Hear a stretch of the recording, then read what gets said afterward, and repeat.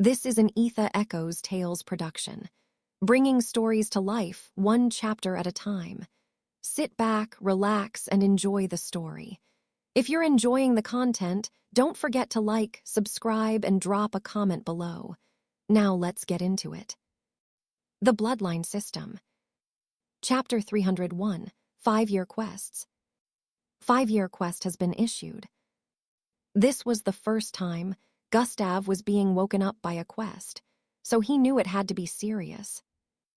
Gustav opened up his notification panel to check out what the quest details were all about. Quest. Located Dimension 6 in planet Humbad. Gustav stared at the panel with a look of astonishment as he read the details of the quest internally. Dimension 6 in planet Humbad, he muttered with a look of confusion. In the next instant, his eyes suddenly widened as he remembered something. Planet Humbad, the home planet of the Slarkovs, Gustav muttered after recalling this from the historical books. Why would the system be issuing me an invalid quest? The planet was destroyed long ago, which was what caused them to relocate back to Earth. How does it expect me to find this Dimension 6 within a planet that has already been destroyed? This looked extremely confusing to Gustav, so he decided to ask the system. Hey, system, why give me a quest to find somewhere that doesn't exist? Gustav said internally. Who says it doesn't exist? The familiar cute and thin feminine voice resounded in his mind. Planet Humbad was destroyed thousands of years ago, so how do I find a place within a planet that doesn't exist anymore? Gustav asked with a slight expression of annoyance. I ask again, who says it doesn't exist anymore? The system voiced internally once again. Hey, did you forget about the part where I mentioned it was destroyed thousands of years back? According to the history books, the Slarkovs descended to Earth because they predicted the destruction of their planet, which eventually got destroyed. Gustav argued with the system, since the quest was practically impossible with these facts. You are really a Dumbo. The system insulted Gustav. Gustav. They predicted the destruction of their planet and left, but were they there to see its destruction? The system asked. Of coup. Gustav paused midway and placed his hand on his chin with a look of contemplation. What exactly are you trying to say? Gustav asked. Are you saying planet Humbad might still be in existence?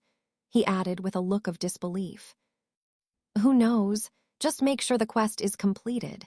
Sooner or later, you'll discover the truth if you dig deep enough, she voiced out before turning quiet. Gustav didn't bother trying to bring the system back to this topic, because he knew all too well that the system would stop replying to him at this point. Could it really be possible that the planet still exists? But it was said in the history books that hundreds of years later, a research team was sent from Earth to investigate. They found nothing in the part of the galaxy where planet Humbad used to be. Gustav couldn't wrap his head around all this. It was all too confusing, but he had decided to dig deep and do proper research about it. Due to this, Gustav had even forgotten to check the other details of the quests for the rewards, so he decided to check them now. Rewards for quest completion.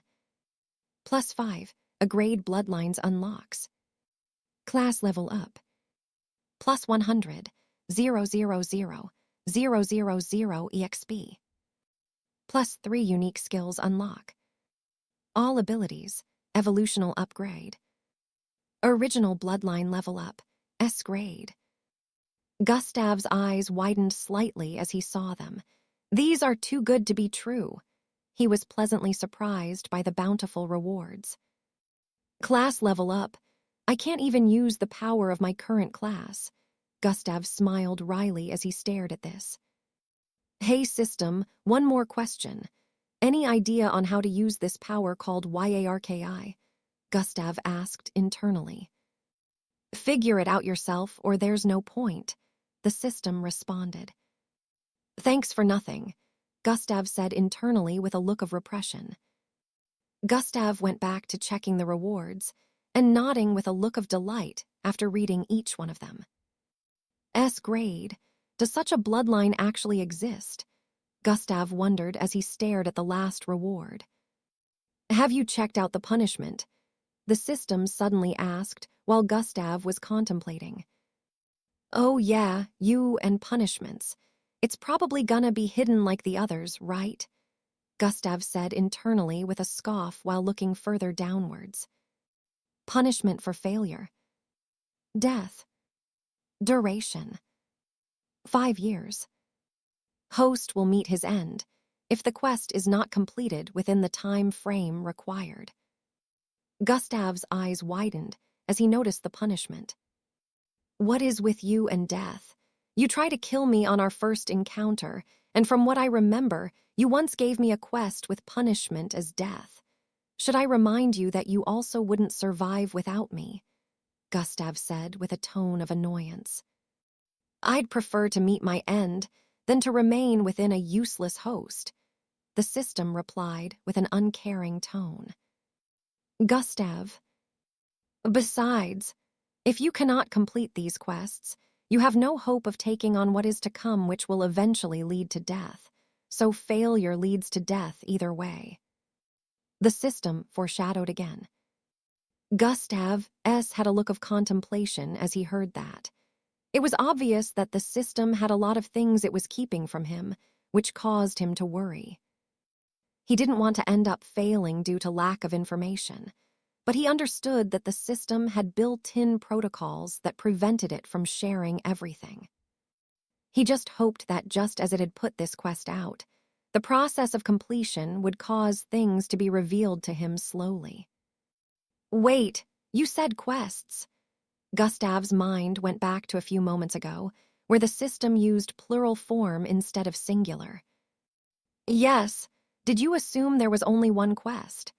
The system responded with a ridiculing tone, as if it was trying to say Gustav was too lazy. Gustav. Another 5-year quest has been issued. A new notification suddenly popped up in Gustav's line of sight. He wasted no time in requesting for the full details of the notification to be displayed. Quest.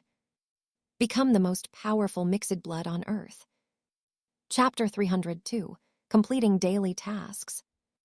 Quest. Become the most powerful mixed blood on Earth. Huh. Gustav totally didn't expect this, so he was a little surprised. Rewards. Plus 300. 000 credits. Bloodline upgrade. Level up ×3. Universal enlightenment. Plus 2 bloodline unlocks. Punishment for failure. Death. Duration. 5 years. Host will meet his end if the quest is not completed within the time frame required. Good rewards, but death again, Gustav said internally with a slight frown. Even though he didn't know what universal enlightenment was supposed to entail, he knew it wouldn't be bad, just like the others. Gustav sat up with a look of contemplation as he pondered about the whole situation. He had 5 years to achieve all these, which was almost impossible from the looks of things. Channeling your bloodline to even the serial rank normally took multiple years of training, regardless of your bloodline grade. Although a higher bloodline grade meant faster channeling and easier breakthroughs. Nevertheless, becoming the most powerful mixed blood in just 5 years was an impossible feat. Miss Amy was practically the fastest-growing mixed blood in history.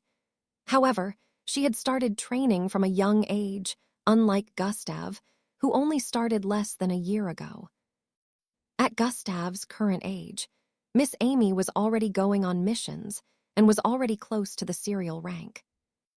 Whereas Gustav is still at the Zulu rank. Gustav sighed as he thought of all these. The system says it would be pointless, and I would die either way even if the death punishment was not included if I failed to complete the quest. I guess this is ride or die. I have to put my best into completing both quests, Gustav said internally with a look of determination. Although the system hadn't revealed a lot to him, he knew very well that the system was in possession of knowledge that far exceeded that of any library or person living on the face of the earth. This was why he knew the system wasn't messing around if it said he would die anyways if the quest wasn't completed in 5 years, and it allowed him to stay alive. Gustav wanted more information, which was why he kept arguing with the system. But it would seem the system honestly couldn't tell him more about what the challenge truly was. Gustav stood to his feet and went to brush his teeth. It was still around 3:30 a.m., but Gustav had decided not to go back to bed until he completed his daily tasks. His daily tasks got more difficult by the day due to his strength that also increased. However, it was not really a problem for him to complete them. It was only more time taking. Gustav also had his own personal daily tasks he created that included his training schedule asides from that of the system. His personal tasks included combat training by himself within the border, 6 hours of Bloodline channeling, reading both online and books he got from a public library, and doing more research on mixed breeds, the MBO, and powerful organizations in the world. The only issue he foresaw was completing the system's daily tasks in the MBO training camps. Although he could act like he was training even more while completing these tasks, he was worried because the daily tasks were versatile. He might be asked to complete a task where he needed an instrument that could only be found in the city.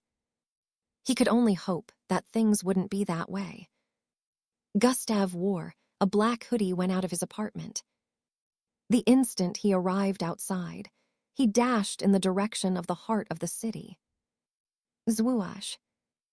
As he sped off across the silent roads, his mind wandered off to what he had achieved in this short period, and he thought of what he might achieve in the next 5 years. Regardless, he wasn't really bothered, but he was quite curious. He was swooshing past small buildings at a breakneck speed, making use of the main road instead of that of the pedestrians. He could already see large buildings in the distance, since he had already gone past the edge of the city that looked like a rural area. The teleportation circles and spatial rings were still active on the roads even by this time. As Gustav ran further, he arrived in the more urban parts of the city and kept running. At this point, he would occasionally see 1 or 2 vehicles pass through this area. Today's daily tasks are pretty crazy, huh? Gustav said internally as he shook his head, but he was actually excited since he has wanted to try out one of the tasks. First off, Gustav stared at the tall building he was closing in on in the distance. The building was shaped to look like a spiraling icicle, and it was on the left side of the road amidst many other skyscrapers in this area. It was over 300 stories tall from Gustav's observation. A swoosh. Gustav sped towards it at full sprint capacity, jumping above the roadblock that arose to stop pedestrian movement due to a vehicle approaching from the other side. Thuum. Gustav jumped above the truck-like vehicle and arrived in front of the building in an instant. Swoosh. Winds blew across the vicinity as Gustav took steps forward and started running on the surface of the skyscraper. Tap, tap, tap, tap, tap. The surface made light tapping sounds as his feet movement transported him 1,000 feet across the surface of the skyscraper in a single instant. Gustav stared at the top of the skyscraper as he kept running across its surface that was constructed in a spiraling format. Gustav had to keep running round as he ascended. It was like he was being given a chance to see the entire city in a 360 degrees format. The more he ascended, the more he was able to see the city view. In a few more seconds, he arrived at the top of the skyscraper, which had something like a small balcony there. Gustav pulled himself up and stared at the city from this point of view. What a nice view. Gustav took a few seconds to stare at the city before checking out the system notification that appeared in his line of sight. Daily task completed, 1-3. Run across the surface of a 16,000 feet building. Chapter 303, Into the Spatial Ring. Daily task completed, 1-3. Run across the surface of a building at least 16,000 feet in height. Thuum. Gustav leaped up and landed on the tip of the massive pole in the middle of the skyscraper's top. He squatted and breathed in the fresh air as he stared at the bottom of the skyscraper. He turned his face towards the left and stared at the closest skyscraper. The closest one was at least 4,000 feet away, and that one was shorter than the one he was currently standing on. This would be a bad fall, but I'm sure I can make it, Gustav said internally before rising back up and turning his body towards the left side where the other skyscraper was located. The wind kept blowing his hair backward due to the high altitude, but never for once did his body shrink back or forward due to that. Super jump has been activated. Gustav's thighs and legs budged intensely as he activated super jump. His sports pants hugged onto his muscular legs and expanded like they wanted to tear due to the budge. Thuum. Gustav leaped forward with intensity, causing the long pole extended from the top of the skyscraper to vibrate intensely. TRRHHHH. His body traveled across the air in an arc, crossing over the massive road, thousands of feet below. Swoosh, bang. Gustav landed on the other skyscraper after a few seconds of flying through the air. His thighs and legs went back to normal afterward, and he turned around to stare at the other skyscraper behind. Gustav smiled. Second task completed. He was glad he had made significant progress. He could now leap over 4,000 feet forward without having to make use of any form of speed. Now for the last, Gustav said internally as he moved to the edge of the skyscraper to stare at the road where a massive spatial ring could be seen. Even though the skies were dark, the city had enough light so it could be mistaken for daytime. Gustav found his way back to the bottom of the skyscraper to complete the system's last daily task for today. He arrived on the road and started walking towards the massive spatial ring in the middle of the road. He arrived in front of the spatial ring, which was similar to the size of a 2-story building. The spatial ring had a purplish and blue wall of energy surrounding it. The spatial ring occasionally cackled, with purplish electric-like arcs running across the body. Time to try this. Gustav smiled as he walked forward and jumped into it. Swooon. Gustav found himself in a world of purple and blue as he felt pulling force from every direction, trying to rip his body to shreds. HNMMHHH. Gustav groaned in pain as he tried moving forward so he would appear on the other side, but the pulling force around him held him in place. Rip, rip. His clothes were ripped to shreds in a few moments, and his skin started being pulled in all directions. Damn, it was worse than I expected. Gustav thought his body defense would be able to handle the pulling force, but he was already starting to feel pain even though he had only stayed in here for a few moments. Gustav didn't know that if it were another mixed blood, they would have been ripped to shreds already, even if they were at the serial rank. HMMMPP. Gustav pushed himself forward, managing to take a step, but the moment he did, cuts started appearing on his body. HMMMPP. He took another step forward, and the different parts of his flesh started being ripped apart. Flesh-hardening bloodline has been activated. Gustav activated the bloodline he stole from Angi's assaulter back then in Atrahia City. Rocks appeared all over his body, and in a few moments, his entire body had been covered up.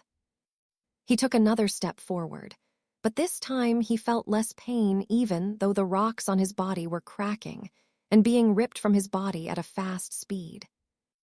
Gustav managed to take another step forward, and now the exit was right in front of him. Crumble, crumble, crumble. The pulling force had increased exponentially, causing his body to return back to normal. Gashes started appearing all over Gustav's body as he struggled to raise one foot up. Rip, rip, rip. He could even hear the sounds of his flesh being ripped at different parts, and his regeneration was unable to keep up. Kiar! Gustav shouted out as he pushed his body forward with force and managed to make the next step. SWHEI. He arrived on the other side of the spatial ring, in the vicinity of a trading area with different food shops. Gustav breathed in and out rapidly as he stared at himself. His entire figure had been soaked with blood, his hair disheveled, and his nose dislocated. He was naked, but his face wouldn't be recognized in this state due to it being soaked with blood. There goes another good clothing, Gustav said internally, but he wasn't really bothered. Situations like this always occurred. He stared at the system notification in his line of sight and smiled. Daily tasks completed 3-3. Walk through a spatial ring. The system is truly trying to kill me, Gustav said internally with a wry smile. It was well known that only vehicles could go through a spatial ring due to what Gustav had just experienced a while ago. This was why the teleportation circles were constructed for pedestrians' easy movement, which was why the spatial ring was always in the middle of the road, while teleportation circles were on sidewalks. Well, no pain, no gain. Hopefully, the rewards will be good, Gustav said internally as he turned around. Oh, the best time to use teleportation circle. Gustav paused his movement as he noticed the spatial ring was right behind him. A swoosh. He dashed towards the nearest teleportation circle and disappeared within it. At the top of a building on the far west side, a person in a black mask grabbed hold of the flying camera in front of them and voiced out. I got him. Our next scoop is gonna bring us big cash. Several minutes later, Gustav had arrived back home. It was around 4:30 a.m. at this moment. He instantly went to shower to wash off all the blood before putting on a new set of clothing. Chapter 304, Dinner with the Villain Drabadias. He immediately went to shower to wash off all the blood before putting on a new set of clothing. After he was done with showering, Gustav moved back to his bed but not to sleep, instead to channel his bloodline. It was still very early in the morning, so the weather was very cool, which was why this was the perfect time to channel his bloodline. The heart pumps blood faster when the weather is cool due to constricted blood vessels, so Gustav usually made use of this channel his bloodline more. The anatomy of mixed bloods is different from that of normal humans and Slarkovs. However, they were still similarities, which was why Gustav was able to use this to his advantage. The temperature of the room suddenly became lower than before as Gustav breathed out a line of mist from his nostrils as he began the channeling process. The day went by in a flash, and Gustav spent it following his planned routine. Angie came over later in the evening, after he was done to call him over to join her family for dinner. Angie's little brother was so hyped up seeing Gustav, he felt like a celebrity was in their midst. Gustav didn't come over too often, so even though they were neighbors, Angie's little brother didn't see him all the time. Big bro Gustav, they said you defeated 100 participants by yourself, Angie's brother voiced out with a look of excitement as they ate. Not up to that, a lot lesser. Gustav replied before downing down another spoonful of food. Amazing you even surpassed those in other cities, Angi's brother voiced out again. He was similar to Angi, quite talkative, and also had a horn on his forehead with silver-colored hair. However, he was shy to strangers but talkative to people he was familiar with. He used to be very silent when Gustav was around them in the past, but now that he had grown accustomed to Gustav's presence in the neighborhood, he showed his true character. "Come on, Phil, don't disturb him while he's eating," their mum voiced out. "No, it's okay," Gustav dismissed as he ate. "My classmates will never believe that you live just next door," Phil voiced out. Angi's parents smiled and shook their heads as they discussed lightly while eating. Angi had a face full of smiles as she ate. "Thanks for the meal," Gustav said after the dinner was over. Both parents nodded with a smile on their faces. "Please take care of our daughter in the future," Angi's mother suddenly voiced out. "I'm sure he will," Angi's father added. "Mom, what are you saying?" Angi's face turned a shade of red as she voiced out. She turned towards the side and sneakily stared at Gustav's face. Gustav nodded before standing up. "Can I see you for a minute, sir?" Gustav said to Angi's father before walking towards the door. "Bye, big brother Gustav," Phil voiced out. Angi's heart raced as she wondered why Gustav would want to see her father. Gustav and Angi's father walked out and stood by the door to discuss. "So, what would you like to discuss with me?" Angi's father asked. "I want to hire a manager for my hunter agency." Gustav started speaking. Some minutes later, Angi's father returned. Angi, as well as her mother and brother, were sitting on the sofas with intrigued looks. "Father, what did he discuss with you?" Angi was the first to voice out. Her father first stared at then her mother and brother. "Haha, is that why you're still up?" he asked with a burst of light laughter. Angi blushed in embarrassment, but she still didn't back down. "It's a discussion between us men. Don't be too nosy," Angi father voiced out as he laughed even more. Angi stared at her father with a look of suspicion after hearing that. "Oh, I see now. Big sis Angi wants big brother Gustav to become," Phil was saying when Angi quickly covered his mouth. "Shush, brat," she muttered while covering his mouth with a look of intensity. Their mother and father laughed lightly as they prepared to go to bed. Back in Gustav's apartment, he proceeded to his reading table to do some research. "Hopefully, he'll think very well about my proposal," Gustav said internally as he turned on his computer. Just like that, 2 days went by, and Gustav had stuck to his routine all through. It was Wednesday, the day he and Miss Amy planned to meet up, so he left home immediately after finishing his morning routines. Gustav and Miss Amy made plans to meet at her house, this time instead of the Gami dojo. They wanted to have a discussion first before resuming training. Miss Amy had postponed her trip out of the city. She wanted to wait until Gustav had left for the MBO training camp. Miss Amy happened to live somewhere close to the outskirts of the city, just like Gustav, but her neighborhood was on the western side of the city, unlike Gustav's, which was on the eastern side.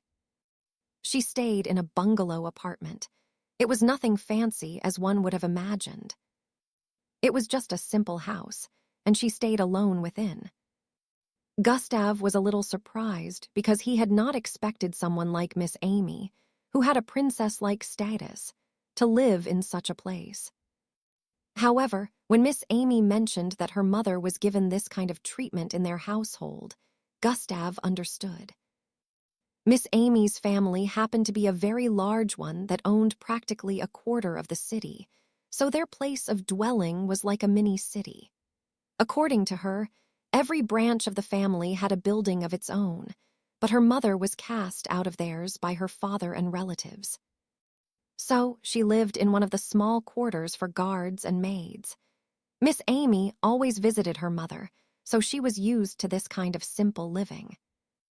Besides, being someone who had completed lots of tricky MBO missions in many places, living in this kind of apartment was nothing to her.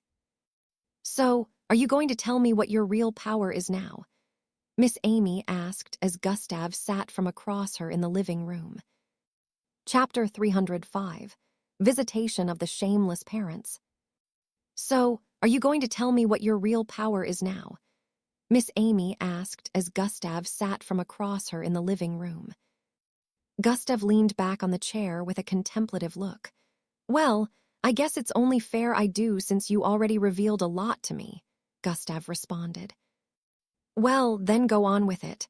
I'm all ears," Miss Amy said while lifting the mug in front of her to take a sip of tea. "I can steal bloodlines and make them my own," Gustav revealed bluntly. At first, Miss Amy's face was still normal, but then she processed his words. "Spiffed." Her eyes widened as she spat out her tea by mistake and coughed repeatedly. "Miss Amy, are you okay?" Gustav asked with a look of worry. "Come again. You can do what?" Miss Amy asked after calming down. "I can steal bloodlines and use them as mine," Gustav repeated his previous words. "What?" Miss Amy still couldn't believe her ears. She knew Gustav could use more than one power, but she had no idea that it was because he could steal bloodlines. She always thought this was due to his power of transformation. "Are you telling me that you also have more than one bloodline?" Miss Amy asked. Yes. Well," Gustav answered with a contemplative look. He wondered if he should tell Miss Amy that he actually had up to 30 bloodlines at the moment, but then he discarded that idea and decided to keep that information to himself. Miss Amy's eyes were still slightly widened for a few more seconds before she calmed down. "So that's why," Miss Amy realized as she remembered something. "How did this happen, or have you always had that ability?" Miss Amy asked. "I had an unexpected encounter at the mountainside several months back. A star slammed into the mountain area. I got knocked out and woke up the next morning with this ability." Gustav omitted some parts of the story as he narrated. "Ben, Charles, Gordon, and the others. Was that you?" Miss Amy asked. Gustav nodded in response. "I have their bloodlines in my possession right now," he added. Gustav activated beast transformation, and his left arm morphed into that of the mutated bull while on his right arm, a milky light coated it. Miss Amy couldn't describe how she was feeling after this revelation. She now understood why Gustav kept it to himself all this time, even though they had become very close. She was glad he finally revealed it to her. "Gustav, I don't need to tell you that you shouldn't reveal this to anyone else, right?" Miss Amy asked with a solemn look. Gustav nodded in reply. "Everyone powerful would come after you if they ever figured this out, so no matter how much you trust a person, never reveal it to them," Miss Amy advised. Gustav understood this very well. He knew that no matter how he trusted a person, if they weren't powerful enough, they could end up falling into the hands of his future enemies and reveal this information. This was why he wasn't bothered with revealing this to Miss Amy. Miss Amy and Gustav conversed for a few more minutes before Miss Amy revealed something to Gustav. "I never thought of a repayment method for saving and training you, because I wasn't helping you to receive something in return," Miss Amy stated. "My mother was just like you, low-graded bloodline. I was curious to see what would happen when someone like you, who has been bullied day in and out, was granted the power to fight back. I wasn't disappointed by the outcome. It was initially just a kind of experiment for me, but now..." Miss Amy stared at Gustav with a loving gaze as she stopped talking and took a sip from her mug. Gustav was curious about the completion of Miss Amy's statement, but he could already tell that she wouldn't complete it. "There's only one thing I want from you now," Miss Amy started speaking again after dropping her mug. "And that is," Gustav asked.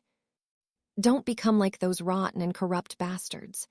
If possible, as you rise in power, try changing the MBO," Miss Amy said.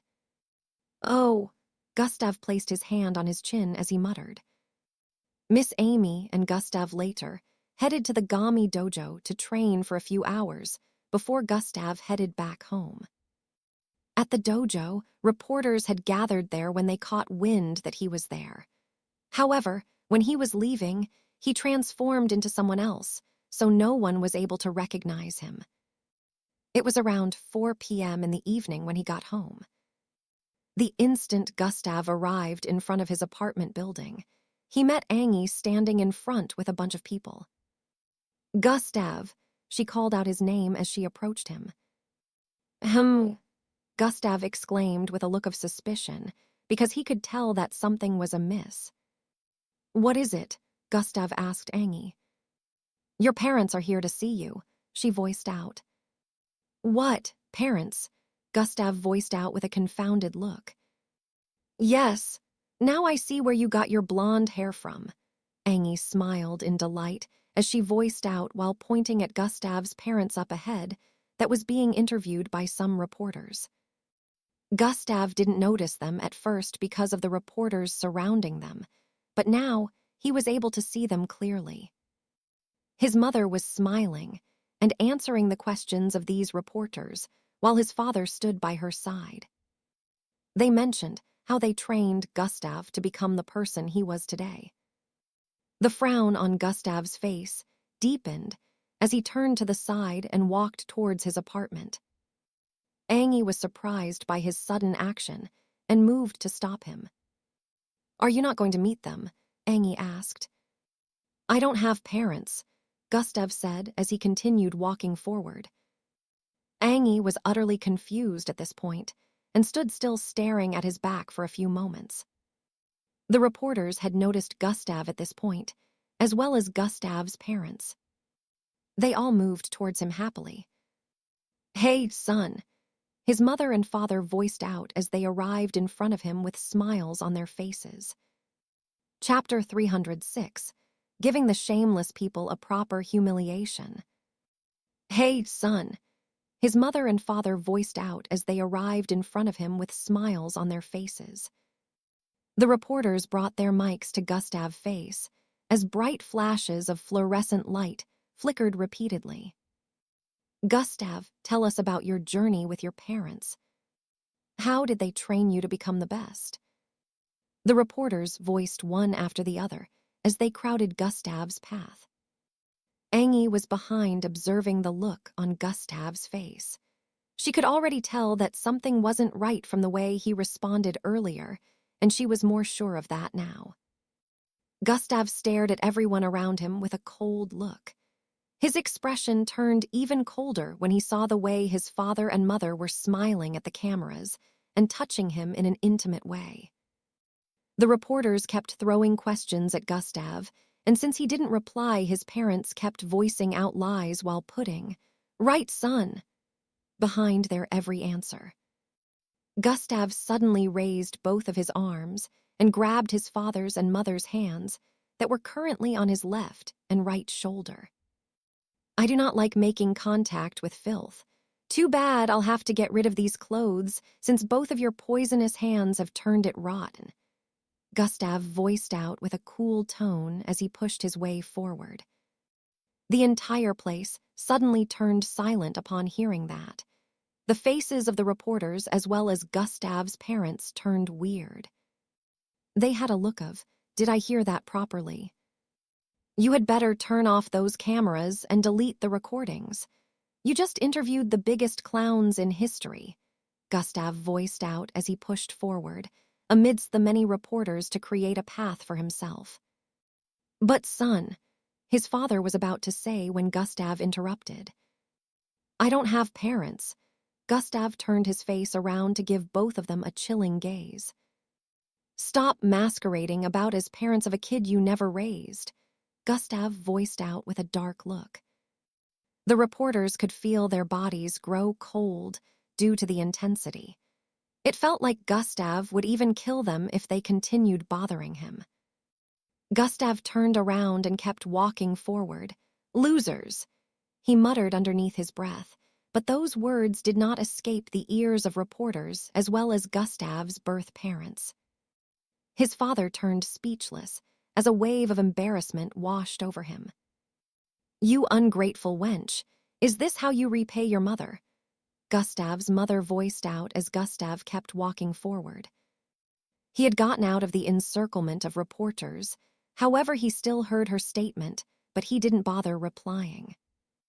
"You little brat," she shouted out again as she squatted and pulled off her shoe and ran towards Gustav from behind. It was so sudden that the reporters and her husband hadn't expected it. The path Gustav created within the previous encirclement of the reporters was where she followed. She transformed her shoe into a small ice pole as she arrived behind Gustav in a few moments and swung the shoe towards the back of his head. Gustav, who was still moving forward like he didn't sense a thing before suddenly turned around. SWE. He shifted towards the right side, dodging the swung-out shoe, causing his mother to fall forward due to missing her target. Gustav suddenly turned around with fast speed while swinging out the back of his left palm. Swee-eye. His arm traveled towards the face of his mother that was still tripping forward. She was neither able to dodge it nor counter. She could only watch as the back of his palm arrived before her left cheek. Puh. The sound of a stinging slap reverberated across the environment. Pieces of teeth, along with blood, flew out of Gustav's mother's mouth as she was sent catapulting towards the side. Her body traveled across the air in an arc as her cheeks rippled intensely. Bang! She slammed into the wall on the side and passed out instantly. Half of her face had been scalded completely and swollen. Gasp. Everyone in the vicinity was shocked after witnessing the scene. It played out way too fast, so none of them were able to prevent it. Isn't she his mother? Everyone wondered.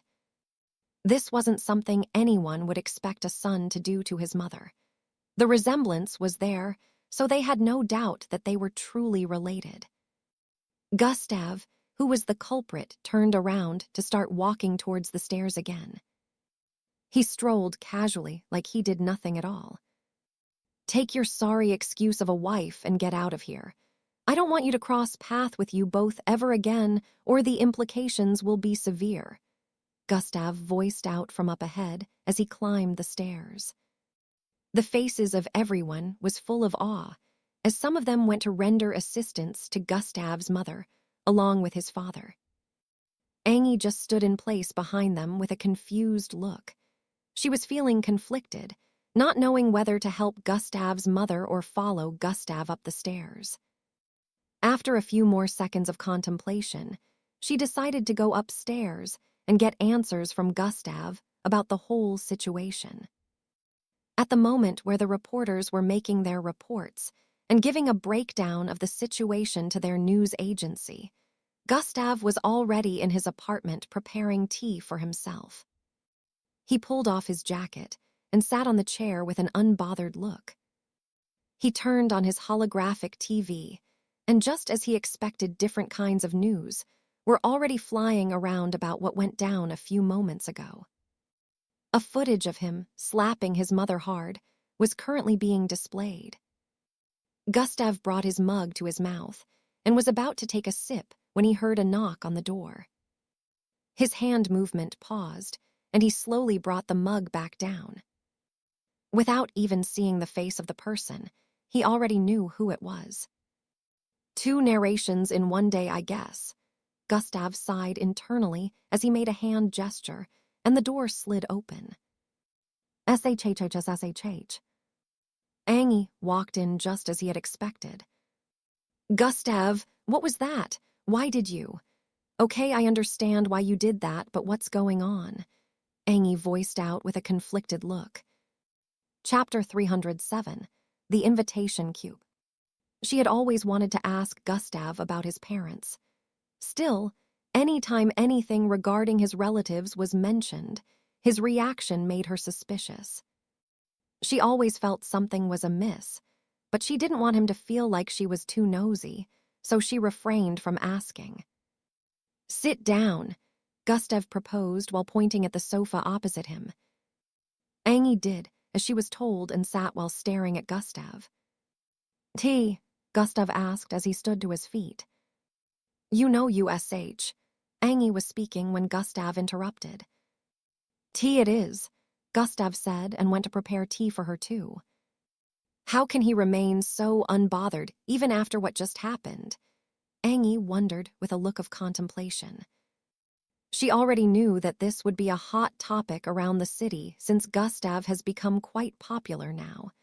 And she knew Gustav wasn't an idiot.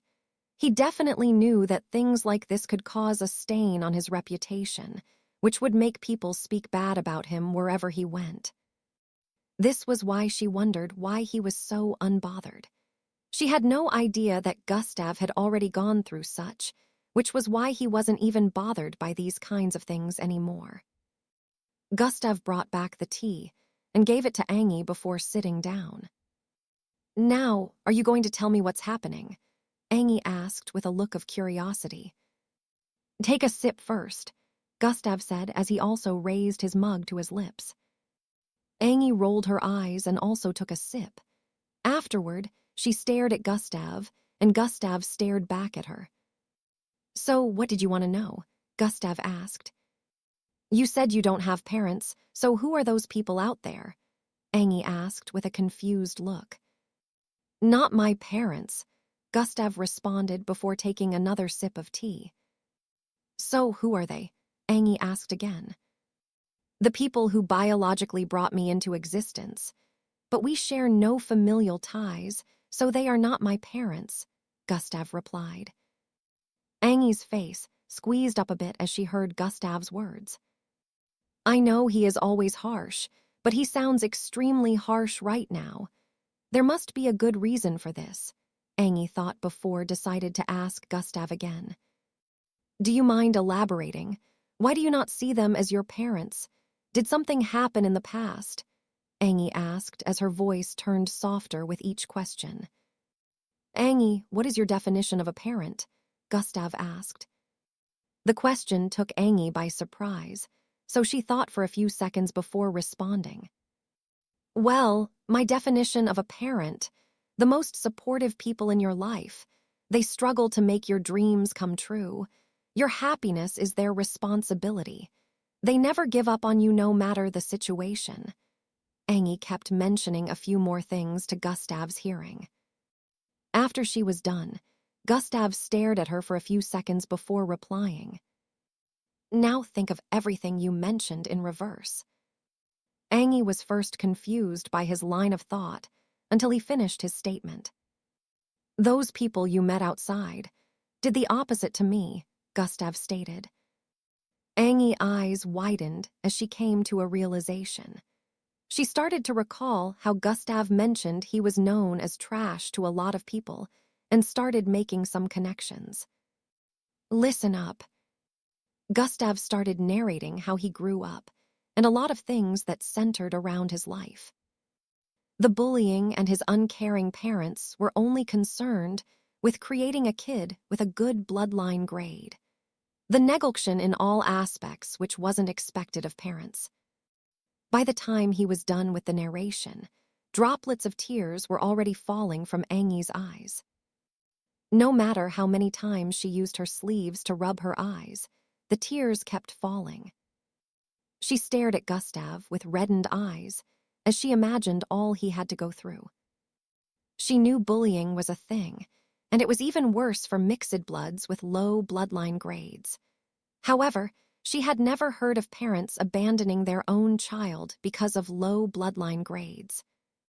Why are the big, just and shameless scums I have ever met in my life," Angie whimpered with a sad look as she voiced out. "Nah, it's okay. I don't care about it anymore," Gustav said as he took another sip of his tea with a dark look. Angie stood up and walked towards him. Gustav noticed her appearance in front of him and voiced out a low, with a confused expression. Gustav suddenly felt Angie's soft hands on his head. The next thing he knew, she pulled his head towards her chest. In the next moment, his line of sight was covered by Angie's short black blouse. He felt his head being pressed against a pair of extremely soft, round, and squishy bumps. His nostrils were immediately filled with Angie's sweet apple mint fragrance as she hugged his head to her chest. She rubbed his hair softly as droplets of her tears fell onto his hair. "It's okay. You have me. You have Miss Amy, and you're definitely going to have more people that will cherish you in the future," Angie said with a caring tone. Gustav was speechless. He didn't know how to respond, neither did he know how to feel at this moment.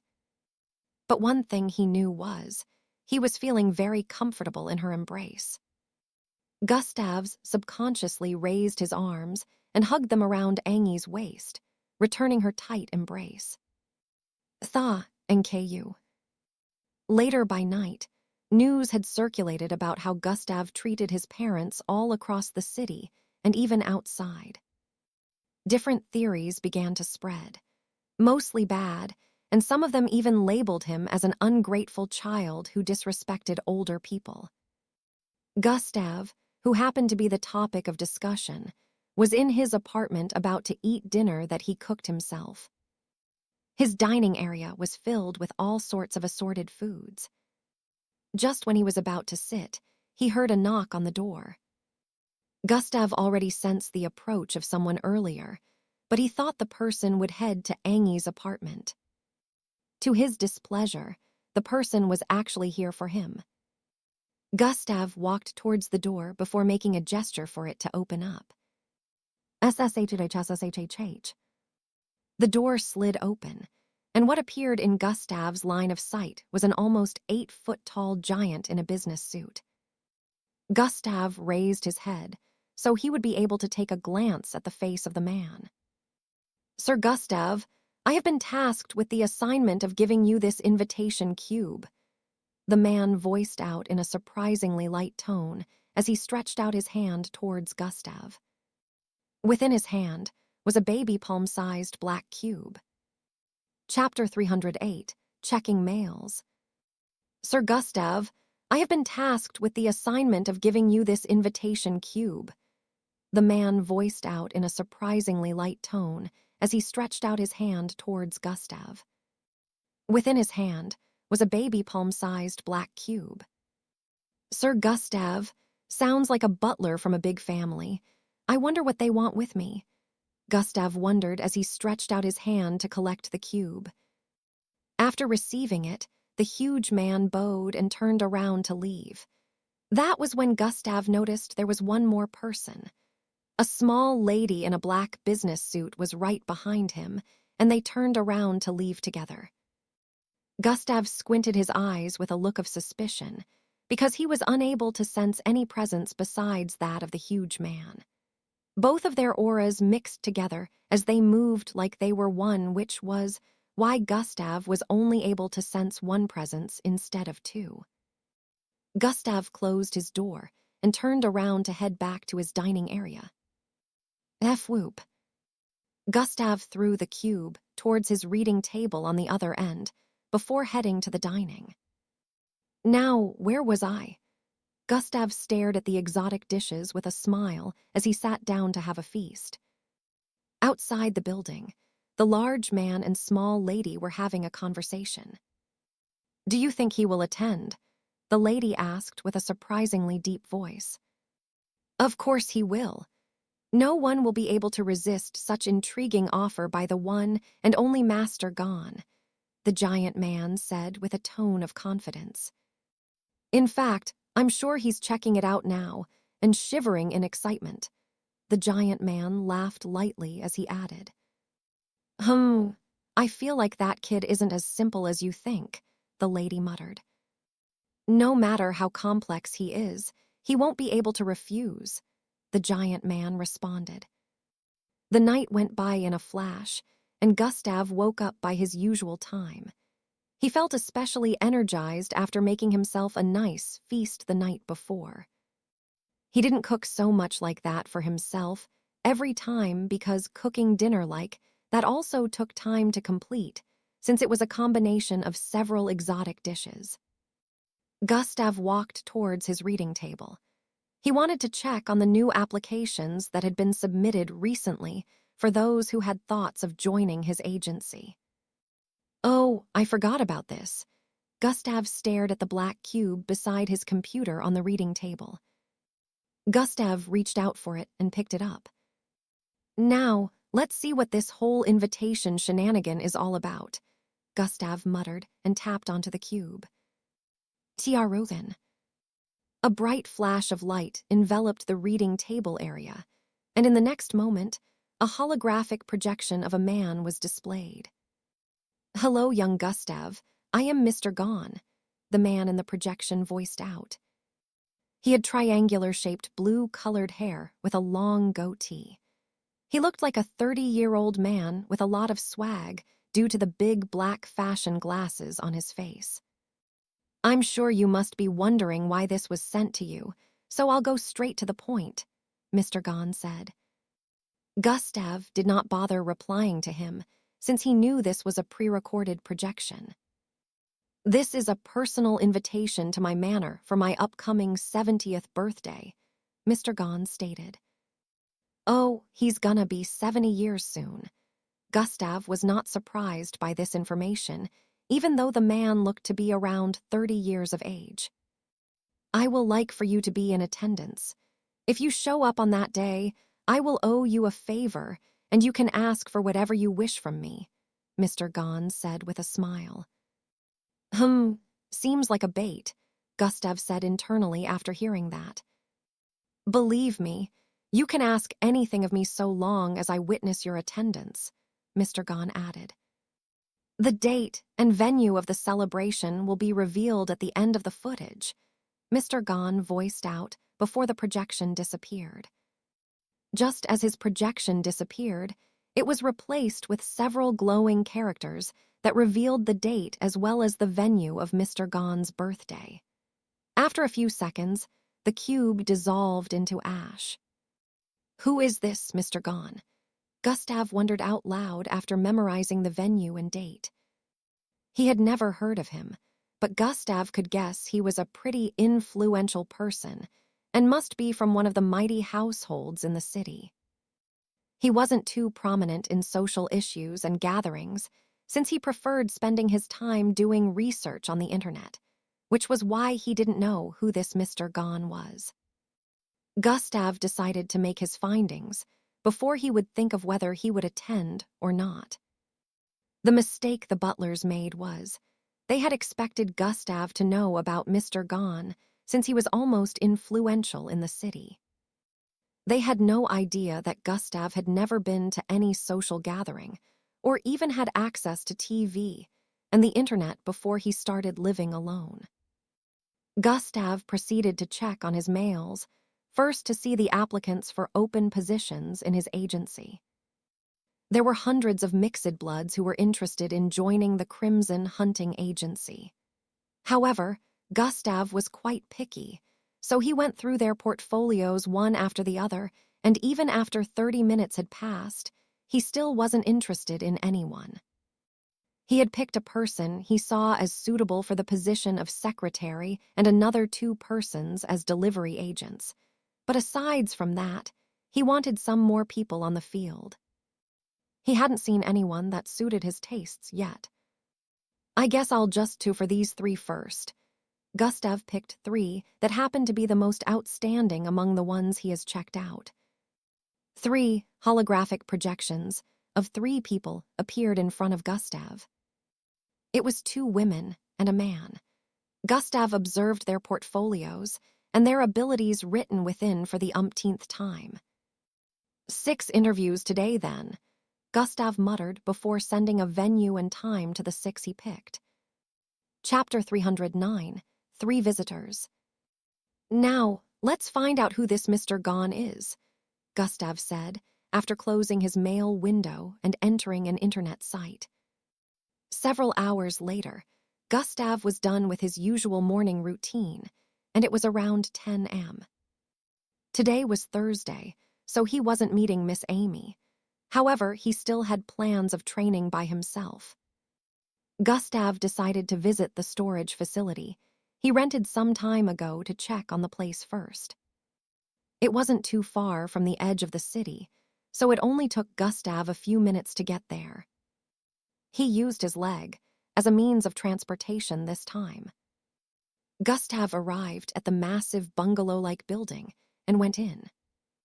There will be some people moving to and fro the vicinity assisting Braun in moving out some rectangular-shaped coolers where the body parts of these mixed breeds were kept. Since Gustav didn't employ anyone else besides Braun and Dirk, they had to receive external help for the delivery of the body parts to various places. "Boss," Braun noticed Gustav and quickly approached him. "Where is Dirk?" Gustav asked. "He's out surveying the next hunting area," Braun answered. "His camouflage ability is finally being put to work," Gustav said internally before responding. "Carry on," Gustav said with a dismissive expression. He didn't want to disturb the work process, which was why he told Braun to continue. Braun bowed slightly and went back to join the external help they borrowed for delivery. Gustav looked around the storage facility. It was cold due to the cooling generators and appliances they used in keeping the body of the mixed breeds fresh. Rows and columns of rectangular-shaped black-colored appliances could be seen all arranged in different formats all across the place. Gustav turned around and was about to leave when... Bam! The door was forcefully kicked open, and 3 people walked in. One was a green, bearded middle-aged man with a massive circular scar at the back of his bald head. The one in the middle was a young lady with ring piercings on her nose, ears, eyes, mouth, and neck. She had long red hair that had metallic things attached to it. The third was a man with a buff stature and purple-colored head with black eyes. The 3 of them looked quite menacing as they walked towards Braun on the other side, totally neglecting the presence of Gustav. "Not this people again," Braun said internally as he noticed their presence. "What do you want?" he asked with a wary expression. "You know what we want, Braun," the man with a green beard voiced out. "I don't," Braun replied. "Stop playing stupid and give us our cut of your last month's sales," the man with dark eyes and purple-colored face voiced out. "You have no cut. Get out!"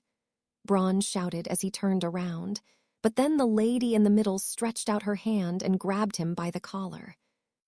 Slurp. She licked her lips seductively and stared at Braun. "You would deprive us of our share. You know I can also deprive your wife of you, Mr. Braun," she winked after saying this. "Let me go, you witch." Braun grabbed hold of her hand, yanked it away from his collar forcefully. "Oh, so feisty. I like that, Mr. Braun, but there's more than one of us," the lady said to his hearing. "While I have my way with you, the rest of them will trash the place if you don't give us our cut right now," the lady added. Braun stared at them with a look of pity. "You have no idea who you're messing with," he stated. "We don't care. Whoever he is, we will deal with him if he messes with us," the green-bearded man voiced out. "Are you sure about that?" The voice of a young man could be heard behind them. "Huh." The 3 turned around to stare at the person with a surprised look. It was a barely 6-foot-tall kid with blonde hair and suave looks. They had noticed him before, but ignored his presence because they didn't think much of him. They didn't know when Gustav crept up behind them. "Who are you?" the green-bearded man voiced out. However, before Gustav could answer, the eyes of the lady widened as she stared at Gustav. "I know you. The #1 MBO entrance test participant. she said with a look of excitement. You are Gustav, she voiced out. Huh, Gustav. Both men stated with a look of disbelief while staring at her before turning back to stare at Gustav. Oh, wait, now that you mentioned it, this kid truly does look like him. Oh my goodness, he's truly the one. Both men, too, were unable to believe their eyes as they finally recognized Gustav. He looked a bit different from when they saw him on TV, and their minds also subconsciously discarded any thoughts of him being the one at first due to their current location. No one would expect to see the #1 participant in a place like this. What are you doing here? The three of them voiced out with looks of disbelief. He's my boss. Before Gustav could answer, Braun voiced out. Huh, wait, come again. The red-haired lady voiced out as she turned around to stare at Braun. You heard him right. I own this place, and Braun is my employee, Gustav stated while folding both his arms and staring at the expressions of the three. They all had looks of disbelief and wariness as they looked around. The red-haired lady, who was obviously their leader, wanted to say something but couldn't find the words even after several seconds had passed. We cannot afford to offend him, she said internally as she stared at Gustav's face trying to read his expression. Ahem, the red-haired lady coughed repeatedly. Mr. Gustav, haha, we are sorry to have bothered you. We will now take our leave, she said while giving her other two subordinates signals with her eyes. They instantly moved towards the side and started heading to the doors with looks of fear. Hold on, Gustav suddenly voiced out from behind. I haven't asked you to leave, have I? The three instantly paused in their tracks upon hearing that and turned around slowly with wary looks. Chapter 310, New Employees. I haven't asked you to leave, have I? The three instantly paused in their tracks upon hearing that and turned around slowly with wary looks. Mr. Gustav, we really respect you a lot, so please let us go this time. We won't cause any more trouble, the lady with red hair voiced out with a wry smile as she once again turned around with her subordinates. Nobody leaves, Gustav voiced out and snapped his fingers. Puh. Bang, bangs, bang. Metallic doors suddenly started slamming down in the different parts of the storage room, trapping everyone within. The three of them looked around and at themselves with worried looks before turning back to face Gustav. Look, Mr. Gustav, we know you're now a big shot, but we won't accept being cornered. The lady gnashed her teeth as she voiced out with a look of determination. If you want to get rid of us, we won't go down without putting up a fight first. That's Jack.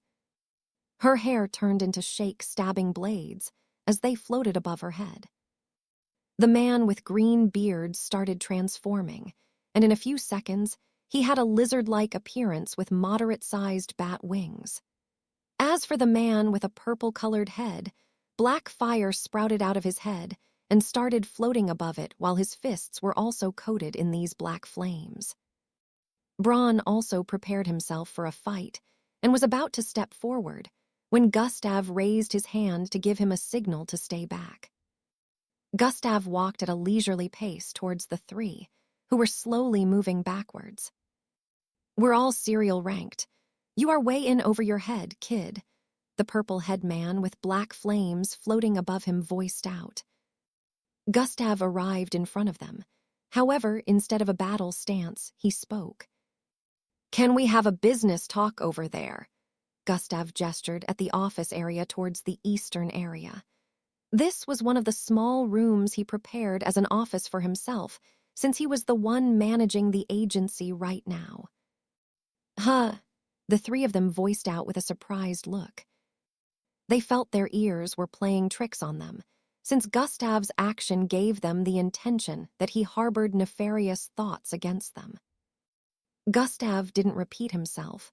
Instead, he started walking in the direction of the office. The three decided to follow after him, after staring at one another suspiciously.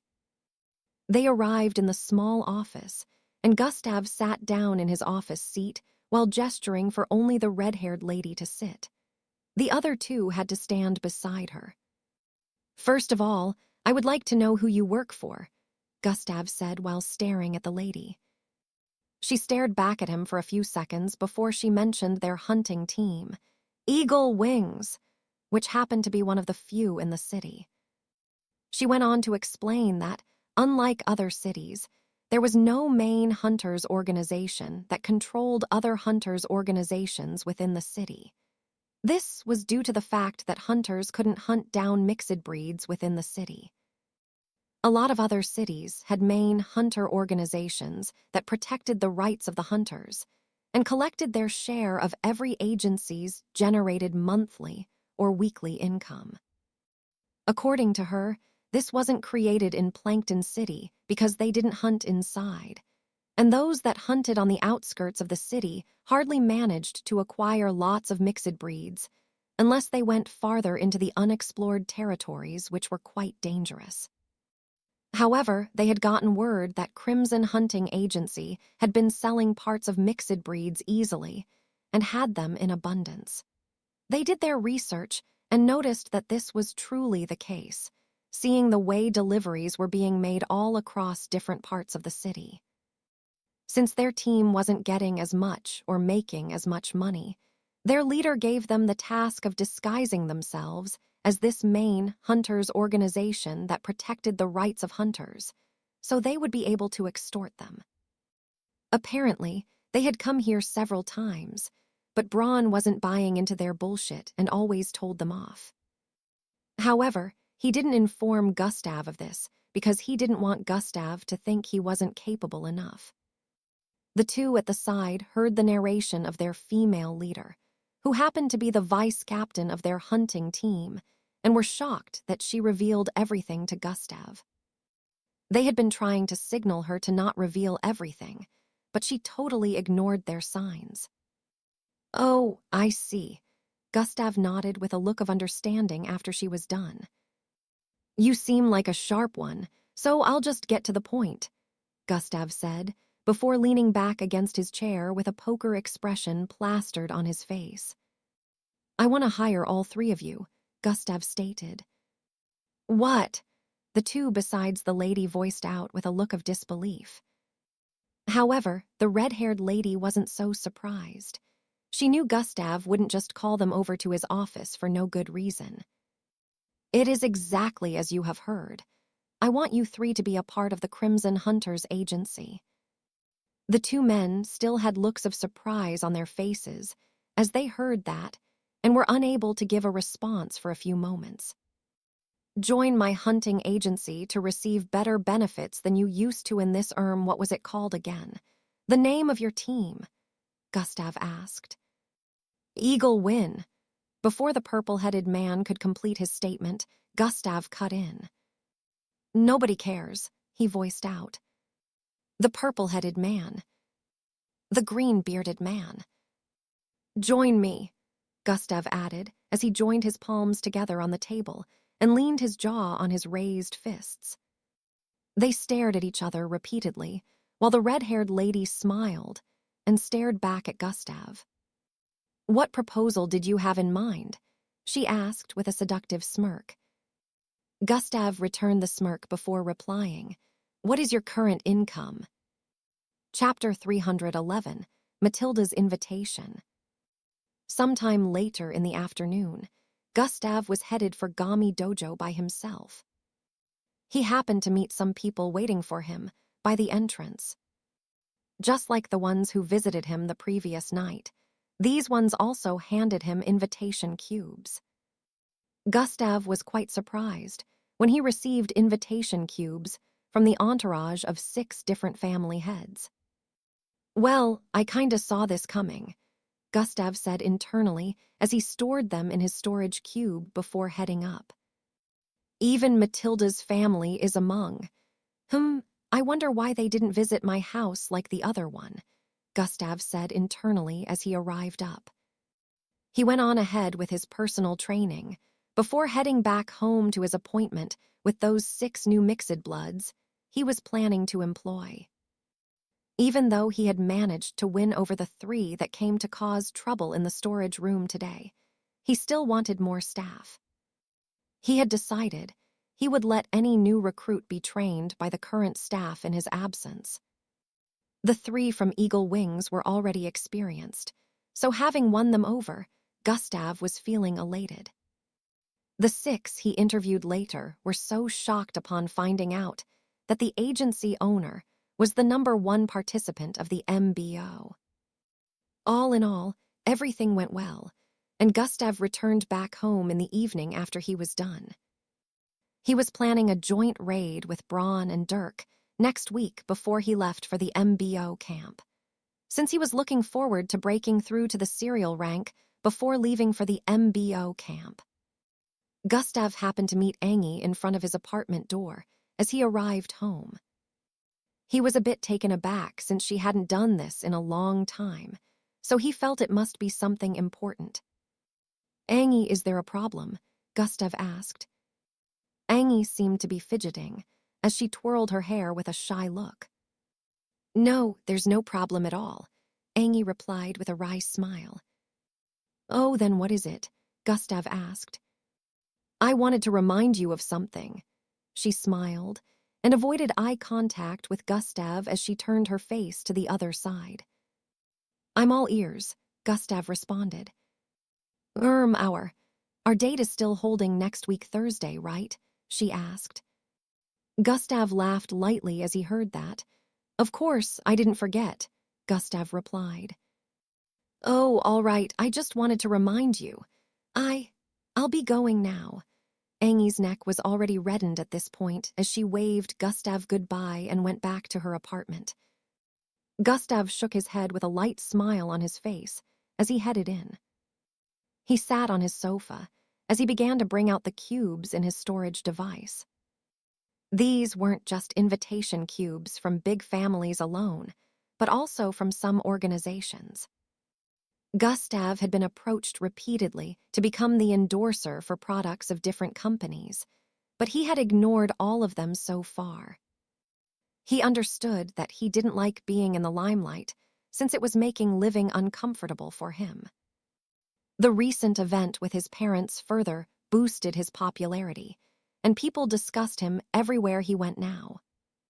The moment he was noticed in a public place, he became the topic of discussion, and it was becoming really uncomfortable for him, so he turned down these endorsement deals. Gustav began to activate the cubes one after the other. Just as he expected, these big families were having one celebration or the other. The celebrations were mostly under the guise of celebrating the youngster in their household that managed to make it into the MBO. Gustav was being invited to attend, so their offspring would be able to form connections with the most powerful MBO participant. "Greetings from the Dom family. We will like for you to attend." "Greetings from the Aoyang family. We are inviting you to our." "Special greetings from the Sayana family, young Gustav." Every footage ended with them, promising Gustav rewards for attending their celebration. "Clowns," Gustav said internally after he finished watching another one. Obviously, he couldn't attend all of them.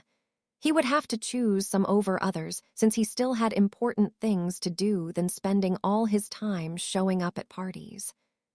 Some of them happened to even be on the same day. He automatically canceled those that were holding next week Thursday due to his date with Angie. Gustav finally activated the last one, which happened to be from Matilda's household.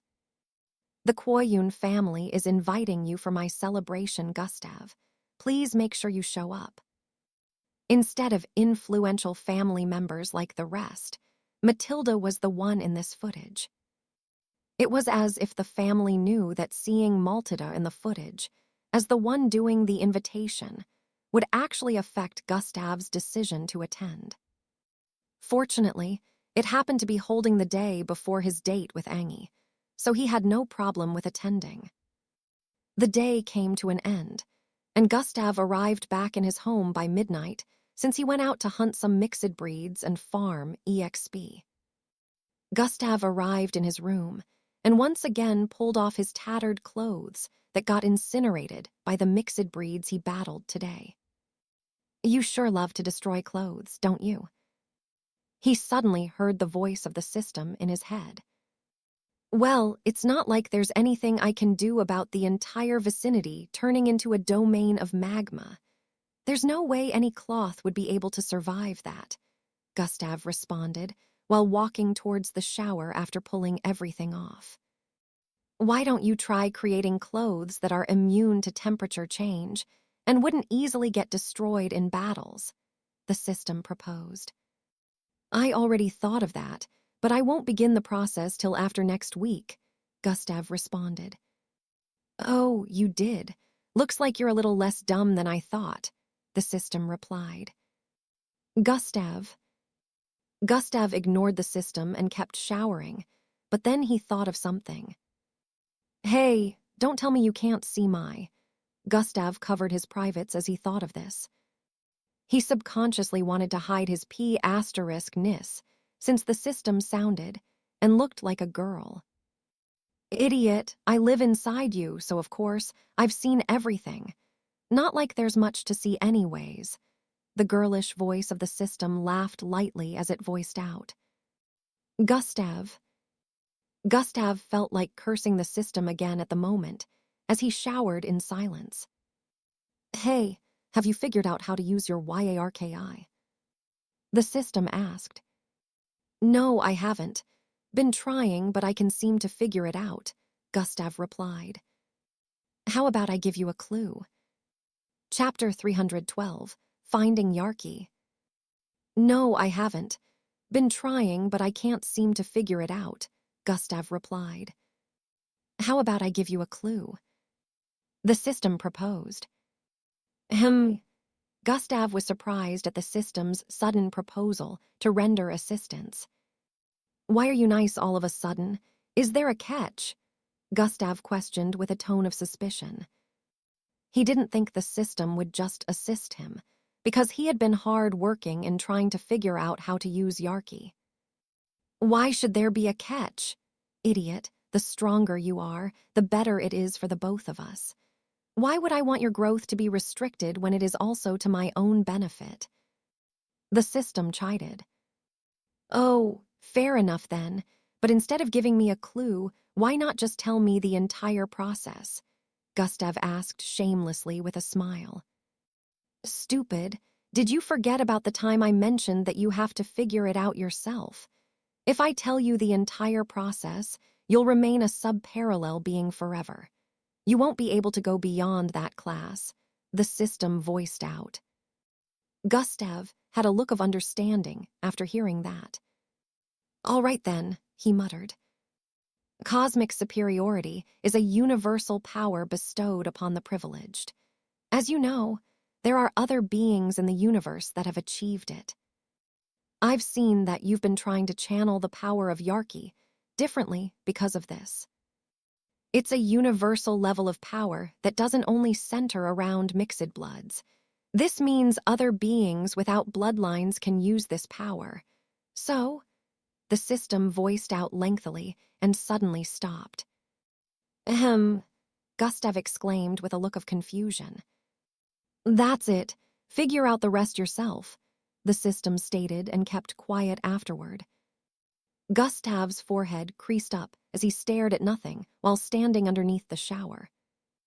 He knew the system had bilayed out of telling him more, and it wouldn't reply him even if he questioned it again, so he didn't bother trying to. Gustav's facial expression showed that he was trying to solve a puzzle. Wait, the system mentioned seeing me trying to channel cosmic superiority differently from how I channel my bloodlines, which means... Gustav's face suddenly showed an expression of realization. I shouldn't be trying to channel the power differently. The other beings in the universe who also use the power of Yarki make use of the power in a similar way to how they use their own original power. Since we're all different beings, and we achieved cosmic superiority in different ways. Gustav muttered with a look of understanding as he stepped out of the shower and wiped himself up. After doing that, he changed into his pajamas and went to his room. Still, I need to find the location of the power within me before I can make use of it, so I can say I have successfully gained knowledge about the first step, Gustav said as he sat down on his bed in a crossed leg position. It was truly, as the system said. Gustav had been trying several methods to activate cosmic superiority, but none of the methods tried was similar to bloodline channeling.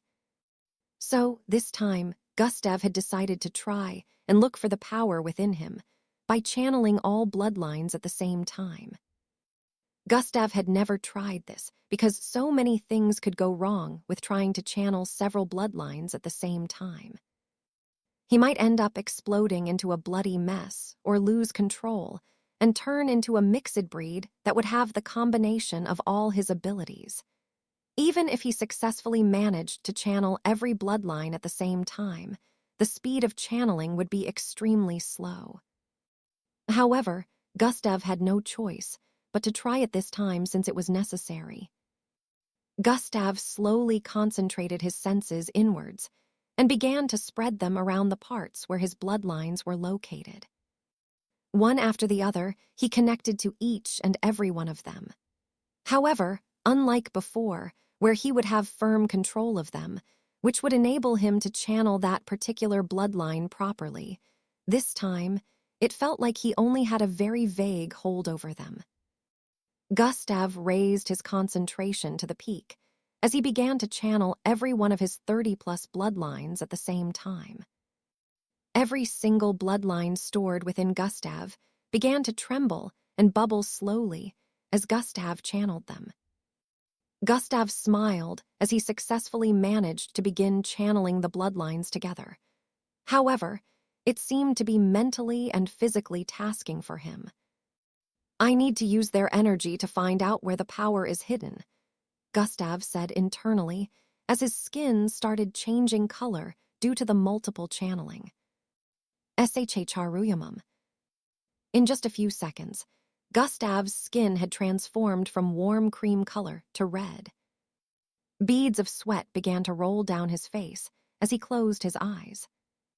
Occasionally, part of his body would twist out of shape before returning back to normal. Gustav searched all around with his senses buried deep. His chin suddenly started getting longer as a black pointy horn grew out of it for a few seconds before returning back to normal. I can't keep this up. I need to find it before things get too overwhelming, Gustav said internally as he continued channeling. Due to channeling every bloodline at the same time, he was feeling immense strength and energy running through his body, but it would get very dangerous if he kept this up. Within his body, every bloodline channel point was separated. Still, the bloodlines were bubbling intensely at this moment, and some of them started moving out of their concentrated area. They were getting close to mixing with other bloodlines that were also being channeled. Gustav had to make sure these bloodlines being channeled didn't meet up with one another, or it would cause severe catastrophes within his body. Gustav's face suddenly morphed into one filled with red scales before going back to normal. Chapter 313, Making the Neighborhood Uncomfortable. Other times, a third arm would grow out of his back, and his hair would transform into baby snakes before returning back to normal. Occurrences like this kept on happening for the next 2 hours, along with the temperature change of the room, before Gustav finally smiled. Beads of sweat rolled down the sides of his face as he smiled. "Found it," he said internally, as his senses noticed a small pinkish liquid flame hiding deep within him.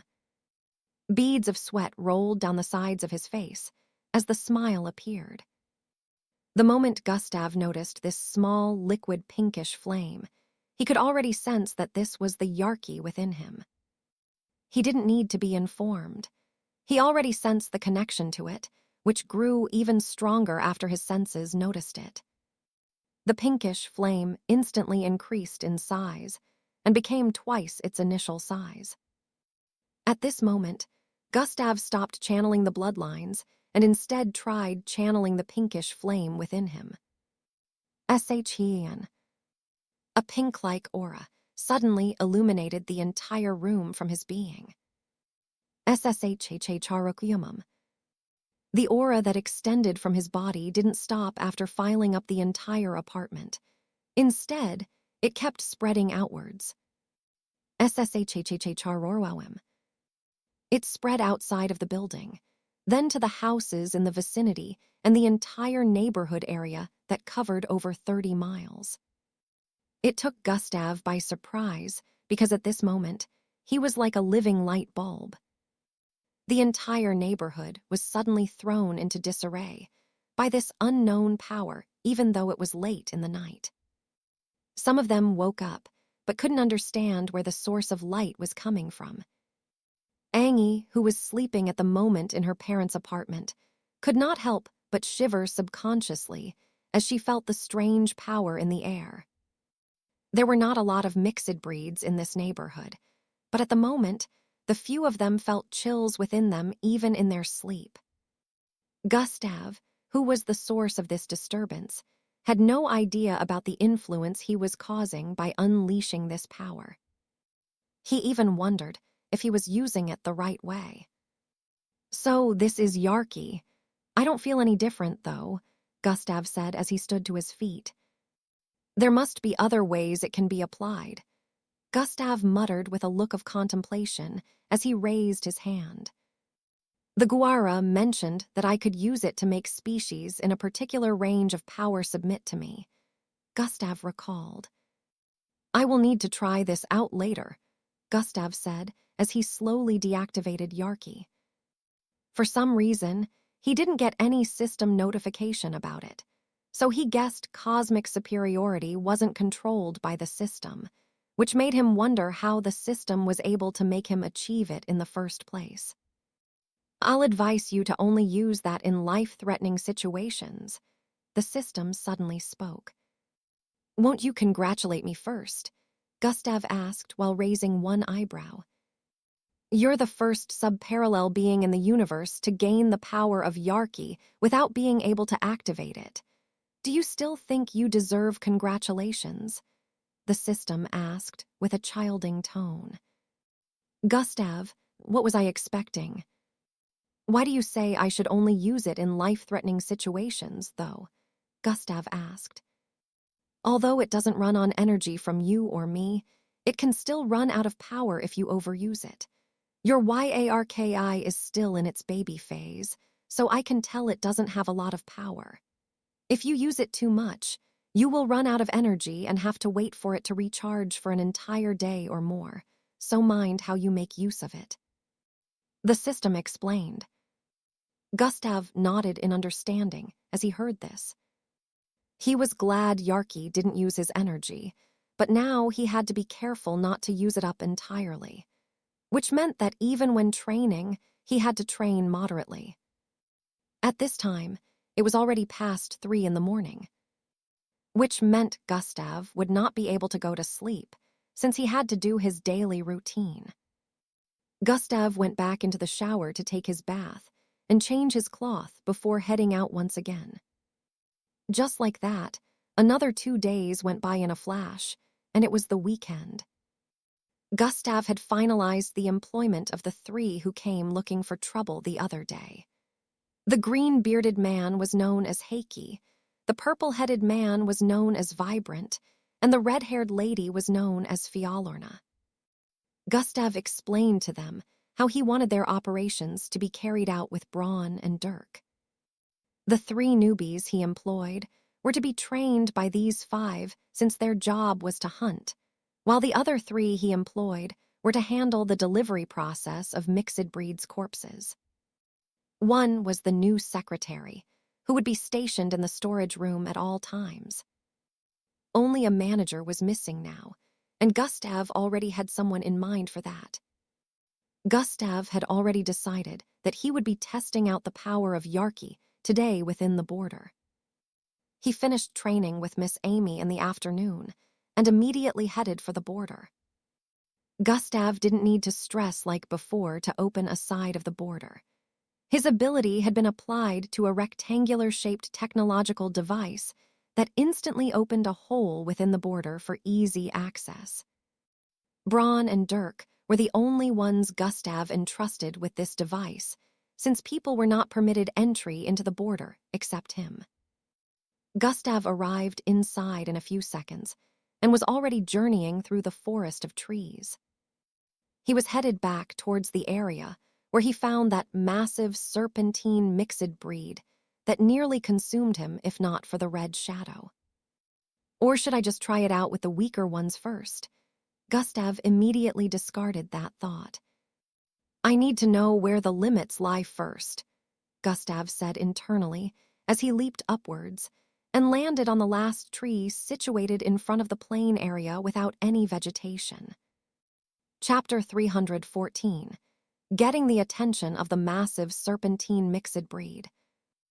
I need to know where the limits lie first, Gustav said internally as he leaped upwards and landed on the last tree situated in front of the plain area without any vegetation. He observed this familiar area once again. Stones piled up together in different spots around this area could be seen.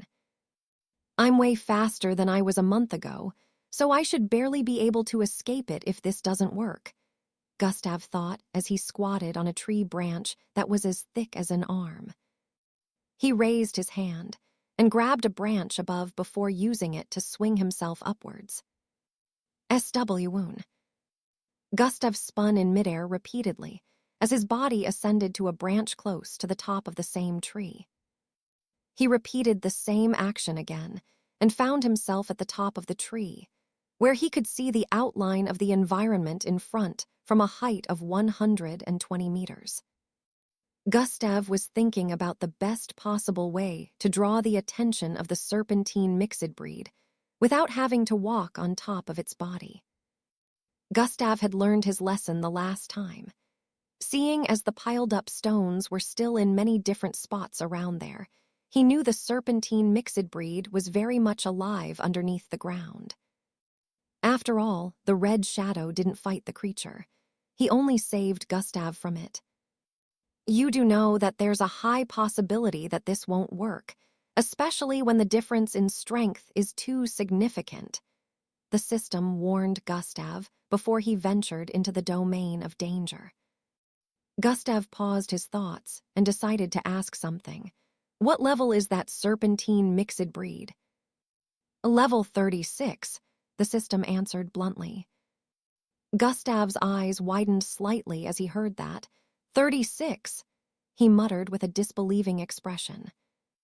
He had expected it to be around level 20, so hearing 36 gave him a surprise, because comparing that to the power level of a mixed blood was somewhere around Gilbert or Marshal rank. Although that was nothing compared to the red shadow or Miss Amy's strength, Gustav would find himself at the door of death if he tried battling a creature on this level.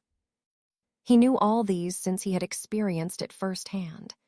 Now he understood why he was unable to go against the serpentine mixed breed the last time, and even with the creature's massive size, he was unable to outrun it.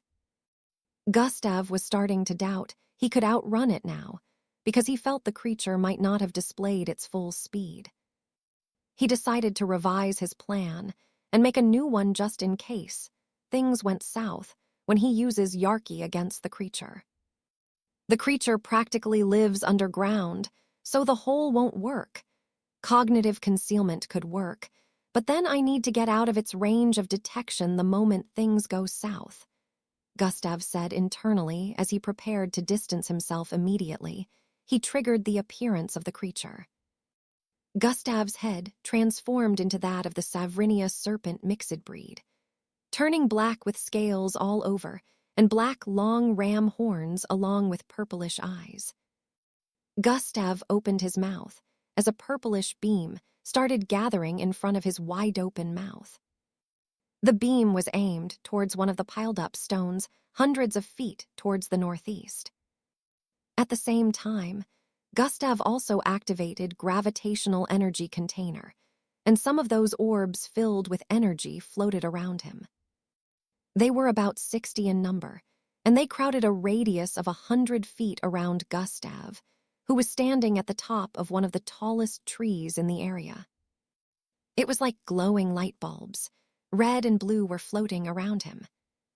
The pressure building around him, due to the immense energy he was building, caused the trees in the vicinity to sway. Winds blew across the place.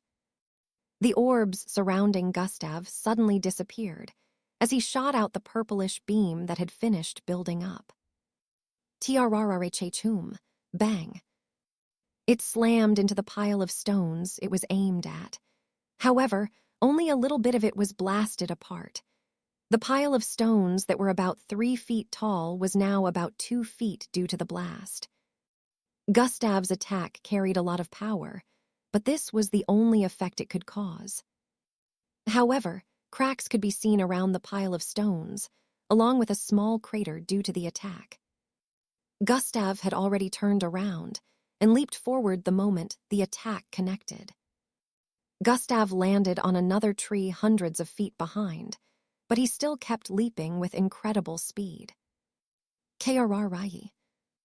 Cracks started appearing all over the partially plain ground in front. The cracks spread across 3 miles as the ground started elevating. Bang!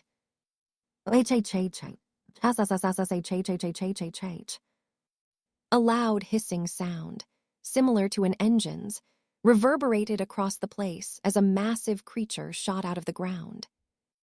Its skin was gray in color with weird, but massive-looking scales, along with the pile of stones, protruding out of different spots on its body. Its mouth was in between, and its 2 massive eyeballs were adjacent to each other. It was so large that the combination of the 10 tallest trees in the vicinity wouldn't be comparable to its size. Its body raised up as it stood on its tail and stared at the forest area with its eyes. Unfortunately, or fortunately, it couldn't see anyone in the forest area. Gustav had already distanced himself more than 7,000 feet away from the creature, and at the moment, he hid within a tree with lots of branches. He activated cognitive concealment, which hid his presence. However, the serpentine mixed breed could still sense the direction from which the attack came. SSHHHSSHHH, GRRRHH, GRRHH. The creature started moving towards Gustav's direction blindly, causing trees to be uprooted in the process as its body cleared a path forward for it. Green fumes oozed out of the pile of stone-like things on its body as it moved. It already covered the area where the creature came out of the ground. These fumes were the same that caused Gustav to be paralyzed, before so he became quite wary as he noticed it. Chapter 315, Short Duration. The place where it nearly ate Gustav up the last time was still void of trees and vegetation due to its massive body clearing trees up like they were little sticks. Gustav stayed in his current position as he sent his senses into himself to channel the power of Yarki. The serpentine mixed breed was still moving forward blindly, trashing the trees around, when a pinkish light glow suddenly spread out from a few meters ahead. SSHHHHW whoosh. The pinkish glow spread out and covered the entire vicinity of this small forest, causing the serpentine creature to pause its movement. The creature started feeling uncomfortable as its body basked in this purplish glow that coated the entire vicinity. At this point, Gustav was very visible due to the massive energy radiating from its being. The creature recognized Gustav, but unlike the last time, it could sense danger coming from him. It stared at Gustav in confusion for a few seconds. Gustav, knowing that he was visible, stood up and leaped to the top of the tree with outstretched hands. His eyes were completely glowing pink at the moment, as the aura oozing out of his being was still as strong as ever. The serpentine mixed-breed face cranked up as it stared at Gustav with an expression of discomfort due to seeing the majestic look around him. Shhcharuyamum. Having had enough, its massive head suddenly descended downwards towards Gustav's direction. Submit. Gustav voiced out with his outstretched hand, pointed in the creature's direction. The creature suddenly felt a kind of inexplicable force running through its entire body. Bam! Its body refused to listen to its command and suddenly slammed to the ground in front of Gustav. Its head was as big as the tree Gustav was standing on, so Gustav could see the eyes of the creature right in front of it. It was as if the creature was bowing down to him. It worked, Gustav said internally with a look of elation as he stared at the creature. The creature had unwillingness in its eyes as it struggled to fight over the strange force. However, a certain kind of fear was creeping into its mind as it stared at Gustav's glowing eyes. Gustav slowly moved forward and stepped onto the head of the creature. He was like a small dot on its massive head, but Gustav liked the feeling. Arise, Gustav voiced out. Ziararararumum. The serpentine creature rose up with Gustav on top of it. They ascended over 3,000 feet in the air due to its massive size, and Gustav stared at the forest in front. Gustav smiled as he willed for the serpentine creature to move forward, and it did.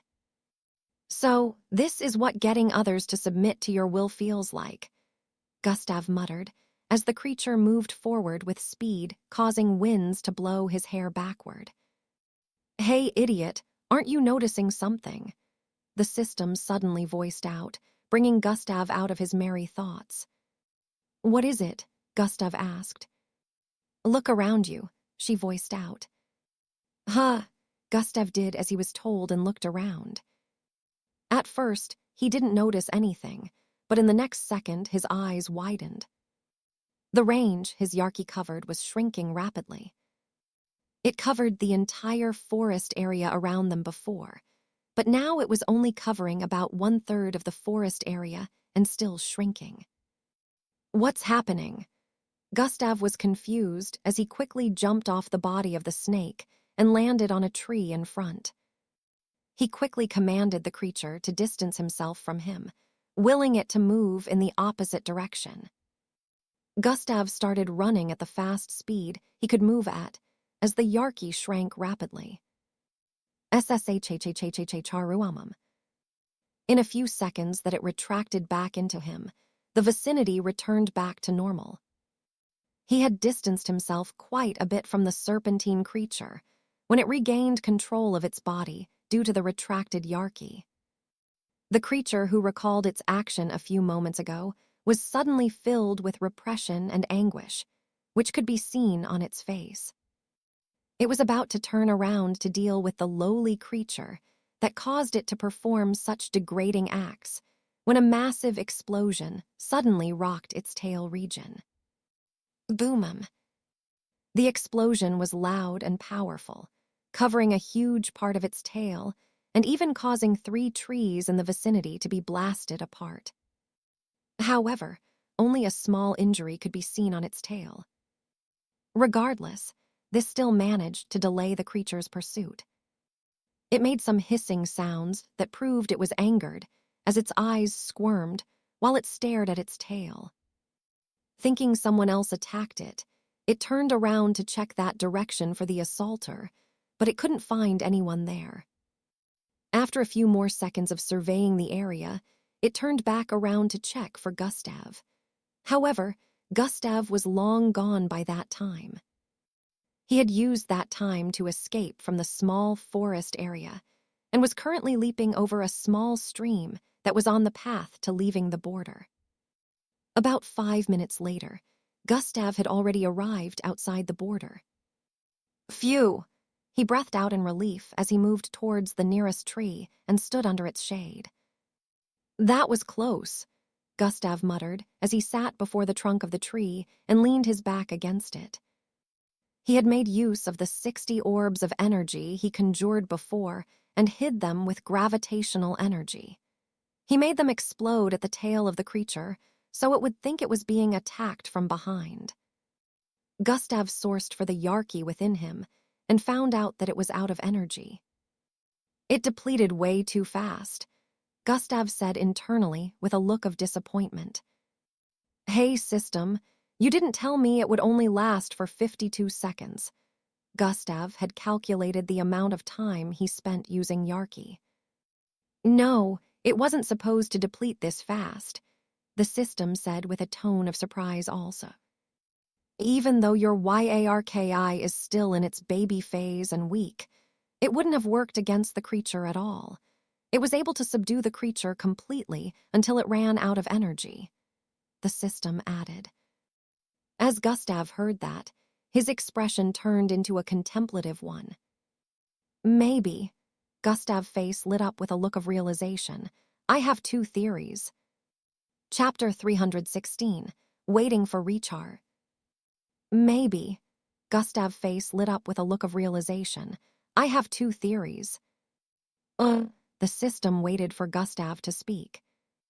First, my Yarky is just too weak, so it could only do that much. Gustav voiced out the obvious part first. Second, my Yarky is very potent, but against higher-level creatures and beings, it would deplete very fast and only have dominance over them for only a short duration, Gustav explained with a contemplative expression. Now that you mention it, these 2 theories do make sense. The system agreed with Gustav's thinking for the first time. But then I still need to keep making use of it to confirm my speculations, Gustav added as he turned around to stare at the border behind. Gustav decided to head home for now, since energy inside the Yarky had run out. It was the weekend, so by the time Gustav arrived home, it was already evening. He did his usual research and read some books that had information on intergalactic travels.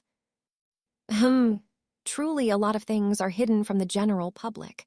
Gustav noticed this as he read through some articles. It turned out that lots of Earthlings had migrated to other planets through intergalactic travels. From the research he had been making, he found out that apart from the MBO, other private organizations also dealt with intergalactic travels. If a person wanted to travel out of the planet, it was easy through connections and enough money. There were also beings from other planets living on Earth, but the issue was in some cities, only Earthlings were allowed to reside within. Aliens weren't given access into these cities, and Plankton City happened to be among these cities. Looks like I'll need to ask Miss Amy on her view of the existence of Humbad. I need to gather as much information as I can, Gustav decided before going to bed. The party of Mr. Gon would be held on Monday, so Gustav was looking forward to training his Yarky on Saturday, which was the next day. He decided to go to bed, for now, hoping that it would recharge during his sleep. The next morning, when Gustav woke up, the first thing he checked out was his Yarky. Gustav reached into his senses and noticed that the pinkish, fiery flame within him was still darkened. Gustav was a little disappointed, but he understood that the system did mention to him that it usually took a lot of time to recharge. He decided to go on with his daily routines. It wasn't till around 2 in the afternoon before he was done. He had a little free time, so he decided to come out of his apartment and move around the neighborhood a little. He happened to bump into Phil on his way down the stairs. Phil was returning from somewhere, looking tattered and dirty. Gustav had bumped into Phil many times, but this was the first time he saw Phil in this state. Phil would always greet him with a merry face filled with excitement, but this time, his head was hung low as he passed by Gustav's side. This action surprised Gustav as he paused and turned around. Phil, Gustav called out to the little boy, who was similar in age to his immediate little brother. Phil heard his name and turned around. That was when Gustav noticed the black and swollen side of his face. "Big brother Gustav," he muttered without any energy in his voice. "What happened?" Gustav asked with a suspicious look. "Don't worry about it, big brother Gustav." Phil forced a smile as he spoke. His left side looked hideous with a forced smile due to his bloated cheek. This image instantly reminded Gustav of the times he used to get beaten up. Gustav turned around and walked forward before placing his hand on Phil's shoulder. "Tell me the truth," Gustav said with a low tone. Phil's smile instantly transformed into a frown as his lips quivered. Phil decided to come clean and explained to Gustav how he got into a fight with a group because of a football playground 3 neighborhoods away. It turned out that he and his group of friends were chased out of the playground by a group of bigger boys, even though they got there first. "So why didn't you fight back?" Gustav asked Phil. "They were all normal humans. I didn't want to hurt them," he muttered. Gustav felt like hitting his head on a wall as he heard this. "Are they still there?" Gustav asked. "They should still be," Phil responded. "Let's go," Gustav said as he grabbed Phil by the hand and started pulling him downwards. "Wait, big brother Gustav," Phil tried calling out to Gustav, but he didn't even answer to him. "SW-whoosh." Gustav lifted him and dashed across the neighborhood. "Which way?" Gustav asked as he paused after they got to an intersection. "Left," Phil answered. Gustav turned to the side and sped off into the distance, passing by the side of several houses.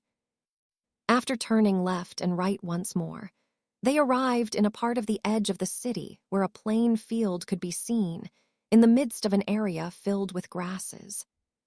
This plain field had 2 football posts on the left and right end of the plain field. Some young teenage boys could be seen playing a football match against each other. They didn't instantly notice Gustav and Phil since they were focused on their match, but one of them stopped playing and turned to stare at Phil when they did.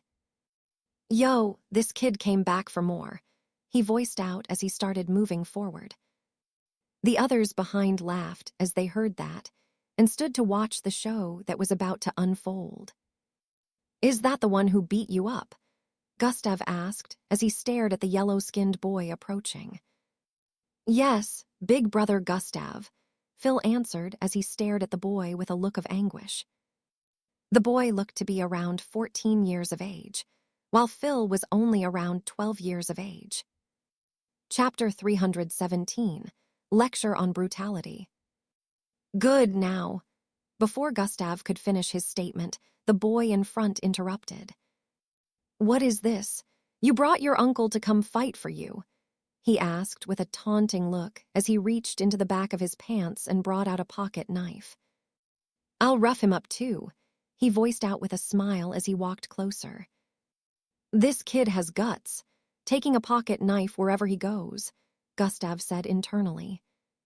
Phil was a little surprised that the kids didn't recognize Gustav, so he turned to stare at Gustav as he pointed. "Don't you guys know?" Before he could complete his statement, he noticed Gustav's face was different from what he remembered. Gustav had now grown a beard and a mustache. Where did he get that costume, and how was he able to put it on so fast? Phil wondered. Gustav's facial looks were still similar to his original, but the beards had given him a completely different look. Phil had no idea that Gustav made his face look older with shape-shifting.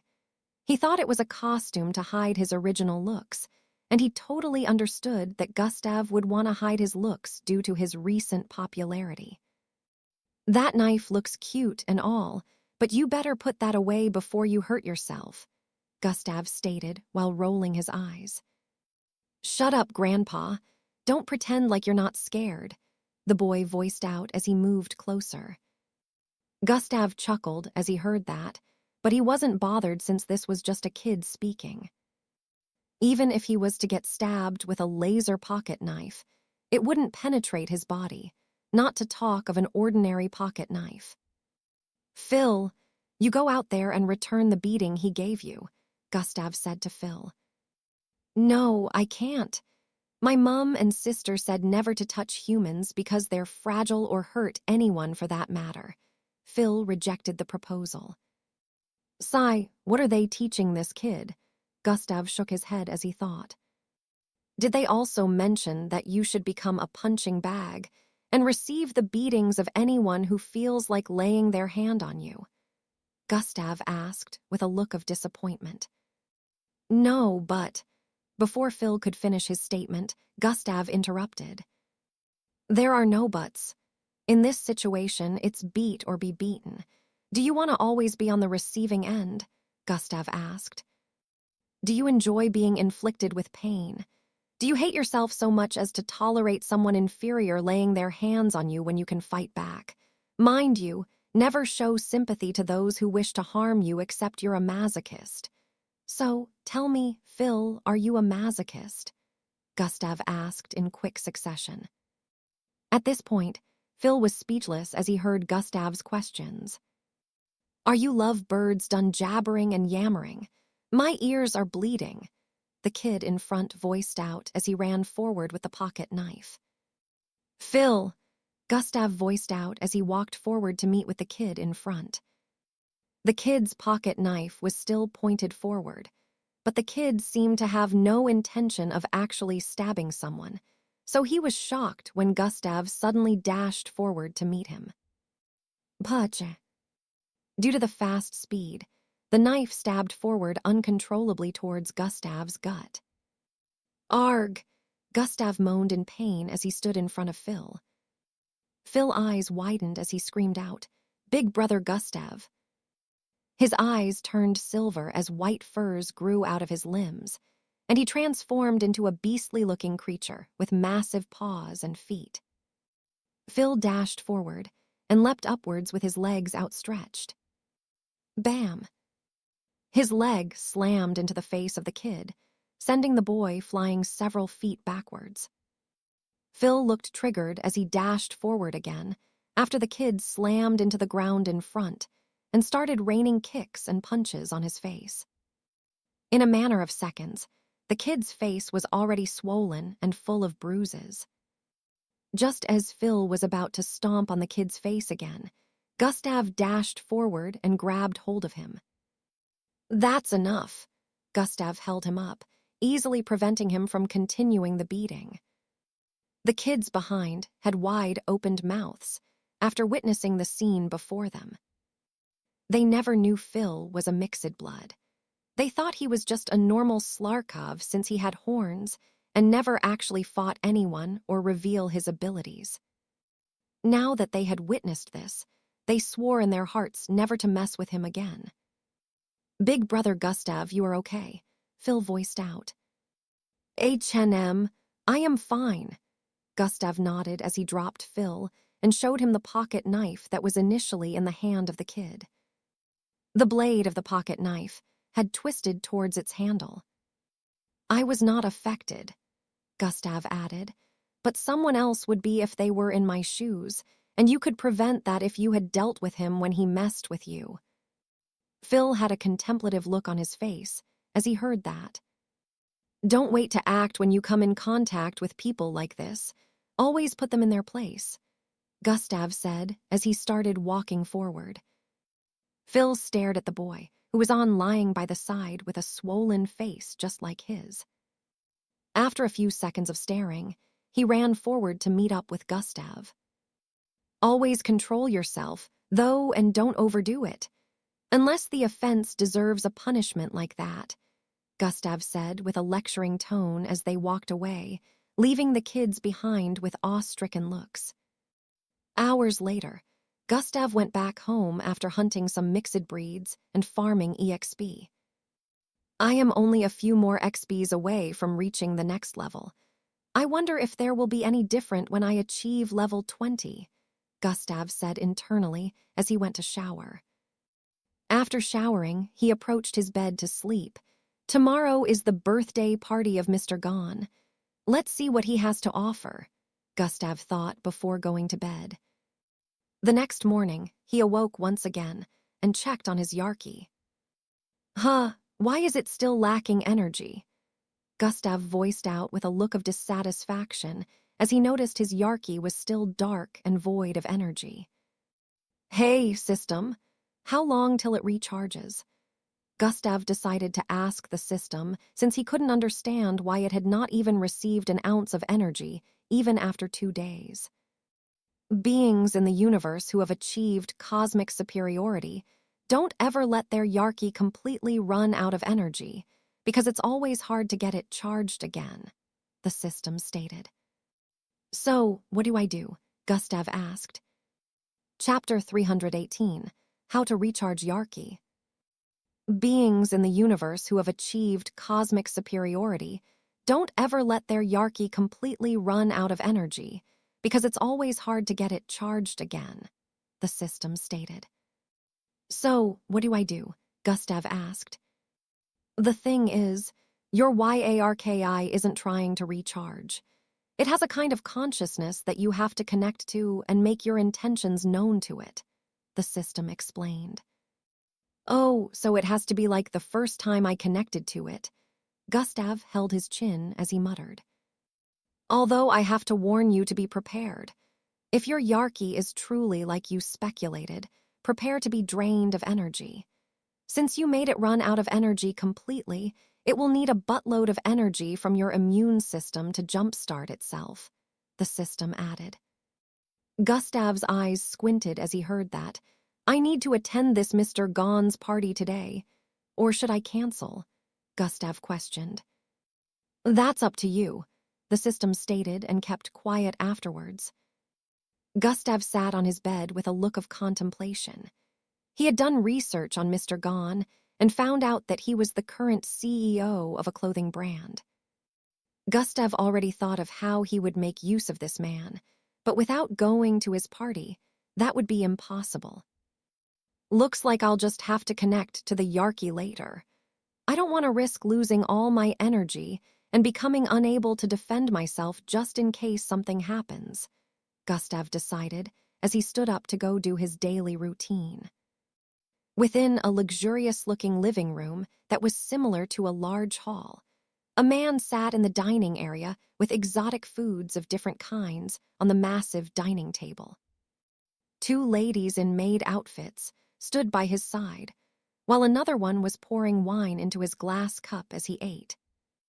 Ahead, a teenage boy and girl with similar facial features sat. They were also being served by some maids as they ate. The man had triangular-shaped blue hair with a 7-inch goatee, while the teenage boy sitting in front only had the same triangular-shaped hair. However, his face was way younger, more handsome, and he didn't have a goatee. The girl, on the other hand, almost didn't bear any resemblance to the both of them. She had white shoulder-length hair with specks of blue and a very cute but snobbish-looking expression. Her eyes were slanted, but large with a pointed nose and long chin. The dining area alone was similar to the size of a large living room. Chandeliers made of exotic-looking glowing green diamonds hung from the ceiling. The entire place sparkled due to the designs everywhere. The vicinity gave off a serene vibe filled with extravagance and beauty. Every random item, design, art or carvings in this place was extremely expensive and would be enough to pay for an entire house. The number of workers stationed around the living and dining area was around 12 in number, but even with that, the place wasn't crowded in the slightest due to its large size. A massive man in a black business suit came in from the entrance and started walking towards the dining area. The other workers stationed around bowed their heads slightly in respect as they noticed him. He was almost 8 feet tall, and every step he took echoed in the vicinity. He had round eyes with an oblong-looking face and buzz-cut black hair. He arrived before the dining area and announced his arrival. "Master Gon, your loyal servant Muro has something to report," he voiced out. The man eating gestured for him to approach the dining area. "Young Miss Vera, young Master Damien." The gigantic man known as Muro greeted the teenage boy and girl sitting on the other end. Both of them ignored him and continued with their meal. "So, what is it?" the man referred to as Master Gon asked. "We have gotten feedback from the kid, Gustav," he stated. The girl, who was initially eating without a look of interest, suddenly raised her head and stared in the direction of Master Gon and Muro. Her eyes lit up with interest as she listened to their conversation, along with the other boy. "He said he'll be attending," Muro added. "Oh, wonderful," Master Gon smiled as he heard that. "I thought he decided not to attend since we didn't get a reply. This is truly wonderful. Those idiots that said I couldn't get him to come will truly be shamed now." Master Gon's smile broadened even more as he said. "I told you, Master Gon, he won't be." Before Muro could complete his sentence, Master Gon interrupted. "I told you not to use normal logic for that kid. He's different," Master Gon voiced out. Muro is an idiot. If you had witnessed his prowess personally, you wouldn't label him as an ordinary-minded person," the girl known as Vera suddenly voiced out. The boy opposite her, known as Damien, nodded in agreement with what she said. Muro was unable to say anything and felt awkward even more than he did before. Vera suddenly stood up. "I'm done. I can't eat anymore," she said as she pushed the chair backwards and started walking out of the dining area. All right, dear. Just make sure you lay off training. For now, you should still continue resting," Master Gon voiced out as the girl walked away. She didn't reply and just kept moving when she got to the corridor. Her legs wobbled as she swayed towards the side and leaned her left shoulder against the wall. She placed her hand on her chest as her breathing became hurried, and her face became flushed. "He's coming," she muttered underneath her breath with a look of excitement. Hours later, it was already daybreak, and Gustav was done with all his routines. He had even gone to check out their storage room to store some of the mixed breeds he hunted the day before. Chapter 319, Unexpected Visitor. Apparently, the party was going to begin around 2 in the afternoon, so he still had about 4 hours to do whatever he wanted to. He decided to spend this time channeling his bloodline even more. He decided not to try connecting to the Yarky till he was out of the party. "Well," he said, "if I can attend, I get to ask for whatever I want. I'll just show up for a short duration," Gustav said internally as he closed his eyes to start channeling his bloodline. Some hours later, Gustav opened his eyes when he sensed someone approaching his door. He stood to his feet and walked towards the living room. Come. The person knocked twice as they arrived in front of his door. "Who's there?" Gustav asked. "I'm here to see you, Gustav," the person responded from the other end. Gustav found this voice to be a little familiar, and from his perception, he could make out the physique of the person to be a male in a suit. SSHH. He gestured for the door to open and stared at the person on the other end. Gustav's eyes widened slightly as he stared at the person who was knocking. This person had brown hair, slanted cold-looking eyes, and was wearing a blue business suit. The atmosphere turned intense as he stared into Gustav's eyes like he was staring into his soul. "So we finally meet," Gustav, the known man voiced out as he walked forward. "I will let myself in," he said with a light chuckle as he walked into Gustav's apartment.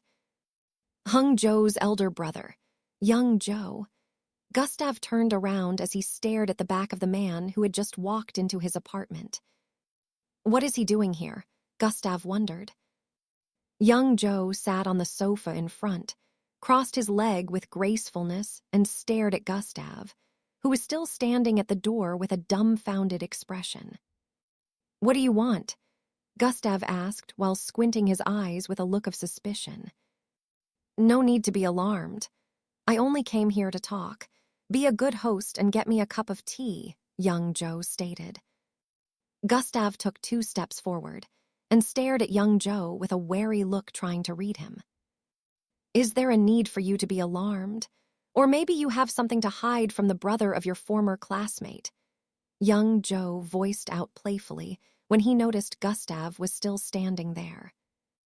"There's always a need to be alarmed when a stranger walks into my home," Gustav stated. "You had be." Before Gustav could complete his statement, Hung Joe interrupted. "Like I said, I only came here to talk. Have a seat," Hung Joe stated. Gustav still had a suspicious look, but then he could tell that Hung Joe didn't come here with nefarious intentions, so he walked forward and took a seat opposite Hung Joe. Gustav was still on guard, but he appeared to look fine and unbothered after taking his seat. Gustav stylishly tapped a button behind his left ear and asked, "So what did you want to talk about?" 1 hour later, Gustav came out of the apartment looking extremely handsome in a nice, long red suit and white inner t-shirt along with a tie and black trousers. He was like a whole package with the way he was dressed. His hair was looking extra smoother, along with his golden-colored irises. Gustav walked gracefully towards the stairways with his long coat swimming behind him like a cape. A limo-like hover car was waiting for him downstairs. He happened to bump into Phil on his way down, who had a look of astonishment on his face. He greeted Gustav with excitement and asked about the occasion while following after Gustav. Gustav chatted with him a little till they got downstairs. "Wait till Big Sis Angie sees you this way.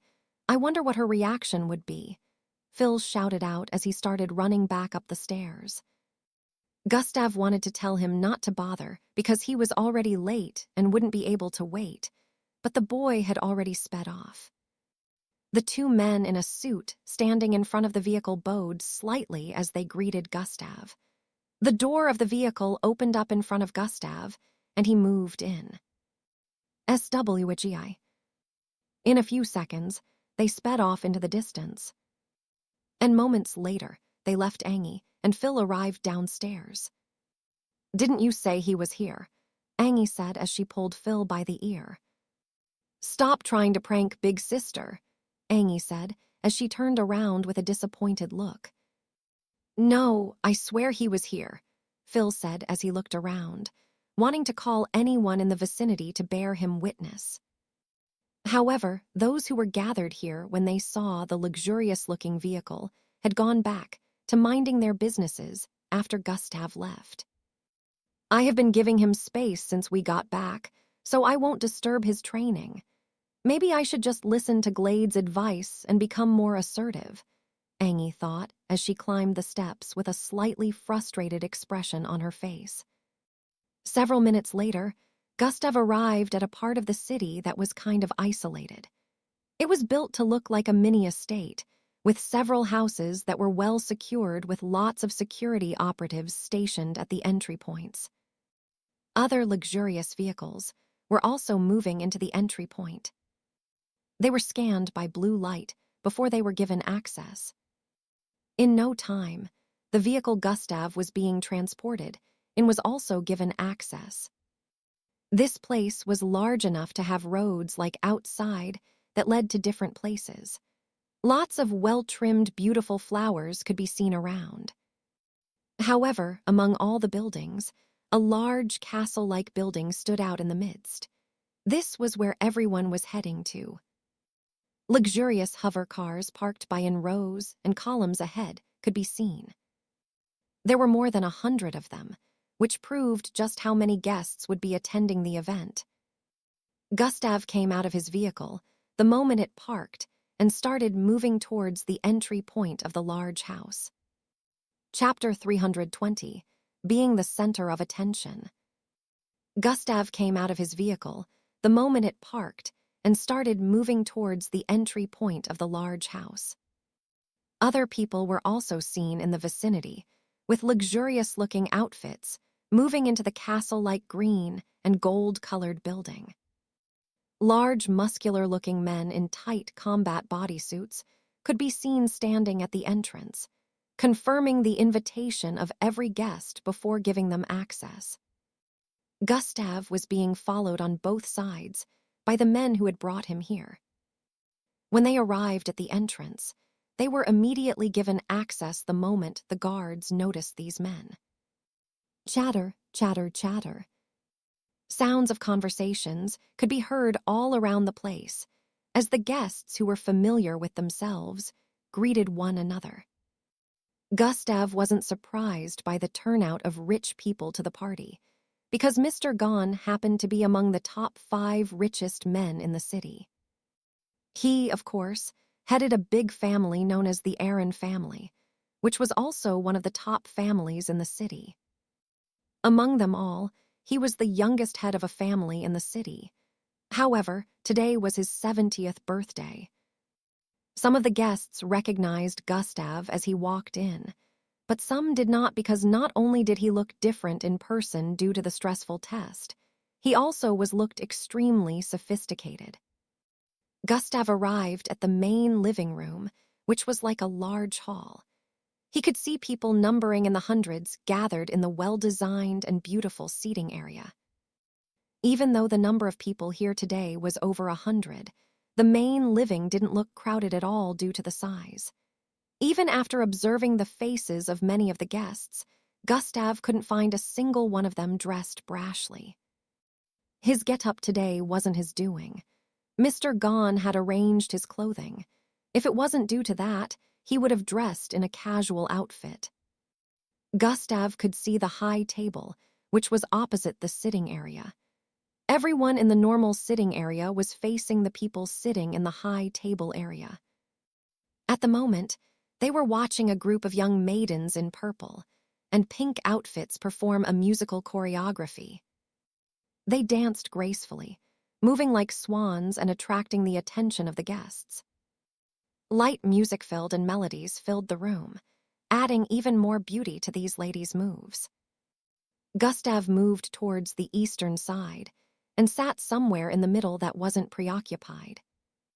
The men walking by his side earlier went to different spots to stand, while one of them went up to the podium area where the high table was positioned. On the high table area, asides from Mr. Gone, who was dressed in royal blue robes along with his spiky hair and cool party glasses, the rest were 3 middle-aged-looking men and 1 woman.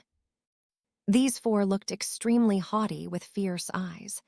It was obvious that they were not ordinary people. From time to time, they would occasionally share conversations, and the others in front would be unable to hear due to the distance. Not only old people attended Mr. Gone's birthday party. Some youngsters who were offsprings of prominent families also attended. From the moment Gustav walked in, most of them noticed him and couldn't just stop staring at him. While the performance was going on in front, some of them sitting together discussed Gustav's arrival. The number 1 participant, Gustav, is here. Why do you all call him number 1? When there are others who haven't displayed their abilities, but are already enlisted without having to participate in the test phase? Oh, are you talking about the special class candidates? I also heard about them. Apparently, those are the strongest, and until we have seen their abilities, Gustav cannot be labeled as number 1. It doesn't change the fact that he's very strong, though. You all have forgotten that he passed the special test. So he's practically also a special class even though it hasn't been announced. I heard that he managed to perform a big feat at the finals.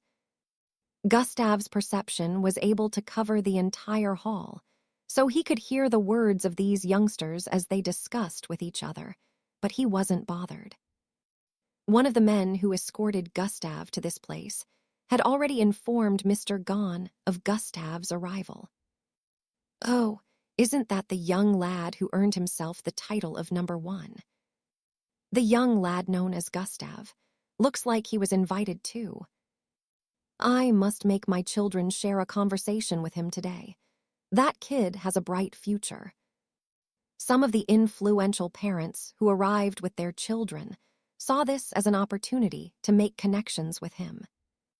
Mr. Gone smiled from his sitting position as he noticed that Gustav had already attracted half of the guests' attention towards himself. This was one of the effects he was aiming to achieve. A particular girl with pink hair and blue strands sat in front with a tensed expression as she occasionally turned to the side to glance at the people behind her. The boy beside her looked similar to Mr. Gone with his pointy blue hair. However, at the moment, he wasn't paying attention to the girl. His attention was more focused on the beautiful maidens performing in front. He licked his lips as he stared at one of them with glaring intentions. His eyes suddenly glowed up as he stared in the direction of the maiden with long black hair among the 12. The lady started feeling slightly uncomfortable as she danced. His eyes paraded her body from her head to her chest area. He swallowed saliva as he prepared to move his vision down, but then he felt someone staring at him. He turned to stare at the middle of the high table and noticed Mr. Gone staring at him. Mr. Gone's eyes were narrowed into slits as he stared at the boy who happened to be his grandson. The boy known as Damien quickly lost the glow in his eyes and stared down to avoid eye contact. "Such a shameless brat, always using your bloodline abilities in this manner," he said internally as he shook his head and stared back at Gustav, who was sitting peacefully in the middle. "Why can't he just be like this young lad Gustav?" Mr. Gone shook his head as he thought. Chapter 321, Disagreements on the High Table. "Master Gone, you seem to be troubled. What is the matter?" The woman sitting on his left side asked with a concerned look. "No, I'm not troubled at all. On the contrary, look who accepted my invitation," Mr. Gone replied as he stared at Gustav in the crowd. At the moment, the others sitting on the high table had also noticed him. Two of them had conflicted looks on their faces, while the other two had intrigued looks. One of them had a celebration for his great-grandson the other day for getting enlisted into the MBO training camp. And since he also happened to be the head of a big family, and he expected Gustav to appear at the party too. However, he had missed that one while he attended this one, which made them wonder what Mr. Gone did to make him accept. Even though the head of that family, who invited him, wasn't happy with his absence, which he regarded as a slap on the face, there was nothing he could do about it. No one was willing to incur the wrath of the crazy Miss Amy. "You invited that mannerless swine that doesn't even respect the parents who brought him into this world." The man sitting on the far left end with orange hair and strands of gray voiced out. "True, from what I remember, he slapped his mother. How can you invite such a person here, Master Gone?" The other middle-aged-looking man on the far right side voiced out too. "About that, it's all a ruse. Just as he has said in his footage, his parents are truly clowns." Mr. Gone tried debunking their words. "How could you say such a thing, Master Gone? Are you in support of children disrespecting their elders?" The one on the left voiced out. Master Gone must be blinded by the young kid's talent and decided to overlook his bad character, the one on the right added. "Mr. Dwayne, Mr. Uga, you have to get your facts straight before jumping to conclusions. Surely something must have happened behind the scenes to lead to such a situation," the lady beside Master Gone voiced out. "Thank you for mentioning that, Lady Sill. You will all be proven wrong before the end of this event." Mr. Gone smiled and stopped speaking. The man on the right-hand side of Mr. Gone finally spoke. Do you mind enlightening us, Master Gon? His voice happened to carry more power than the others. He had a 3-inch long horn underneath his jaw, with slanted eyes and spiky silver-colored hair. Mr. Joe, I won't speak more on this topic. When the time comes, everyone will be enlightened. Master Gon smiled peacefully as he placed a finger on his party-shaded glasses and pushed them up in a cool way. In his sitting position, Gustav noticed the eyes around him, and although it made him a little uncomfortable, he acted unbothered. At this time, the ladies performing had left the stage, and now a young lady with a musical instrument similar to a piano and a guitar, combined with numerous amounts of light glows on it, was performing. She sang a song similar to the olden days rock music, which seemed to be the opposite of the previous performance due to the heavy sounds. Oh, my goodness, the Tribome goddess Yusha was invited to perform. I never knew Master Gon was a lover of these kinds of music. The guests spoke among themselves as the singer performed with a hard but melodic voice. Master Gon seemed to like this a lot and was even vibing hard to the music, while the others on the high table stared at him with a weird look. The ceremony continued as the master of ceremonies spoke from time to time to increase the liveliness of the event while inviting the next performer. Gustav initially wanted to be in attendance for about an hour before leaving, but due to the factors of not being able to meet with Mr. Gon yet, he decided to still hold on. Different kinds of superstars were in attendance today, and they all performed heartily and wished Mr. Gon a happy birthday when they were done. After some time, the guests all brought their gifts forward. The Mulney family congratulates Master Gon on his 70th birthday. We hope these dragoon eggs will bring you good fortune. The crowd had astonished looks as they heard that. The rare dragoon eggs that, when hatched, a rare mineral is found within which is able to strengthen cells by 3 times. Those who were knowledgeable recognized these massive eggs that were the size of a human with yellowish furs on their surfaces. The Koyun family congratulates Master Gon on his 70th birthday. We wish you long life and hope this ancient ornament is to your liking. The representatives of each big family went forward to present their gifts, one after the other. After another hour went by, it was time to cut the birthday cake. It was brought to the front of the stage, and Master Gon had to come out while also inviting his grandkids to come and join him along with some family members in attendance. The girl with pink hair and blue strands named Vera was finally able to stare at the crowd when she moved to the front to take a picture with her grandfather. Her eyes immediately locked on Gustav's position, and her heart started racing.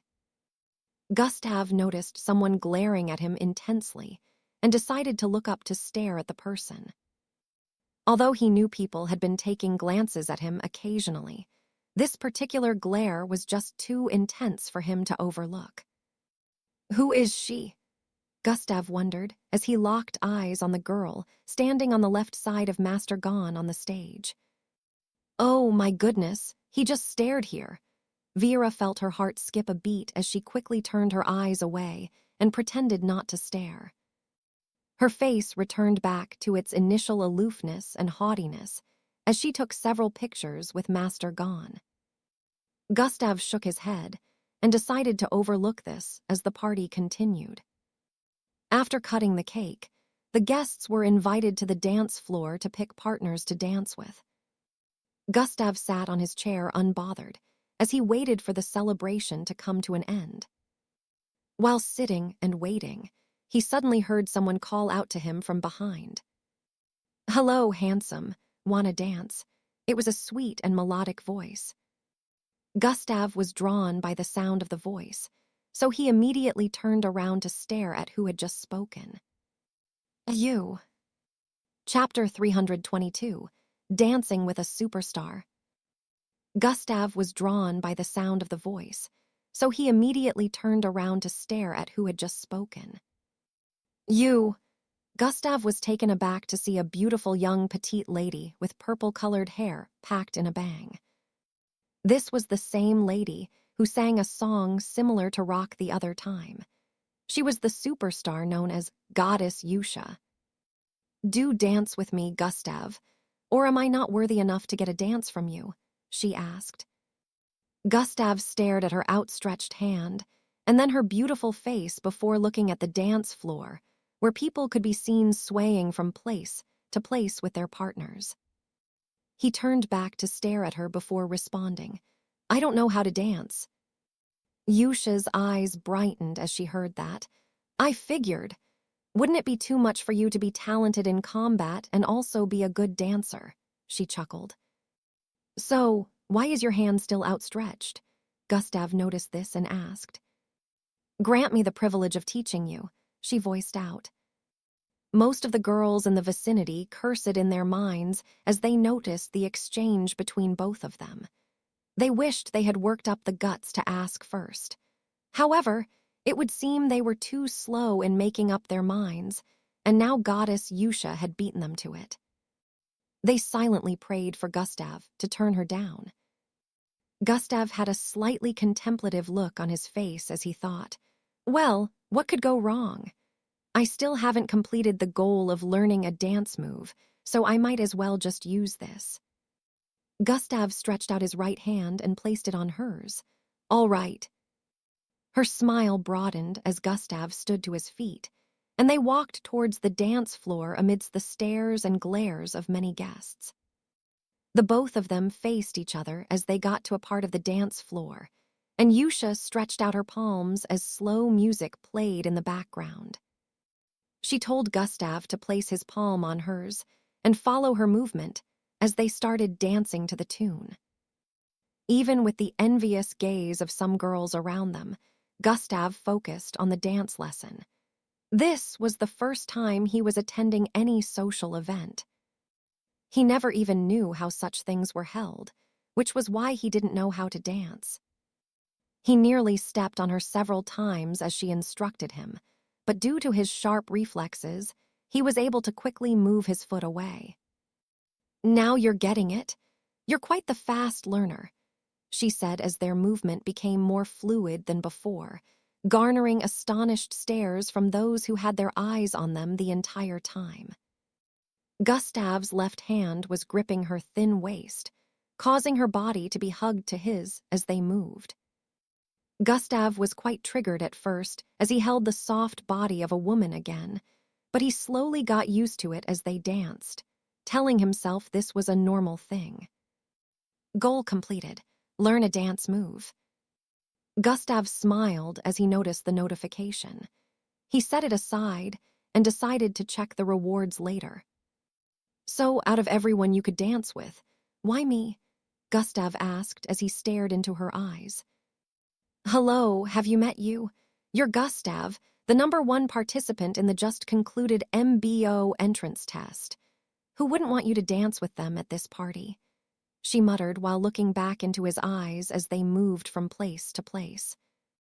I can sense the glares of many maidens present in today's party.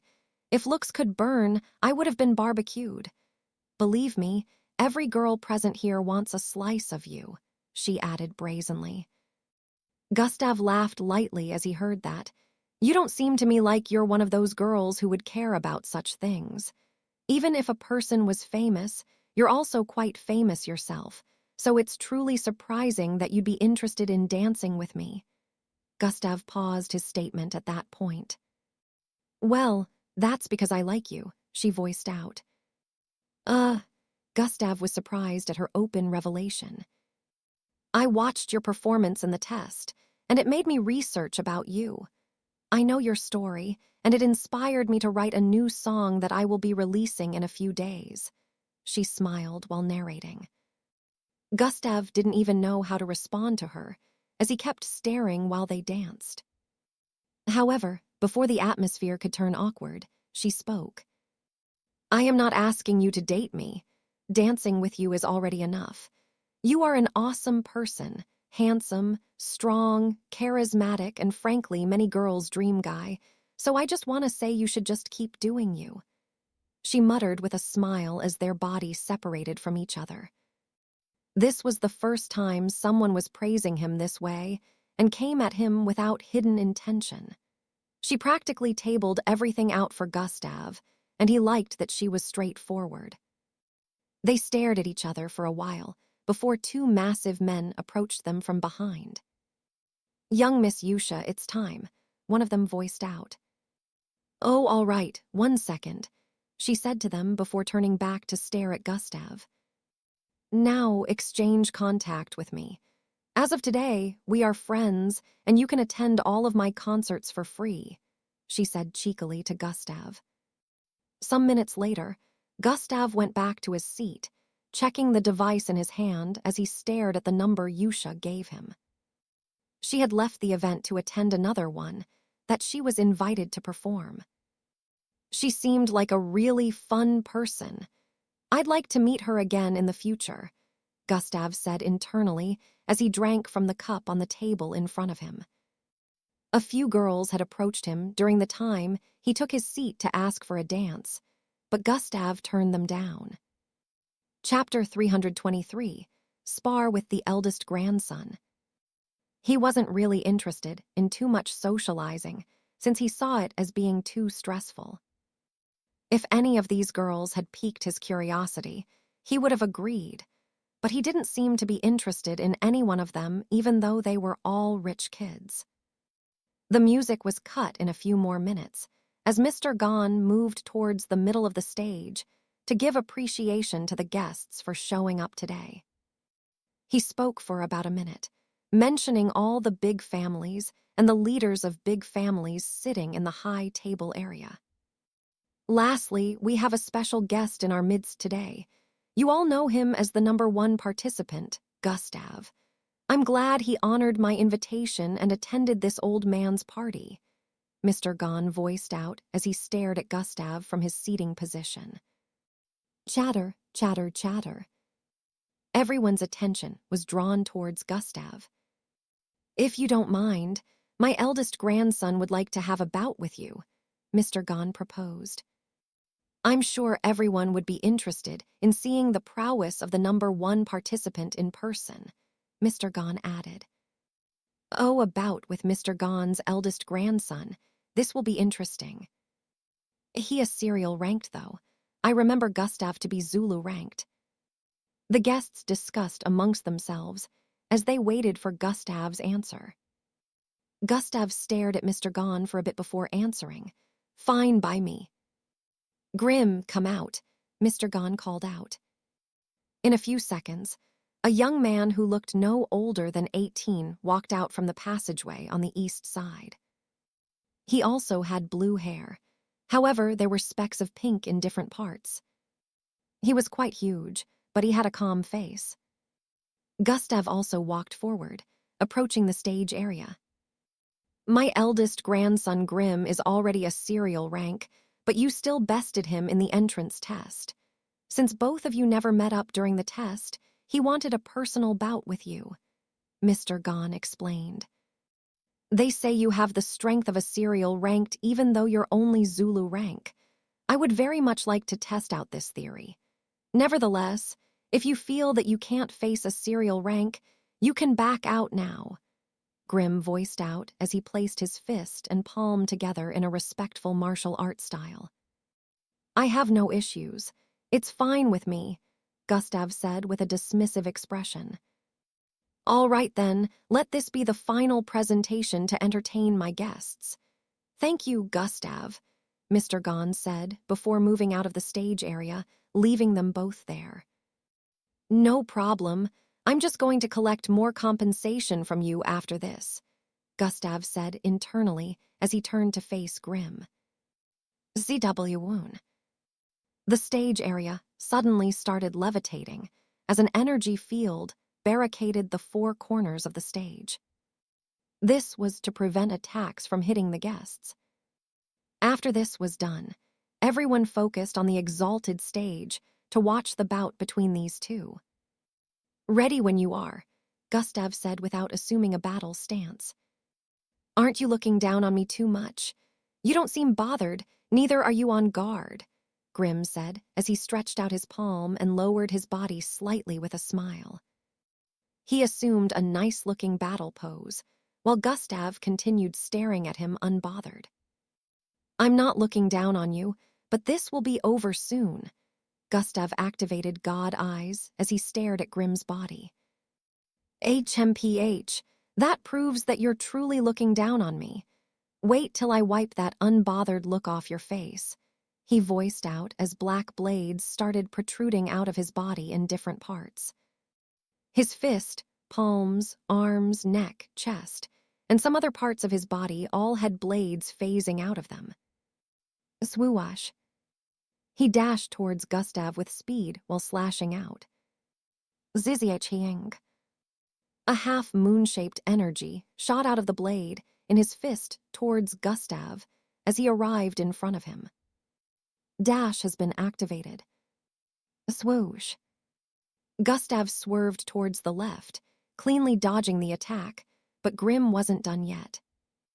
Zizziaching, zizziaching, zizziaching. He slashed 3 more times towards Gustav at fast speed, causing Gustav to dodge towards the right and left again. SSSHHEEK. Cuts appeared all over the floor behind Gustav as Grim's attack connected with them, causing a huge chunk of dust to be blown into the air.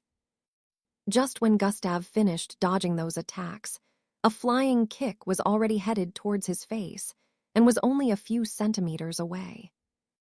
SWUF. Gustav's body bent backwards at unimaginable speed with his back nearly touching the floor, causing Grim's entire figure to fly over him. Gustav placed his left hand on the floor and used it to support his body weight as he did a 360-degree spin with his left leg outstretched. The instant Grim landed on the ground behind Gustav after his kick missed, Gustav's right foot was already sweeping towards his face. SWE. He quickly placed his arms in front of his face and planted his feet firmly on the ground as Gustav's leg connected to his body, sending him sliding backwards by almost 30 feet. SSHHHHSSSHHH. Grim's body came to a stop as he placed his hands down and stared at Gustav with an astonished look. How is he so fast and powerful without even activating his bloodline? Grim wondered. He was also quite surprised that Gustav's leg wasn't affected even after kicking the blades on his wrist. Originally, his blades were sharp enough to cut through the toughest of steels, but Gustav was unaffected when he kicked it. The entire crowd was also in shock. Watching him perform in the holographic footage was one thing, but seeing this happen in person, they realized Gustav was more amazing than they thought. Ah, there goes my shoes again. Gustav stared at the shoes that had been ruined due to him landing that hit on Grim. If anyone had access to his thoughts, they'd be dumbfounded. Let's finish this on time before I ruin any more of my clothing, Gustav said internally as he stared at Grim with an intense look. I forfeit this match. Thanks for the spar, Grim suddenly voiced out as he placed his palm and fist together before bowing slightly respectfully. Chapter 324, Biography Display. Grim suddenly voiced out as he placed his palm and fist together before bowing slightly respectfully. Gustav exclaimed with a look of confusion.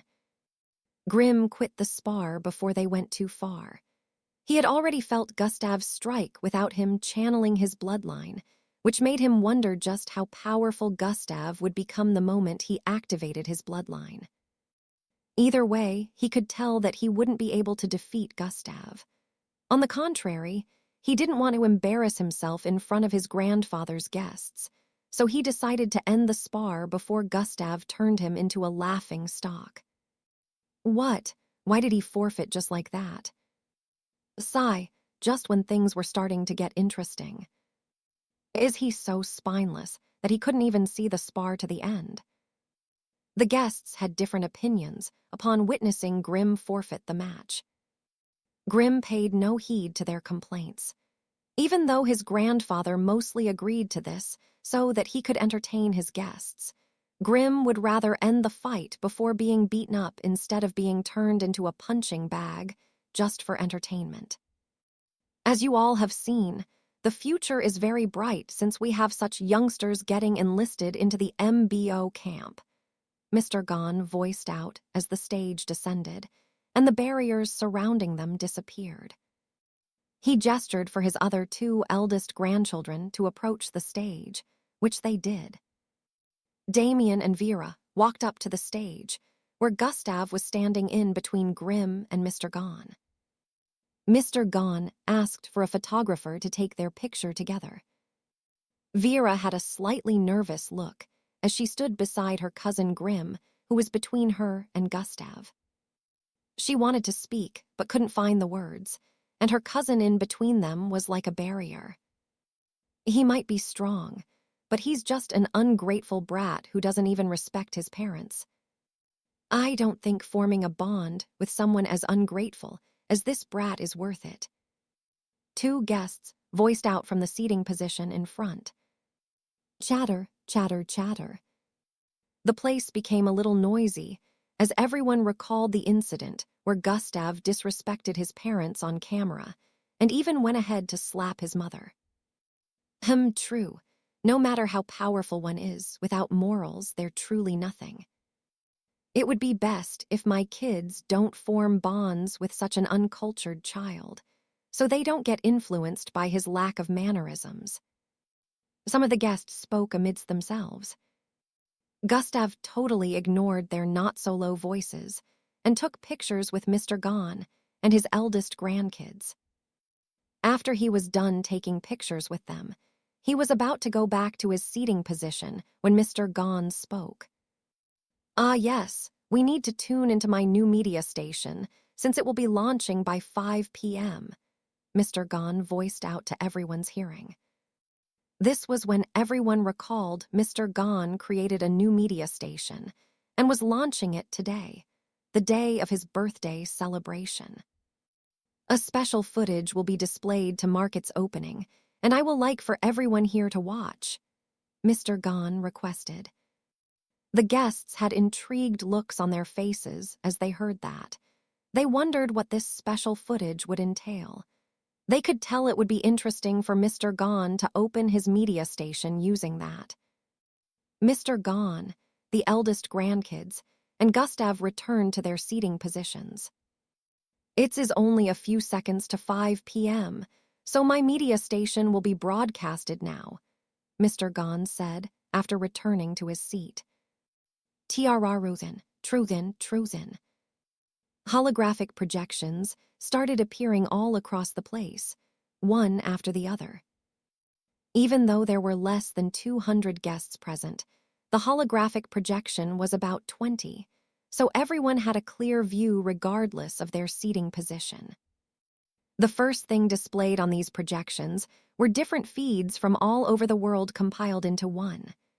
Space shuttles, roads, sports, fashion, and some other things in 12-second footage.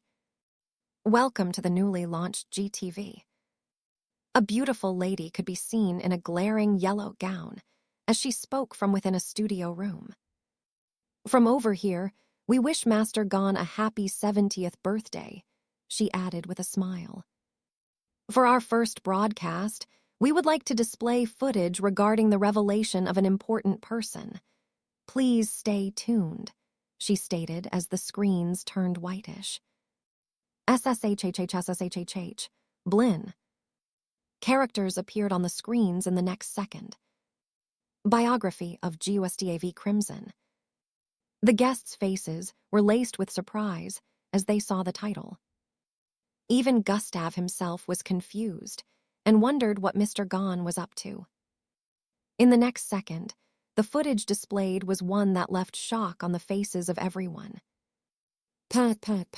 Pa. You bastard!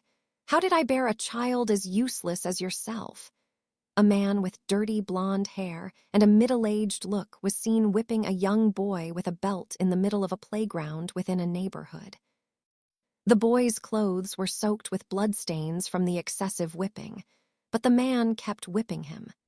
Another young boy with black hair could be seen standing not too far away and laughing at the boy receiving the beating. The footage seemed to be recorded from the CCTV camera across the street, which was why it wasn't super clear. However, when zoomed in, it was clear enough, and the faces of these three could be seen. Isn't that the father of that kid? Then the one being beaten is him. Oh my goodness, he looks no older than 13 here. How could he subject a kid to such beatings? The guests figured out the people within the footage. Although Gustav was still younger at that time, his father's face was still practically the same as the one everyone saw on the news when Gustav slapped his mother. The footage changed a few seconds later. The next one displayed was in school, where many kids could be seen stepping on another kid's face and laughing while recording with their video recording device. Chapter 325, Angry Mob. The footage changed a few seconds later. The next one displayed was in school, where many kids could be seen stepping on another kid's face and laughing while recording with their video recording device. The person on the receiving end here again was Gustav, who was being beaten up in his junior high years by his classmates. Hung Joe was the one videoing while stepping on Gustav's face repeatedly. Mr. Joe on the high table squinted his eyes as he noticed this. I thought I had this erased. How did they manage to get hold of this footage again? He wondered as he watched. The next footage once again displayed another scene where it was early the next morning, and Gustav walked out of the parents' house in school uniform. His mother and younger brother came out a few seconds before he did and were standing in front of her hovercar, about to board it. Gustav ran towards them with a smile, and although there was no sound from the mouthing, one could tell that he was asking to follow them. His mother walked towards him and landed 3 hot slaps on his face before brushing his face with her heel shoe. She seemed to be mouthing off something as she stared at Gustav, who was writhing in pain on the ground with a ridiculing expression. This footage was also one that was being recorded by the CCTV cameras across the street, within Gustav's former neighborhood. One footage after the other was displayed, which showed just how tragic and cruel Gustav's younger days had been. Not only was this being displayed here, but also across the city. Mr. Gahn was quite influential, so he made sure the launching of his new media station was displayed all across the city, where hundreds of thousands of people could easily watch them. Everyone sympathized with Gustav, and now understood the reason for his hostility when his so-called parents arrived to claim a glory that didn't belong to them. They watched as the footage went on to display some more rough times from his past, which he remembered clearly, but had no idea that some of these scenes were recorded. Then about 2 or 3 footages displayed him moving with Miss Amy. Only a single footage showed her training with him, and Gustav remembered she recorded this one herself. Knowing Miss Amy, Gustav was sure they wouldn't have been able to get that footage without her consent, which meant she was also involved in the compilation of this recording. Gustav smiled lightly, and she never told me about it. Looks like she knew I was going to attend this party, Gustav said internally as the footage came to an end after 20 minutes. Chatter, chatter, chatter. The entire place became a little noisy as the guests spoke amongst one another. They were all influential people, so they recognized Miss Amy. Some of them even knew beforehand that she was his teacher, but they had assumed that his parents still had a hand in his achievement today. Now that they knew the truth, they all stared at Gustav with sympathetic looks. The media station broadcast studio was displayed again, and the lady started to explain and make a few narratives regarding the 20-minute video. This explanation made people understand better that Gustav used to be a below F-grade mixed blood, which was why his parents decided to treat him inhumanely. The city could understand the bullying that came from peers, but they didn't understand how parents would treat their own child that way. In different parts of the city, after witnessing that part of the childhood of Gustav, people were outraged. They were reminded that Gustav is their city's pride and joy since he managed to obtain the first spot in the MBO entrance test worldwide. Ever since the time of his return, the city had been visited by tourists from across the world because they wanted to see the city he grew up in themselves. This made a lot of people's businesses bloom even more in the past week. People started forming mobs as they sourced for the home of Gustav's parents. The party continued afterward as people came forth to apologize to Gustav for their initial statements. Gustav just waved everything off and told them not to bother. Mr. Gahn smiled and excused himself as he told everyone to keep enjoying themselves. The party had practically come to an end, and people began to leave one after the other afterward, while some waited to discuss business deals with Mr. Gahn. At this point, Gustav had been crowded by the younger guests. They were all interested in exchanging conversations and contact with him. "Tell me again, how did you manage to pass it? Did you defeat those 6 yourself? If I remember correctly, you were naked at that time." Gustav didn't really want to chase them off, but he also had a headache trying to answer them. Fortunately, he was saved when one of the guards approached him and told him Mr. Gahn wanted to have a word with him in the second living room. Finally, Gustav sighed with a look of relief as he followed after the guard. In Gustav's former neighborhood, a crowd had gathered in front of a particular home that would be quite familiar to Gustav if he was here. "Get them out of the house," one of the people shouted out.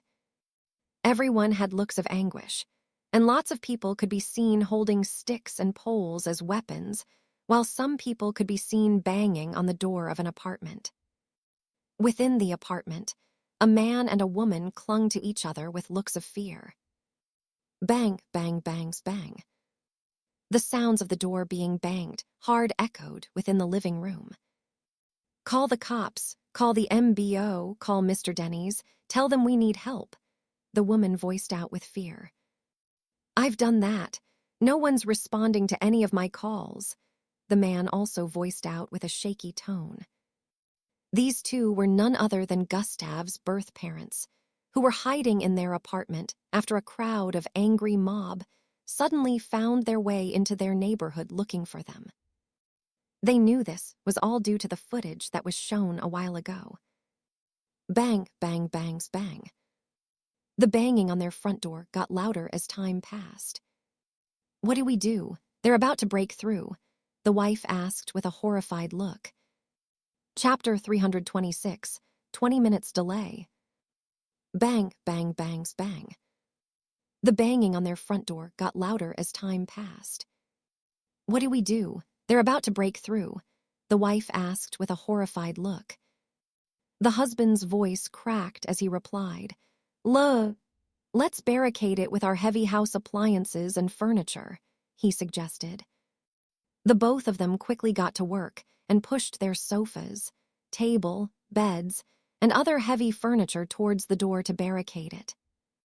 The banging on the door reduced a bit due to the amount of load that had been placed behind. "We should be able to hold on some more. Honey, keep trying to reach the cops and MBO," Gustav's mother suggested with a slightly calm expression. The father, of course, didn't need to be told this. He was already on his device trying to do this at the moment. Breaking news, breaking news. The house of the Oslovs is being besieged by an angry mob who have decided to take the justice of Gustav Crimson into their own hands. As you can see from the footage being recorded from above, The mob have been triggered by the compilation of Gustav's past occurrences and have decided not to back down until they have dealt with the couple.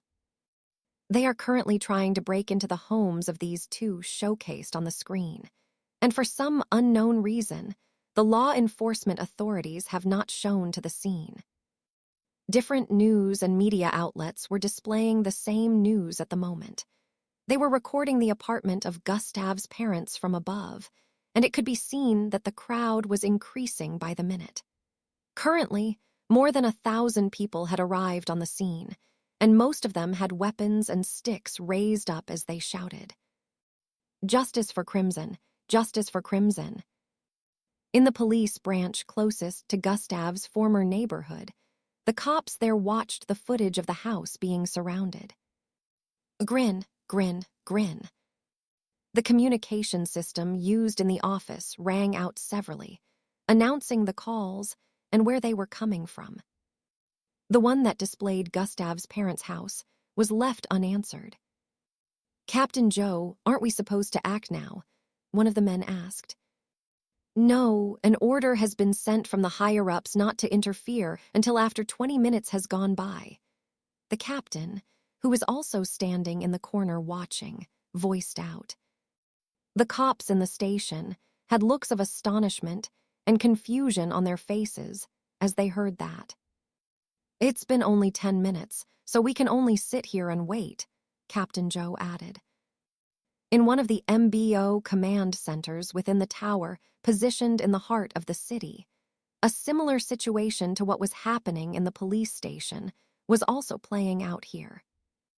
The MBO officers within the room asked why they couldn't interfere, but the moment they heard the name of the person who had asked them to back down, they all shut their mouths. Gustav, who was the cause of this ruckus, was sitting in a beautiful, well-designed living room, taking a sip of exotic wine in a luxurious-looking cup. Opposite him was Master Gon, who seemed to be yapping away. Grim had gone back to his quarters, but the other two, Vera and Damien, were seated at the dining area staring at Gustav and their grandfather. Maids moved about the place and served some dishes in the dining room, but Gustav had already turned down the food because he wasn't interested in spending too much time there, which was why he was seated on one of the sofas with Mr. Gon. Of course, he disguised his intentions by saying he was already full from eating in the party, so he and Mr. Gon would just get down to the business at hand. "Mr. Gon, I appreciate what you did back there, but by any chance, how did you manage to get my teacher on board with it?" Gustav asked. "Oh, you mean young Amy?" Mr. Gon asked. "Yes," Gustav answered. "We happen to be acquainted, but it's a very long story," Mr. Gon voiced out. "Ahem," Gustav exclaimed with a slightly suspicious look. "The moment I explained my plans to her, she agreed to help. Actually, 70% of the footage compilation was sourced out by her, so I can't accept your appreciation." Mr. Gon laughed lightly as he heard that. "Without her, this wouldn't have been possible because, even with my vast connections, I'm unable to retrieve some part of this footage myself," Mr. Gon added. 70%.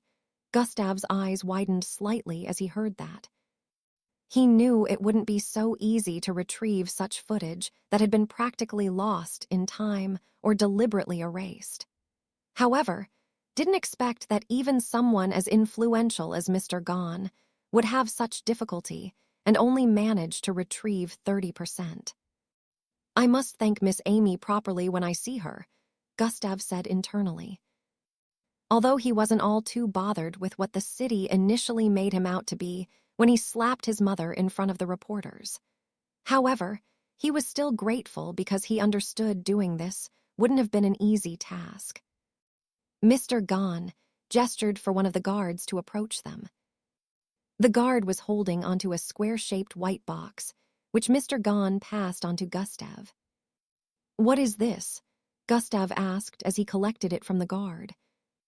"Just a small gift from me to you," Mr. Gon said with a smile. Gustav held the small white casing and observed what was inside using God eyes.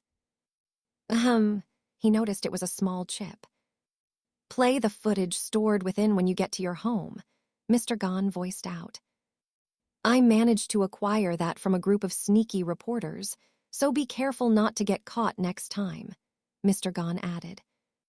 Gustav had a confused expression as he heard that, but he could tell everything would still make sense to him later on after he watched the footage. Chapter 327, Successful Proposal. So, I promised to give you whatever you willed if you were able to attend my party. Do you have something in mind? Mr. Gon asked. Finally down to the main topic, Gustav placed his hands underneath his chin as he smiled internally.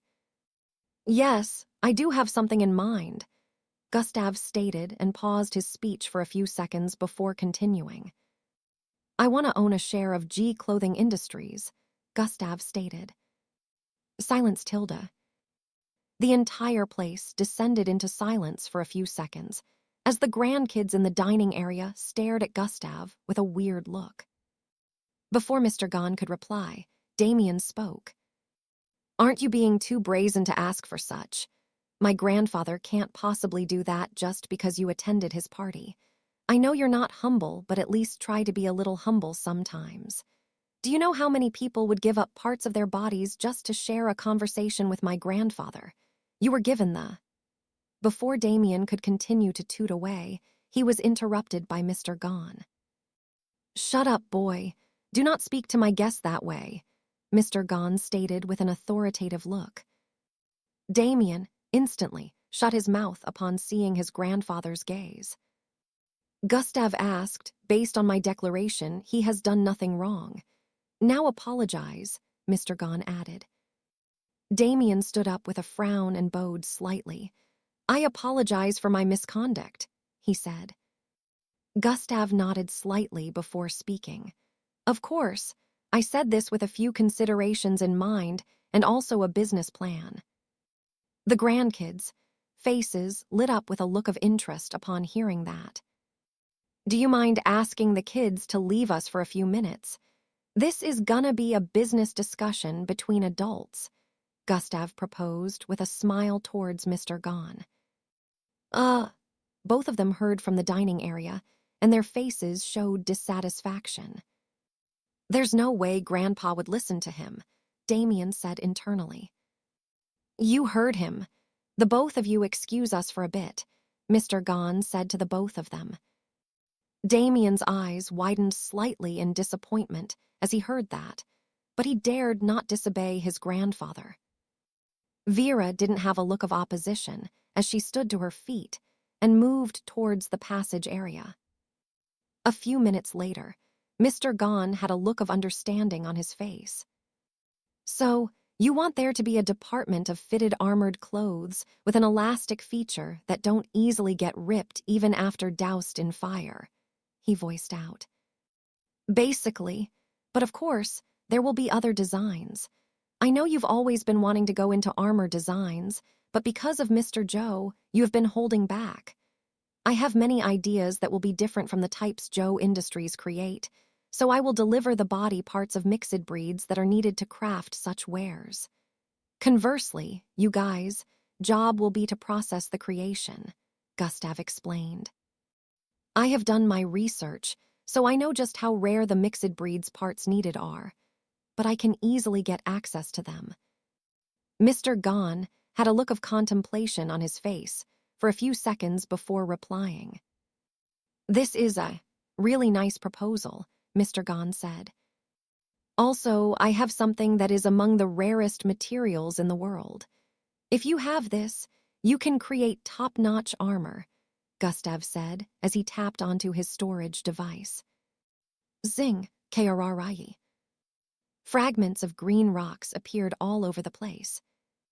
The moment Mr. Gon laid eyes on them, his mouth hung open. He was immediately able to recognize that these rock fragments were extremely tough. About an hour later, Gustav arrived home and instantly changed out of his outfit before heading to the bathroom to shower. He smiled as the shower rained down on him. That went better than I expected. Good thing he recognized the authenticity of that rock, he muttered. The only downside is I got a model for the prototypes before leaving for the MBO camp, Gustav said, as he imagined himself posing like an idiot. He had a slightly repressed look as he spoke. Hopefully, he gets my elastic clothing armor done quickly. In a few minutes, Gustav finished showering and headed to his room after putting on pajamas. I still have the entire tomorrow to myself, so I should start the process of rejuvenating my Yarky immediately, Gustav said as he sat on his bed in a crossed leg format. Do you think it's so easy? Prepare to be indoors for the next 2 days at the very least, the system suddenly spoke. What, 2 days? Gustav said with a surprised look. I said at the very least. You might even take longer, the system scoffed as it responded. No, I can't spend 2 days indoors. I need to make it to Matilda's party, Gustav said with a worried look as he held his chin. After everything she has done, this is the first time she asked something of me, so I must at least make it up to her by showing up, Gustav stated.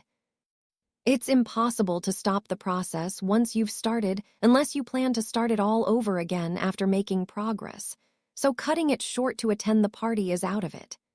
The system practically knew what Gustav was thinking, which was the reason for its statement. HMPH, then I'll just have to make sure I get it done within this night and throughout tomorrow, Gustav said as he closed his eyes with an expression of focus. His senses descended into the depths of his body and located Yarky, which was currently still darkened due to being out of energy. Now let us begin. Within Angi's apartment, her face shone a complicated expression as she stared at the news.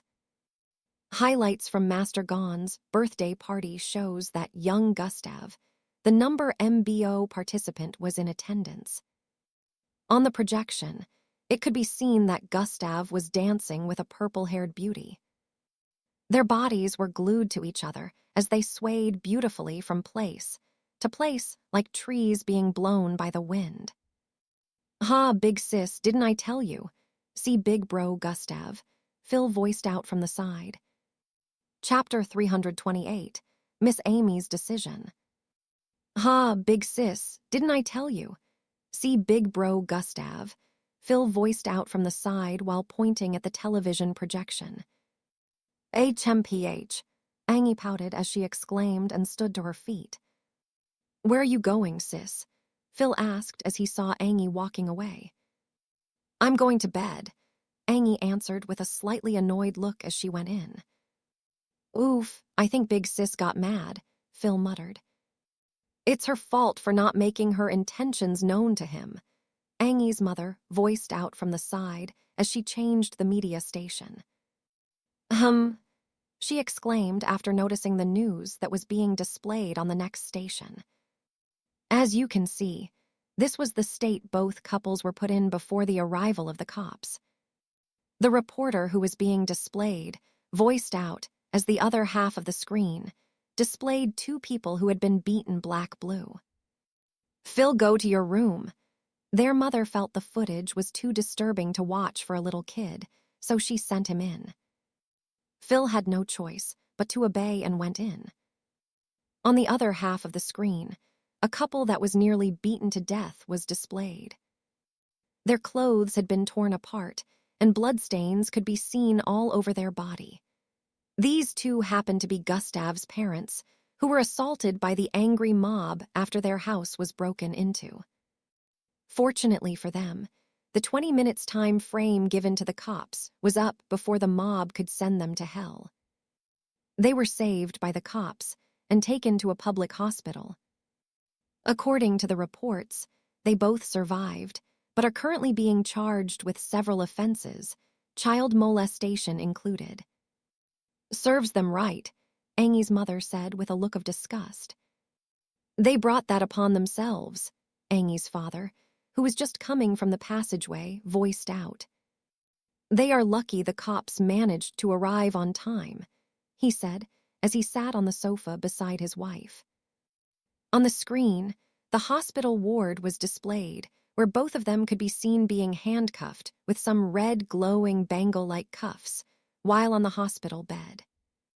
How could they treat their own child like that? Angi's mom voiced out with a disappointed look. Now we understand why Gustav was always like that, Angi's father added with a look of sympathy. Darling, I have something to tell you, Angi's father turned to his wife and said. What's that? She asked. Promise me you'll be calm when you hear this and listen to my explanation first, he said with a wry smile. Of course I will, just out with it already, she replied. I'm resigning from our workplace, Angi's father stated. Huh, what? Are you serious? Angi's mother jumped to her feet as she asked. Calm down. Didn't you promise to listen first? He voiced out while pulling her hand for her to sit. All right, I'm calm and I'm listening, she said while sitting. So, listen to the reason.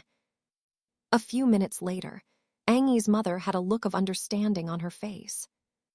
I see, so you'll be the manager, and at the same time, you get to do scientific experiments on turning mixed breeds' body parts to armors, she said with a contemplative expression. Exactly. Although I can't be a father to this kid, I can at least help him with this, Angi's father stated. Also, Master Gon's G Industry is now in partnership with him, so there won't be a lack of resources unlike our current workplace, he added. That's really good. This makes me feel even more sympathetic for the kid. He had to become so capable at such a young age due to his trauma, Angi's mother stated. We weren't there for him before, but now we can be. Let's make sure he is surrounded with enough love and care, Angi's father said with a smile. Back in his apartment, Gustav was still trying to pass his intentions across to his Yarkie's consciousness. But of course, it was proving difficult.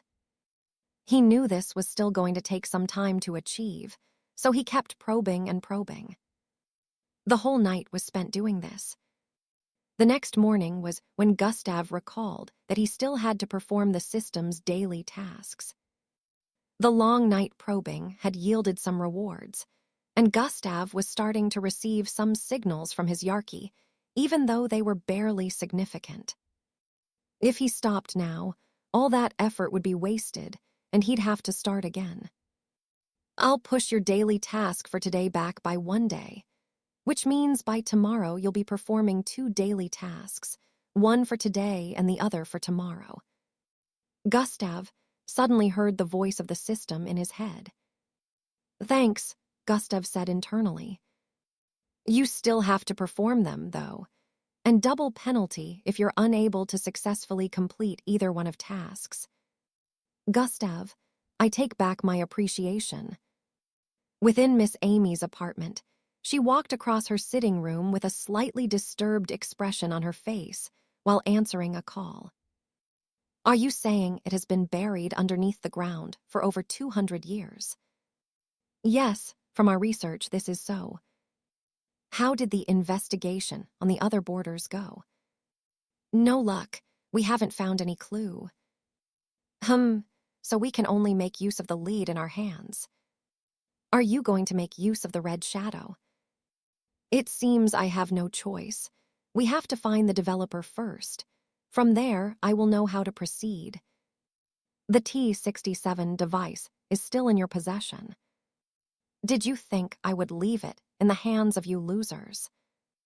And I will leave here to Swarm Hill City in less than a week. Get my equipment ready. Miss Amy commanded before ending the call. She moved over to one of the sofas and took her seat. She reached out and grabbed the teacup on the side before taking a sip. I have to make sure the kid remains safe till he leaves for the MBO camp, especially since that bastard Young visited him, Miss Amy said after lowering the cup. Chapter 329, Unruly Disturbance. He must be on edge now that he can no longer track the streams of energy coming from the rock. HMPH, I will make sure this leads to your downfall, Miss Amy stated while squinting her eyes. Back in Gustav's apartment, the atmosphere had a kind of serene vibe to it. Everything was stationary, and it seemed as if there was no life present within this place.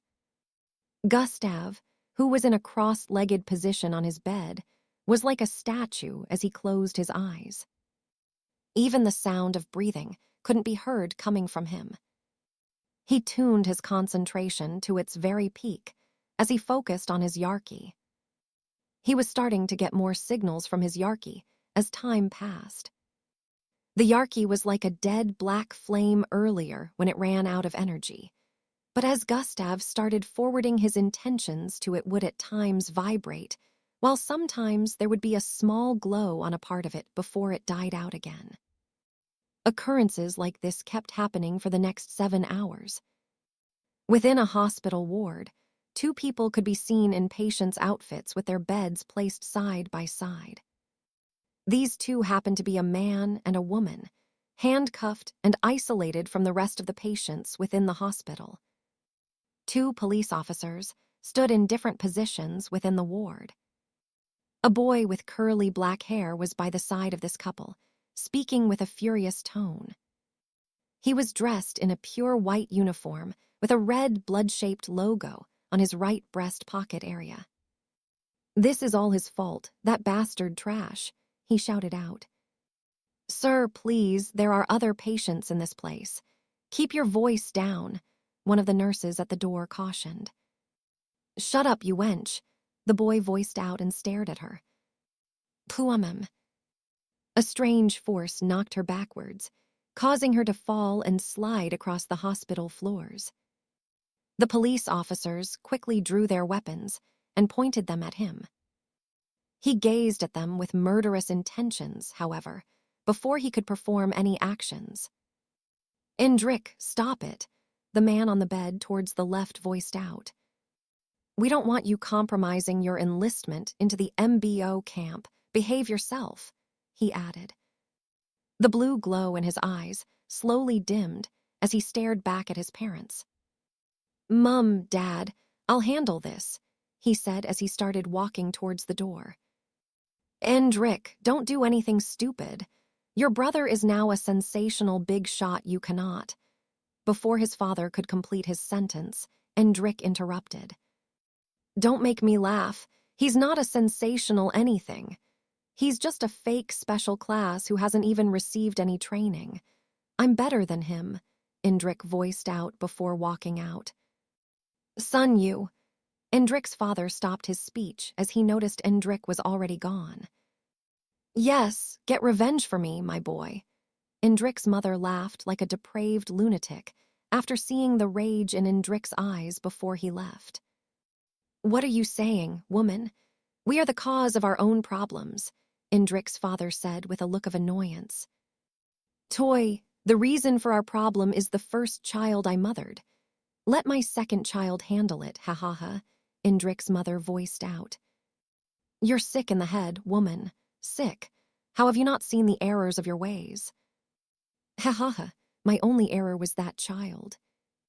Back in his apartment, Gustav had managed to get his intentions known to the consciousness of his Yarky after so long. At the moment, it was already late in the evening, and the next day was when Matilda's party would be holding. His Yarky finally started absorbing energy from his body, but he had no idea how long it would take. Even after 2 hours went by, his Yarky was still black-colored. Although it was a little lighter than before, Gustav knew it hadn't even managed to kickstart itself yet. Even though it already took a lot of energy from Gustav, it hadn't managed to charge itself yet. Gustav sat in place for another 1 hour before finally. FREE. The Yarky lit up with a pinkish glow and started swaying like a flame again. "Good, you managed to rekindle it faster than I expected." Gustav heard the voice of the system in his mind.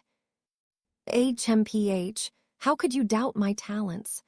I instructed my Yarky on a more efficient way to jumpstart itself with my energy, and it worked, Gustav responded. Oh, good. You're finally making use of the intelligence points I gave you. Gustav. Either way, make sure to keep its consumption of energy steady. It has only managed to recharge a little bit over 1%. It's still gonna take some time for it to be filled, the system explained. You think I don't know that? Gustav asked internally with a slightly annoyed tone. Oh, you do. What a surprise. Gustav. The system stopped speaking afterwards, so Gustav could focus on feeding the Yarky with energy. Gustav could decide to move about now, but he wanted to focus on guiding the energy consumed by the Yarky himself, because, according to the system, the Yarky could take energy from any part of the body it resided within. If it were to focus on Gustav's liver, kidney, or heart and draw energy from there, he would be a goner. Just like that, another 2 hours went by, and it was around 8 p.m. at the moment. Gustav had only managed to recharge his Yarky with 10% of power, and he was still going, hoping to get it finished before the start of the party tomorrow. Come. He heard a loud knock coming from the door. Ahem. Gustav had purposely put a small sign in front of his door, saying he would be unavailable during this time, which was why people who came around for one reason or the other didn't bother knocking when they saw this.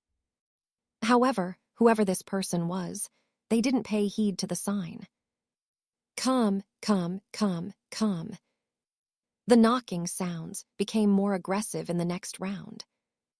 Gustav still ignored, thinking the person would leave after a few more knocks. However, the knocks continued. I know you're in there. Open this door or I'll knock it down. A loud, angry teenage male voice could be heard all across the passageways. Chapter 330, Angry Neighbors. I know you're in there. Open this door or I'll knock it down. A loud, angry teenage male voice could be heard all across the passageways. Gustav's eyebrows repeatedly twitched as he heard the voice. I know that voice, he muttered. Come. The banging on the door increased even more after the person heard no response coming from the other side. Gustav made a low HMPH sound and continued his meditation. He came seeking his own end, but I can't attend to him until I am finished with this, Gustav said internally as he blocked out all distractions and continued to focus on what he was doing. The person who happened to be at the door knocking was none other than Gustav's younger brother, Endrik. He stood at the door and kept on knocking for about 30 minutes, and still, there was no reply. When some of the neighbors on the same floor came out to check, he shouted at them to mind their business since he was here for Gustav and not them. Endrik could tell that Gustav was indoor but, for some reason, didn't want to answer his calls. Endrik's forehead creased up as he stared at Gustav's door with a look of anguish. Master JK also refused to come with me because of fear of your teacher. Today I will show them who is better. After I kill you here, the MBO will have no choice but to choose me, and I will be protected. This was Endrik's thought process as he distanced himself from the door a bit, moving backward in small steps. He suddenly dashed forward and threw his foot upwards to stomp on the door. Intruder alert, Protocol 2 activated. Just as his foot was inches away from stomping on the door, this alarm rang out, and a mini cannon suddenly phased out of the left side of the wall. Bang! Endrik was sent hurling towards Angi's apartment as the beam slammed into him. It totally took him by surprise, so he wasn't able to dodge. Bang! Endrik slammed into Angi's apartment door and broke through it before slamming onto the ground. The entire family was surprised as they watched the young boy sliding across the floors of their living room. "Huh!" they exclaimed from the dining area as they stopped eating their food. "Who are you?" Angi's father asked with a confused look as he stared at the destroyed door, and then the line of destruction that followed after this boy's body, due to him sliding across the floors. However, Indrik didn't reply. He jumped up with a look of anguish and dashed forward out of the apartment. A swoosh. He was pretty fast and disappeared through the destroyed door in nearly an instant. "Doesn't he look a bit familiar?"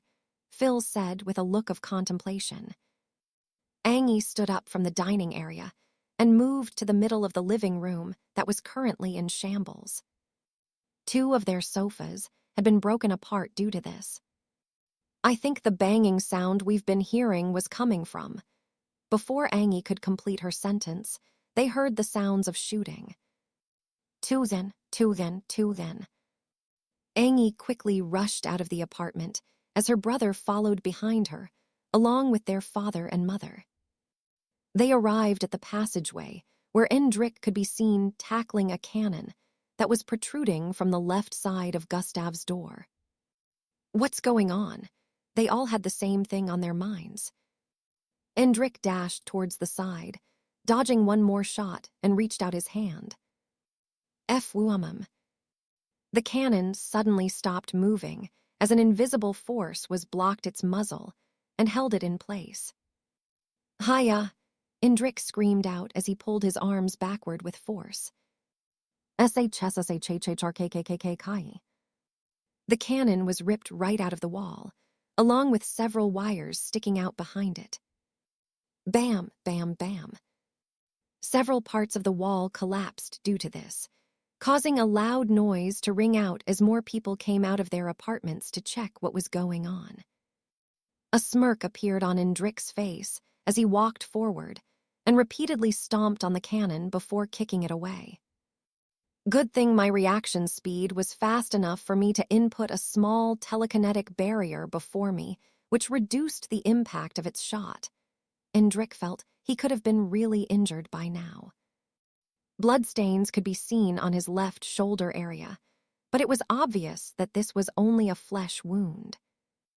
Indrik stood in front of Gustav's apartment and was about to hit his door again when he heard a voice from behind. "What are you doing?" He turned around and noticed it was a girl clad in ash-colored shorts and a red cropped top. She had silver and pink-colored hair with 2 short horns on her forehead. "Mind your business," Indrik voiced out as he turned back around to face the door again. "This is my business. Either you tell me what you're doing here or get out." Angie eyes squinted with a look of suspicion as she walked forward. "And what if I do?" Indrik asked with an annoyed tone as he turned around to face her. "I will make you leave." Angie raised her hands to her head as she spoke and tied her hair in a bang while staring at the 57 kid. She felt he looked awfully familiar but couldn't picture where she had seen him. From her viewpoint, he looked to be around 15 years of age, 1 year younger than she was. However, she had no idea how wrong she was. "You have no right to disturb the peace of this place. Go home, kid." "You can see the sign on the door that says do not disturb." "I wonder who trained such a vulgar kid, such as yourself." The neighbors voiced out with looks of discomfort as they stared at Indrik. They still saw him as a kid, so no one tried calling the cops or anything. Also, they felt since it was Gustav's apartment, there was no way he wouldn't be able to handle this kid himself. Chapter 331, Angie vs. Indrik. Angie and Indrik stared at each other fiercely for a few seconds, until Indrik started laughing. "So you're the bitch he's always with, eh? Maybe I should deal with you first," Indrik voiced out. "Such vulgar tongue, you lack manners," Angie voiced out. "Shut up," Indrik shouted out as he pushed his right arm forward. Angie suddenly felt a strong force grabbing hold of her and squeezing her tight. She found herself being lifted off the ground in the next second. Gasp. The neighbors were shocked as they witnessed the scene of Angie being easily subjugated. As she tried to free herself, it felt like her body was being crushed in between a gigantic invisible palm. "So you're only so-so. I thought he had more impressive people around him, HMPH," Indrik voiced out as he flung his arm forward. Bam! Angie's body slammed into the wall on the other side and broke through it. "You bastard! How dare you touch my sister?" Phil was the first to react before his mother and father, and then the rest of the neighbors. All of them started running towards Indrik with looks of anger. "Begone," Indrik said as he slapped both palms together. FWM. An invisible force radiating with so much pressure was sent out from his left and right side, forming a wall. Both invisible walls collided with the neighbors as they were pushed backward. "Oh, I mustn't hurt civilians." Indrik remembered something and stretched out both arms to pause his telekinetic barriers from sending the people flying through the windows and slamming into the wall. But he kept them active to prevent the neighbors, along with Angie's parents and brother, from interfering. They kept banging the barrier, but it proved to be unbreakable. HMPH. Indrik turned around and to face Gustav's apartment's door again. He inched forward and was about to attack it when... swoosh. A silver streak suddenly appeared behind him, with a fist headed for the left side of his face. Indrik was fast enough to react by putting a small telekinetic barrier between himself and the fist. However, he had underestimated the force that this punch carried. The fragile-looking girlish first tore through the twisted and tightened space in between them and slammed heavily into his cheek. Bang! Indrik was sent hurling towards the front as he slammed his head into Gustav's door, causing a loud sound to ring out. Angie, who was the culprit, didn't pause for a second. The moment Indrik's face slammed into the door and his body was sent hurling backward, Angie had already jumped up with speed and spun around with her legs sent out. Bam! Her knee slammed into Indrik's chest, sending him flying towards the left side of the passageway. He slammed into the ground and started sliding backward. SSHHSSHHH. "Now leave before you make me do worse," Angie said as she cleaned the blood on her face and stared at Indrik in front, whose body just came to a stop. "How dare you lay hands on me, bitch? How dare you?" Indrik shouted out with a look of rage as he stood to his feet, and his curly hair started being blown backward. "Lee." Before Angie could complete his sentence, Indrik's eyes turned completely blue as he pushed his hand forward. VVRRHHH. HHHRHHHH. The entire passageway crumbled in an instant as a powerful force raged through it and slammed into the unprepared Angie. Bang! The sound of bones cracking reverberated across the place as Angie's body was sent flying backward with immense speed. Bang! She slammed into the wall on the other end and went through it. Cracks appeared all over the passageway as well as the walls, which started to crumble after a few seconds. "Kiar, big sis Angie," Phil shouted out with a look of hatred as he stared at the massive hole on the wall behind him that Angie's body flew through. "Now, does anyone else want to interfere?" Indrik shouted out while walking along the cracks on the path in front of Gustav's apartment. Angie opened her eyes as she felt her sore body falling through the air. She noticed she was currently in between the building that housed their apartment and the building opposite them. Her forehead squeezed together as a third horn grew out of it. SWE. She spun her body around in midair before landing on the ground while slamming her right hand to the ground. Boom! A visible cloud of dust covered the entire vicinity, even though it was dark at the moment. As the dust cleared Angie, could be seen within, slowly pushing herself upwards as her body vibrated due to pain. Blurg! She vomited a mouthful of blood onto the sand as she stared at her left arm. It was twisted backward. Her joint had been dislocated. Her entire body was aching from head to toe. She had multiple internal injuries, but her face was looking extremely fierce at the moment. She reached out her right hand and grabbed her left arm before forcing it back into position. HNNNGGGH. Angie moaned in pain as more blood trickled from her sleeves and nose. A swoosh. Even with her almost broken-down body, she dashed forward and ran across the surface of the building. Bang! A loud glass-breaking sound reverberated across the place, as Angie's speed caused the destruction of all the windows on this side of the building. She got to the third floor in a matter of milliseconds and reached the last floor a moment later. Endrick paused in front of Gustav's door as he turned towards the left and noticed Angie entering the building from the window. You again, Endrick was about to point out. Structural analysis, Endrick said as he and Angie were about to clash again. Angie breathed in and out profusely. She felt her energy depleting at an insane rate and her body about to give out due to acquired injuries, but she had vowed to herself to deal with this person that had jeopardized the safety of the people around her. Just as both of them were about to bolt forward, the apartment door on Endrick's side opened up. Step, step, step.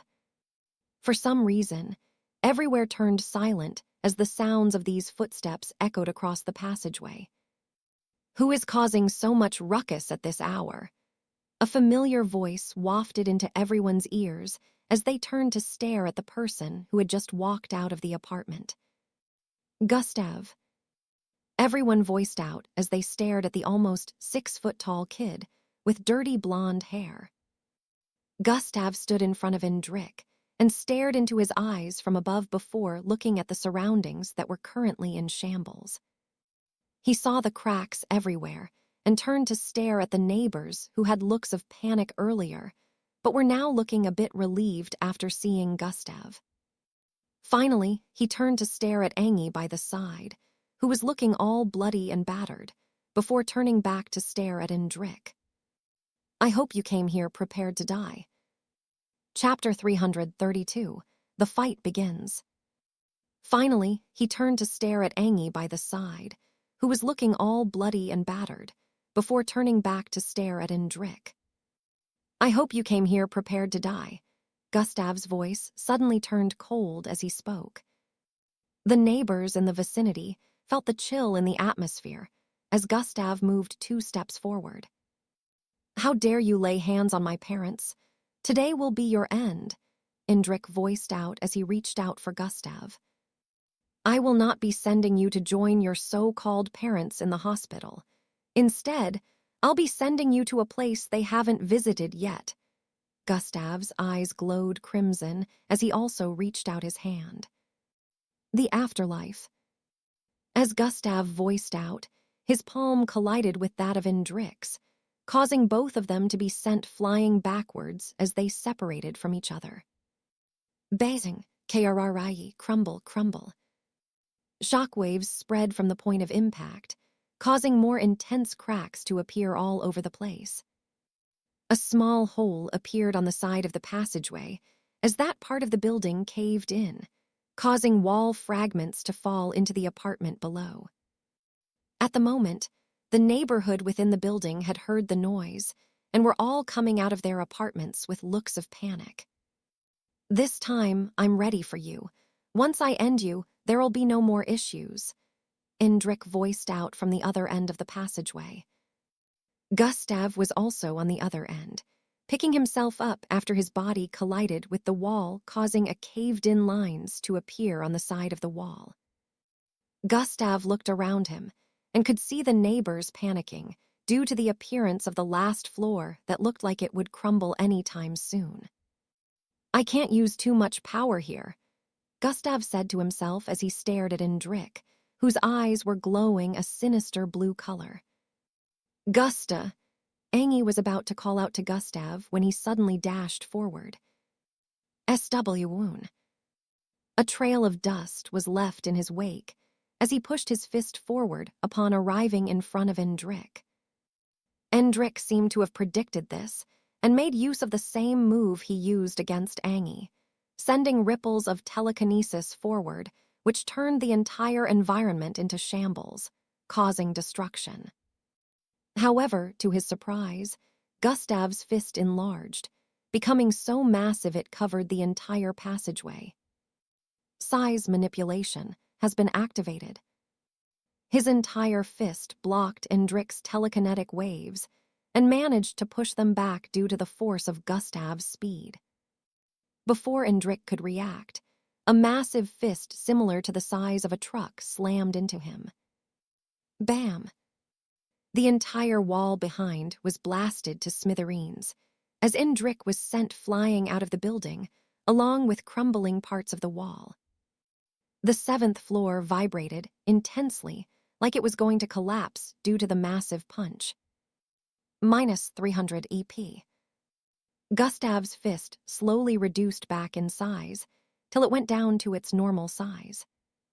He stared ahead, where a hole could be seen in the building on the other end, where Endrik's body could still be seen slamming into the walls and creating more holes.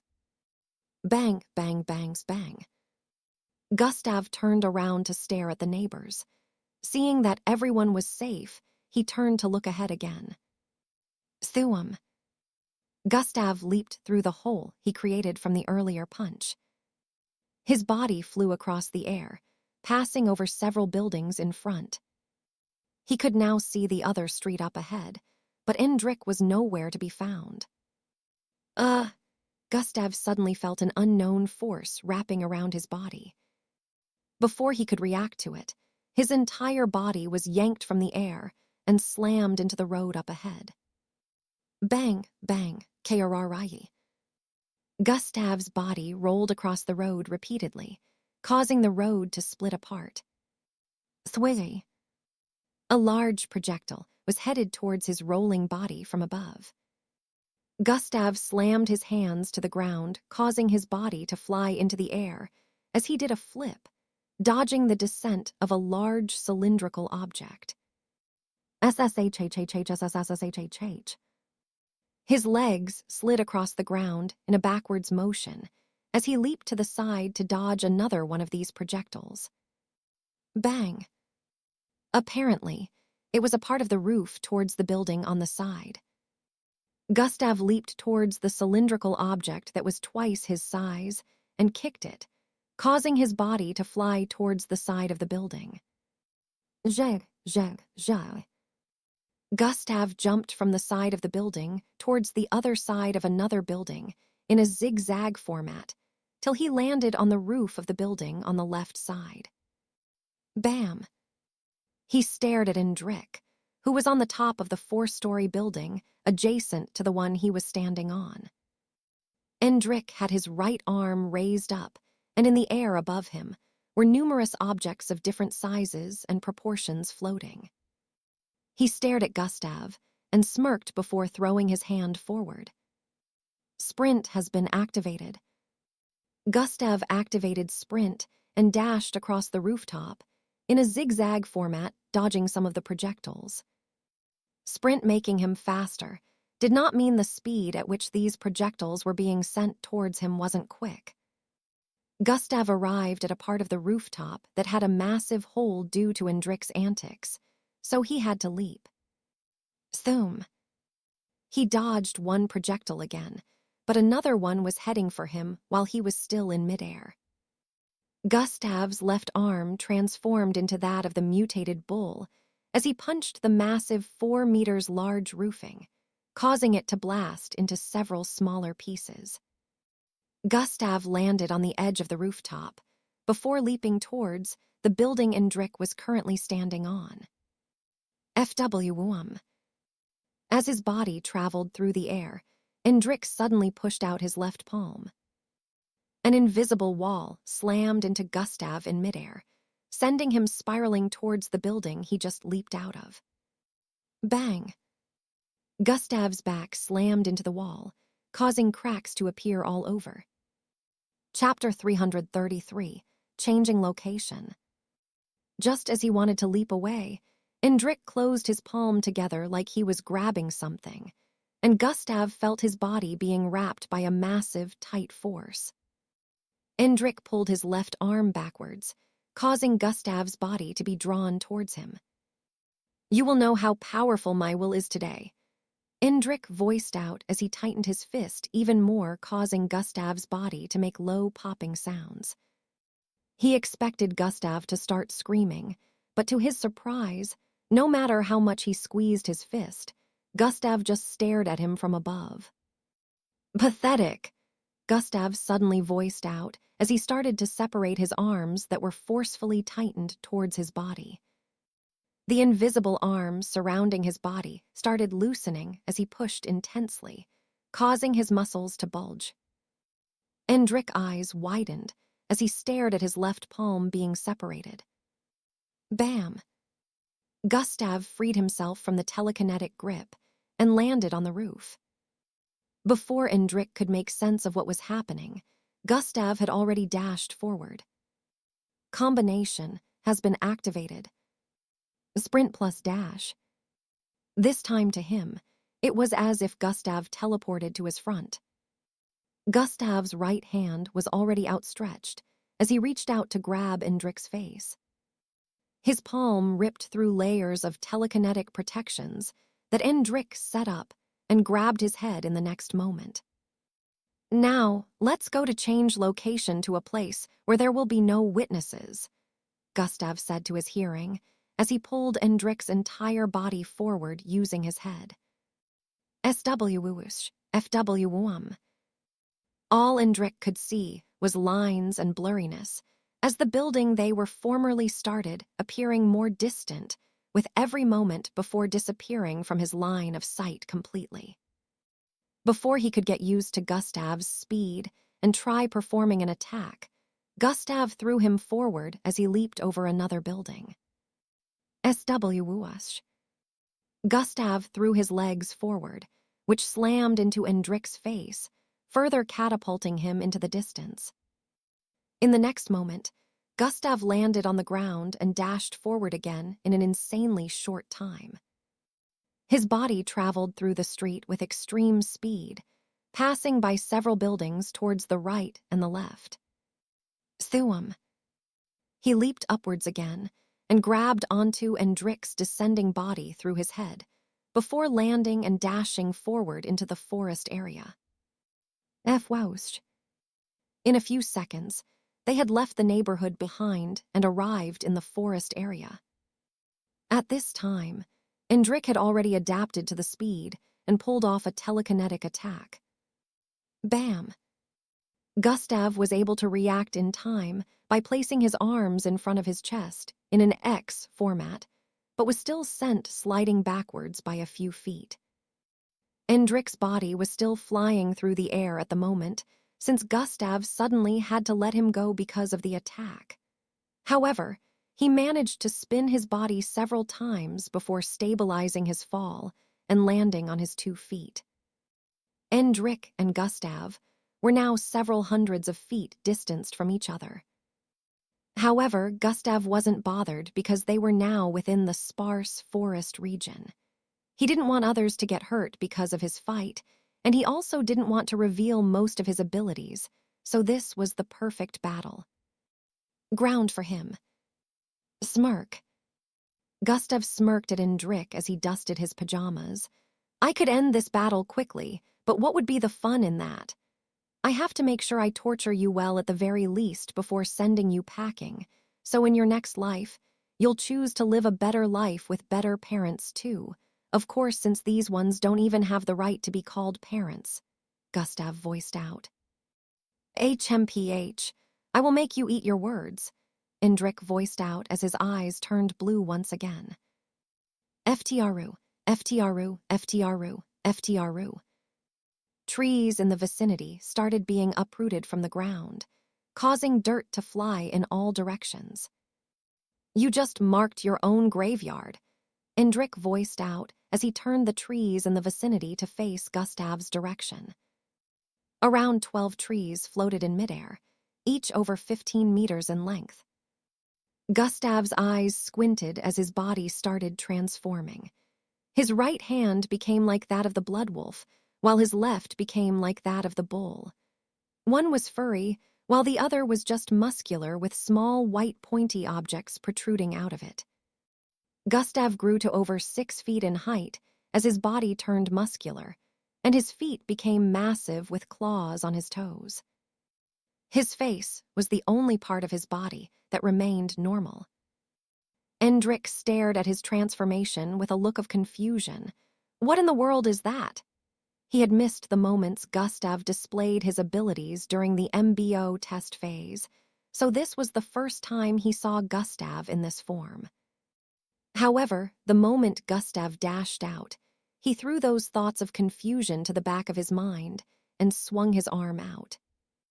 SWUS, FWUM. Trees were tossed forward, as if they were pieces of sticks that weighed nothing. Gustav first dodged about 2 of them, dashing towards the left and right. Dust and sand spread across the place as the trees missed him and slammed into the ground behind him. The next tree that appeared in front of him, Gustav swung his right arm towards it, cleaving it swiftly into 2 halves as he kept running forward. Indrik was in shock as he pulled more trees from the ground, making use of his telekinesis. However, he couldn't keep up with Gustav's speed of destroying and dodging these trees. In a few moments, Gustav arrived in front of the last tree before him and Indrik and grabbed onto its trunk tightly.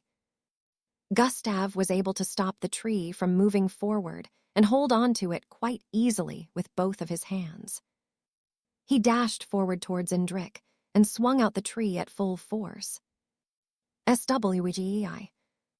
The body of the tree traveled towards Indrik like a bat being swung out. Unfortunately, this tree was bigger than his entire body. It carried a lot of force as it traveled forward, causing the winds to howl. Indrik raised his left arm up to make use of telekinesis to protect himself from collision, but he seemed to have underestimated the power behind the force of the tree as his telekinesis failed to stop the approaching tree. Bang!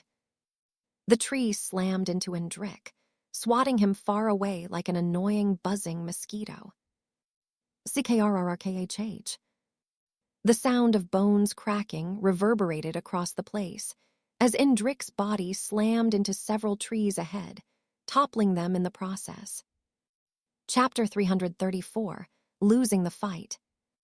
The sound of bones cracking reverberated across the place as Indrik's body slammed into several trees ahead, toppling them in the process. The tree also snapped in half after the collision. However, this didn't hinder Gustav in any way. Gustav threw the remaining part of the tree to the side and dashed forward again. He leaped upwards and threw his leg forward as his body descended towards the falling body of Indrik in midair. Indrik opened his eyes and pushed both palms forward before Gustav could collide with him, sending a telekinetic wall towards him. Gustav used his descending force to spin around and slammed his leg into the telekinetic wall, forcefully ripping Indrik's will apart. How is this possible? Indrik gritted his teeth as he did a flip and landed on the ground with his legs. Due to his earlier attack, Gustav was delayed a bit, so Indrik was able to distance himself further from Gustav. Gustav landed on both legs afterwards and dashed forward again after Indrik. Indrik stretched both his hands sideways and twirled his right finger, causing his body to ascend into the air with speed. Gustav missed him due to that action, as Indrik flew over 100 feet into the air in an instant. He turned his body around in midair and faced the ground from his position above. Walls of will, crush, Indrik voiced out as he stretched out his palm with intensity. Gustav, who was about to jump upwards, suddenly felt a massive force coming from above. Bang! The surroundings were immediately turned into a region of dust as the ground around Gustav caved in. Gustav's hands were currently above his head, like he was carrying something heavy.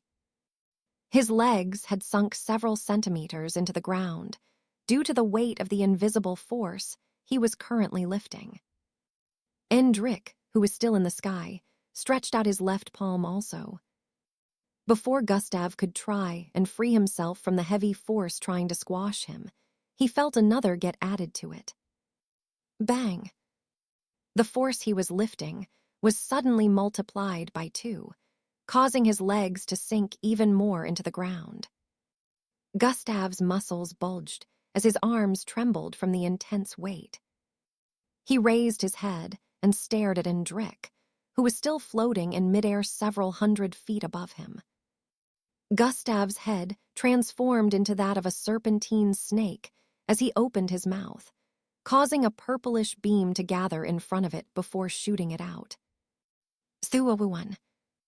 The beam started tearing a hole through the middle of telekinetic walls. Endrik, who noticed this, waved his hands again, causing another telekinetic wall to fall upon the ones Gustav was already lifting. Gustav's legs buckled as he descended a little bit lower due to the enormous increase in pressure. However, in the next second, he raised these invisible walls back up again, causing Endrik's face to lit up with shock. How is he doing that? He should be crushed by now. That's over 15,000 pounds, Endrik thought. He was about to conjure another one when he noticed his trembling fingers. I've used up too much energy. I have to end it now, Endrik said to himself as he descended from the air and landed on the layers of telekinetic walls Gustav was currently lifting. Gustav's eyes squinted as he stared at Endrik intently, while still making use of the purplish beam to create openings through the telekinetic walls. Structural analysis, he voiced out as he placed 2 fingers of his left hand on his forehead and stared at Gustav. Gustav could tell that Endrik was about to use a crazy technique, so he increased the force at which he was firing the purplish beam from his mouth. Endrik suddenly stretched his right palm towards Gustav below. Gustav felt a strange force creeping around his insides, like something was touring his internal structure. The force moved from place to place within his body, till it finally settled around his chest area and moved towards his heart. It is over, Endrik voiced out as he opened his eyes. Yes, it is. For you, Gustav responded with a tone of dominance. As Endrik paused for an instant to process Gustav's words, he felt something behind him and turned around.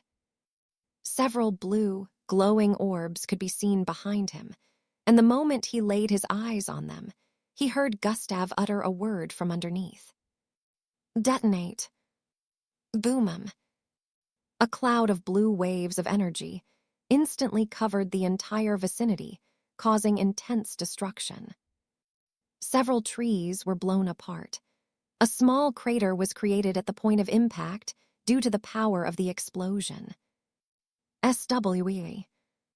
The battered body of a young teenage-looking boy flew out of the blue waves. Half of his face had been completely charred, with blood oozing out of different parts of his body.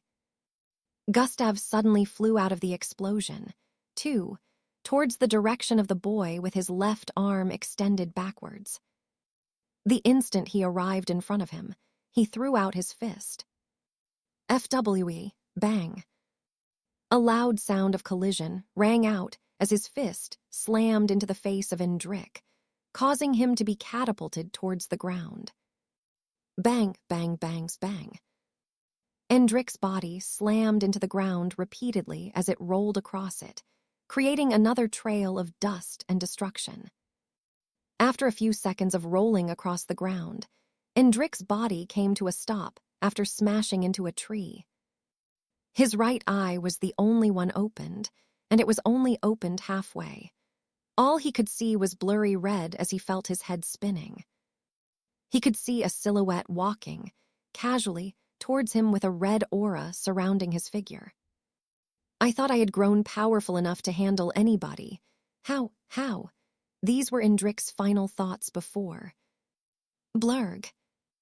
He coughed out pieces of teeth along with blood and passed out. Gustav slowly transformed back into his normal look as he arrived in front of Indrik and squatted. I warned you and gave you several chances, kid. I'm not God, so my mercies are not infinite. I can only tolerate stupidity for so long.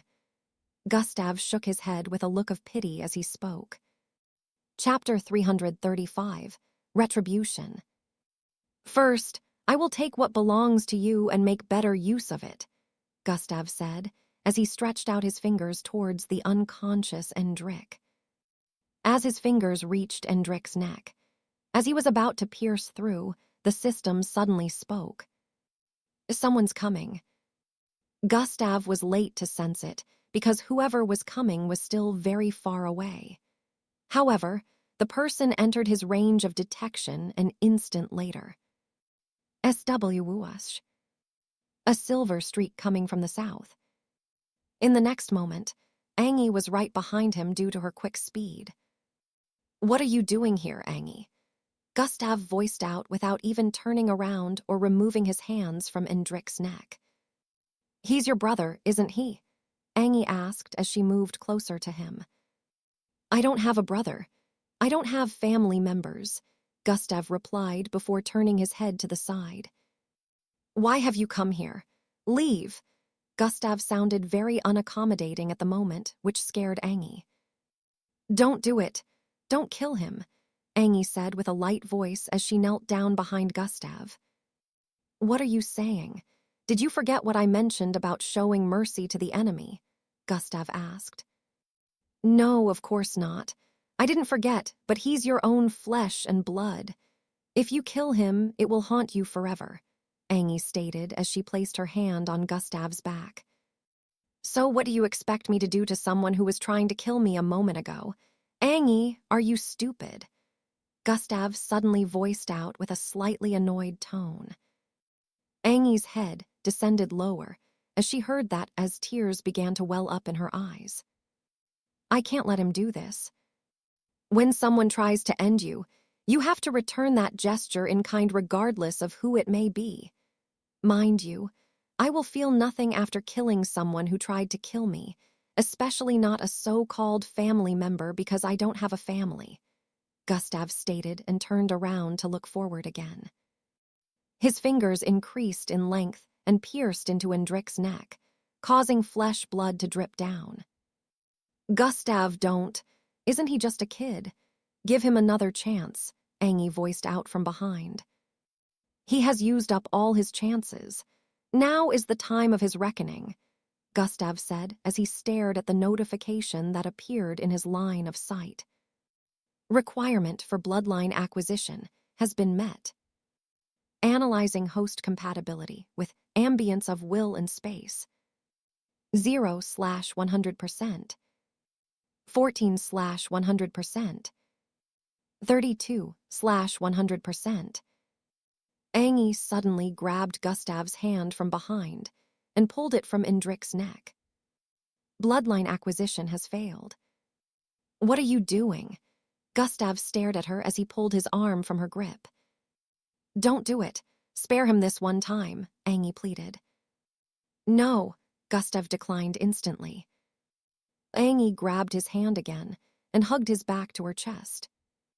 I don't want you to do something you'll later regret, Angie said with a pleading tone. Trust me, I won't regret my actions.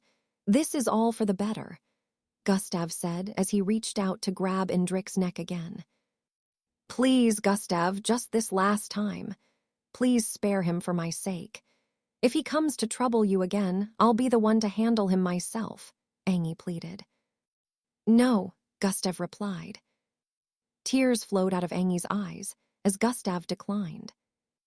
For my sake as well as yours, and the people that I care about or may end up caring about, It's better to end this nuisance at its infancy stage rather than for it to grow and become a bigger threat in the future, Gustav said, as his fingers dipped into Endrik's neck again. Requirement for bloodline acquisition has been met. Just when the compatibility rate started being calculated, the system suddenly spoke again. Someone's commie, before it could finish its statement. Bang! A loud sound of collision suddenly reverberated across the place, as a cloud of dust spread across the place. Stop! A familiar voice drifted into Gustav's and Angi's hearing. As the dust cleared up, 3 people in orange military-like uniform outfits could be seen standing a few feet in front of Gustav, Endrik, and Angi. Gradier Xanatus, Gustav muttered as he stared at the familiar face in the middle of the 2 officers. As much as you want to kill him, you cannot, Gradier Xanatus voiced out as he walked forward. He stood right in front of Gustav and looked down at him. It is forbidden for MBO cadets to engage in death combat without the authorization of your commander. You will get disqualified from the MBO camp if you kill him and vice versa. That aside, the punishment that also comes afterward is not worth it really. Gradier Xanatus pulled Gustav's fingers out of Endrik's neck after stating that. You both are already a part of the MBO, so these rules apply to you, Gradier Xanatus added as he beckoned to one of the officers to take Endrik away. You are both invaluable assets to the MBO. With the great potential you both have displayed, we cannot afford to lose either of you, Gradier Xanatus stated. Gustav slowly stood to his feet after Endrik had been taken away. He had a look of dissatisfaction on his face, but he didn't say a word. Of course, Endrik's acts here shall not be overlooked. He will be punished duly for his offenses, and the destruction caused in this neighborhood will be taken care of by the MBO, Gradier Xanatus explained. You called them? Gustav asked while turning around to stare at Angi. Angi's head hung low. She couldn't stare into Gustav's eyes. Even without answering, Gustav already knew the answer to his question. Funny how you lots never noticed this neighborhood and never stepped foot in it to even assist them in times of danger. But when someone from the MBO with so-called potential ended up putting themselves in danger around here, you guys suddenly show up. Gustav laughed lightly as he shook his head. The officers' eyes widened as they heard that. You... One of them pointed out and wanted to say something, but Gradier Xanatus stared at him with a shut-up look, causing him to keep quiet. The funniest part is, the neighborhood was put in danger by him, and you still came to save him instead of the neighborhood. Hypocrite's toy. Gustav spat out after finishing his statement and began to walk away. Angi stared at his back with an expression of sadness written all over her face. Chapter 336, Gradier Xanatus's advice to Angi. The funniest part is, the neighborhood was put in danger by him, and you still came to save him instead of the neighborhood. Hypocrite's toy. Gustav spat out after finishing his statement and began to walk away. Angi stared at his back with an expression of sadness written all over her face. Take him back to the tower, Gradier Xanatus commanded. The 2 officers nodded and leaped upwards, before disappearing into the darkness of night, with Endrik's unconscious body. Angi was still standing in place, while Gradier Xanatus moved closer to her and stood on her left. You did what you felt was right, but what you feel is right sometimes might be incorrect, Gradier Xanatus voiced out. Gradier Xanatus, do you mean? Before Angi could complete her statement, Gradier Xanatus interrupted. Don't get me wrong, I'm not saying it was incorrect to inform us, but I'm also not saying it was the correct decision. Angi was starting to get confused with Gradier Xanatus' words, but she still listened attentively. You did this because of him, so let me ask you, If that wasn't his brother and it happened to be someone else, would you still call us? Or would you leave him to do as he pleases? Gradier Xanatus asked. Well, I wouldn't interfere if it was someone else, Angie responded. Well then, you shouldn't have. Because to him, this boy, Endrick, is just another person to him. He seemed to have cut all ties off from his family. He doesn't even bear their name anymore, Gradier Xanatus stated. Angie's eyes widened in realization after hearing that. In this case, you wronged him even though you were trying to do him right, Gradier Xanatus added. No, that wasn't my intention. Tears rolled down her eyes as she spoke. How do the both of you happen to be so close? Your personalities are polar opposites, Gradier Xanatus wondered out loud as he sighed. One thing you have to understand now, Angie, is that, to remain beside someone like him, you have become similar in nature and powerful, or you'll just hold him back. Either way, someone is going to get hurt or end up dead in the future if your personalities continue to contradict each other. It would be fine if you were moving with someone similar to you, since your method of doing things will also be similar. You won't have problems. However, this is someone who shows no mercy to his enemies, while you still think twice before making a decision on whether the person deserves to be given another chance or not. You will eventually drag him down, and if according to what I've seen, Gradier Xanatus coughed twice before resuming. According to what I've seen, if he you and him become something. The possibility of you dragging him back and becoming his weakness is very high. Instead, you should try to be an addition to his strength, just like how you did in the Caskia ruins. Gradier Xanatus stopped speaking at this point. Silence reigned for a few seconds, as Angie reflected on Gradier Xanatus's words. But wouldn't he have been disqualified from MBO camp if I had let him? Angie asked. Oh, nothing would have happened. To tell you the truth, the higher-ups want him, so there's no way he'd be disqualified. They'll just place some kind of restriction on him or something, Gradier Xanatus explained. Then why did you? Angie asked with a confused expression, but Gradier Xanatus cut her short before she could complete her question. Yes, those are the rules, but I only mentioned them so he wouldn't get too cocky and start acting how he likes. It's necessary for him to hold back sometimes too, which is why I don't feel like you're completely wrong with your decision. But you did it for the wrong reason, Gradier Xanatus stated. Now off you go. I need to inspect this area, Gradier Xanatus said while tapping Angie's shoulder. Angie nodded. Thank you for the words of advice, she said with a look of appreciation and started walking forward. SW whoosh. Angie sped forward into the direction of the neighborhood, and in a few seconds, she had completely disappeared from Gradier Xanatus's line of sight. Gradier Xanatus started walking around the place and noted the evidence of battle. Trees toppled and smashed into smaller bits, small craters in different positions, and a wide trail of deep lines parting the ground. This doesn't look like the battle scene of two Zulu-ranked mixed bloods. Most serial-ranked mixed bloods aren't even this powerful. That kid Indrik is only 12 years old, and yet, so much potential within them both, but they also happen to be quite problematic, Gradier Xanatus sighed while muttering. After checking around for a few more minutes, he made a call. Yes, it's me. How did it go? He was unable to kill the kid. I could only delay them for some time since the girl made a call. Oh, I see. Quite the bummer. Why do you want the boy gone? I know you can avert trouble for Gustav, but are you not concerned about him turning into a mindless killer? He will never turn into a mindless killer. I smack him back to his senses if he does. I want to make sure no one stands in his way on his rise to the top of the organization.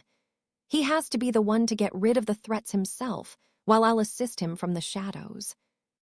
I understand, miss. I'll keep giving my support. You already did a good job by hiding the truth about his multiple abilities and also destroying the evidence that he appeared on the last floors of the tower. I'm grateful. No problem, young miss. I am quite fond of him myself. I feel it would be better if you were his companion instead of the young girl. Companion. No, he's too young for me. But if he does manage to become more powerful than I am in the future, and both of us happen to not be taken, I may consider it if that's what he wants. Young miss, you didn't let me finish. I was just lamenting about the fact that you're not among his peers that are being enlisted into the MBO camp. He seems so similar to you, so I felt the both of you would have made a better team than the young girl he's currently moving with. Oh, you meant team. Okay. What did you think I meant, young miss? Goodbye. Chapter 337, Back to Recharging Yarki. The call got disconnected at that point, and Gradier Xanatus was left standing with a confused look on his face. Did she mean what I think she meant? He muttered with a contemplative look. Oh, well, it's not so much a big deal. Young miss is still quite young after all. Gradier Xanatus leaped upwards and disappeared into the night sky afterward. Gustav had already arrived back in his apartment a few minutes earlier. Although the last floor was in shambles due to the battle earlier, and many neighbors around too had parts of their buildings in a bad state, no one was hurt besides Angie. Angie was already better because she used a healing capsule before going after Gustav. Several officials could be seen in the neighborhood. They were sent by the MBO to make repairs. Those whose apartments were in a very bad state had to stay out and wait for repairs to be done. So even though there were no casualties, Endrick's actions had caused inconveniences for a lot of people. Angie's family included. Gustav's apartment wasn't in a bad state, so he let Angie's family in. When Angie got back, she asked for her family and was informed that they were currently within Gustav's apartment. She gulped down saliva nervously, as she hadn't expected that she would still be seeing Gustav this night. Her plan was to think extensively throughout the night, so she would come up with the best way to address the issue that may have caused a dent in their current relationship. Now she just didn't know how she was going to address him. Angie arrived in front of his door and knocked several times. SSHH. The door slid open, and Angie saw her brother Phil standing on the opposite end. Where's Gustav? She asked as she walked in. Big brother Gustav said he didn't want to be disturbed. He's in the room doing that thing. What did you call it? Bloodline channeling. Phil answered with a look of uncertainty. Oh, he's meditating. I see, Angie responded as she saw her parents sitting on the sofas in front. Our repairs are not too big, so I'm sure they'll be done in about 2 hours, Angie's father voiced out from up ahead. Angie took a seat and looked around with a nervous expression. How did it go, sis? Did big bro Gustav win? What happened to the other one? Phil voiced out in quick succession. If he lost, he wouldn't be here now, would he? Angie voiced out. I knew it. I knew big bro Gustav was going to win, Phil stated with an expression of delight. What was the reason for that kid picking a fight? Angie's mother asked with an intrigued expression. Angie decided to explain things to them, while omitting the part about Gustav wanting to kill Endrick because of her little brother's presence. Gustav was currently within his bedroom, blocking out all distractions while focusing on recharging his Yarki. He threw what happened a while ago to the back of his mind and peaked his concentration on recharging his Yarki. At the moment, only around 40% of its energy had been recovered, and it was already midnight. Gustav could have made a move earlier because he had managed to start charging his Yarki, but he didn't want to because of the complications that were involved if the Yarki was left to recharge itself without his guidance. A drop of blood rolled down his nostrils, which he quickly cleaned with his sleeves. My injuries would have worsened if I didn't head back immediately, Gustav said internally, as his mind focused on the bright pink Yarkie. Quite dangerous, since regeneration doesn't work as fast internally. Are you mad at her? The system suddenly poised this question out of nowhere. What does that have to do with you?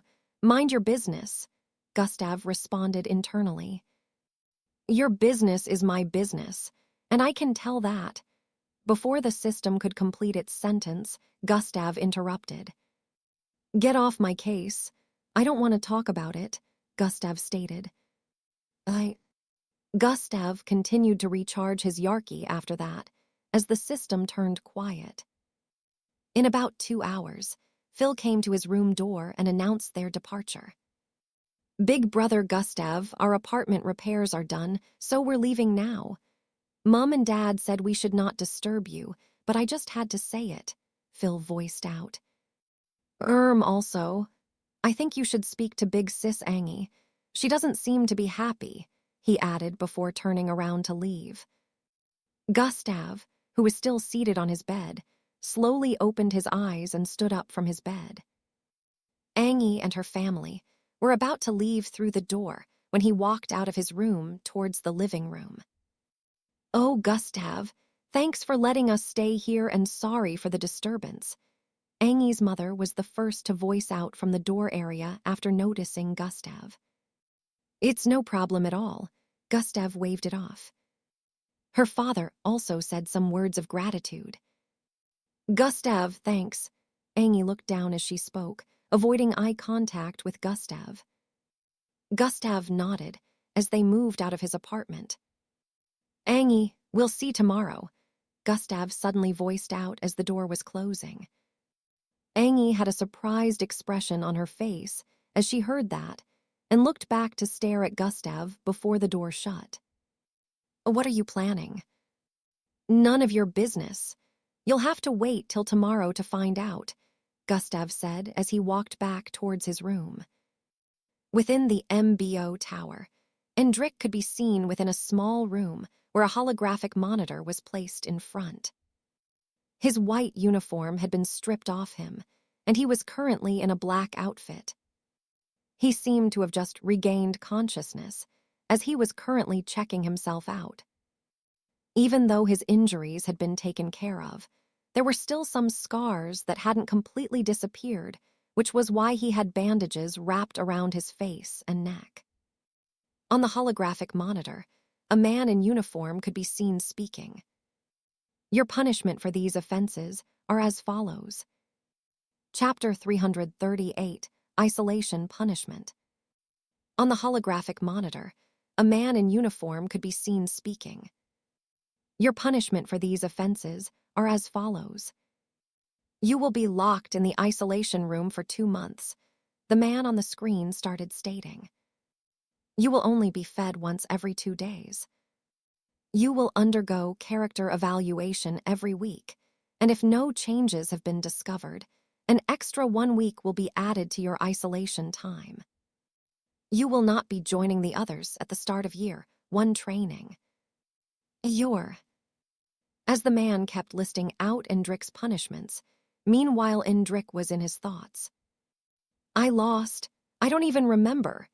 Just as he was saying internally, images of his fight with Gustav started popping into his head one after the other. I lost so disgracefully. Endrick gritted his teeth as he thought. And now I have to stay in this place for 2 months. Endrick looked around with an expression of frustration written all over his face. He was partly listening to the man in the holographic monitor, while also looking around the darkroom.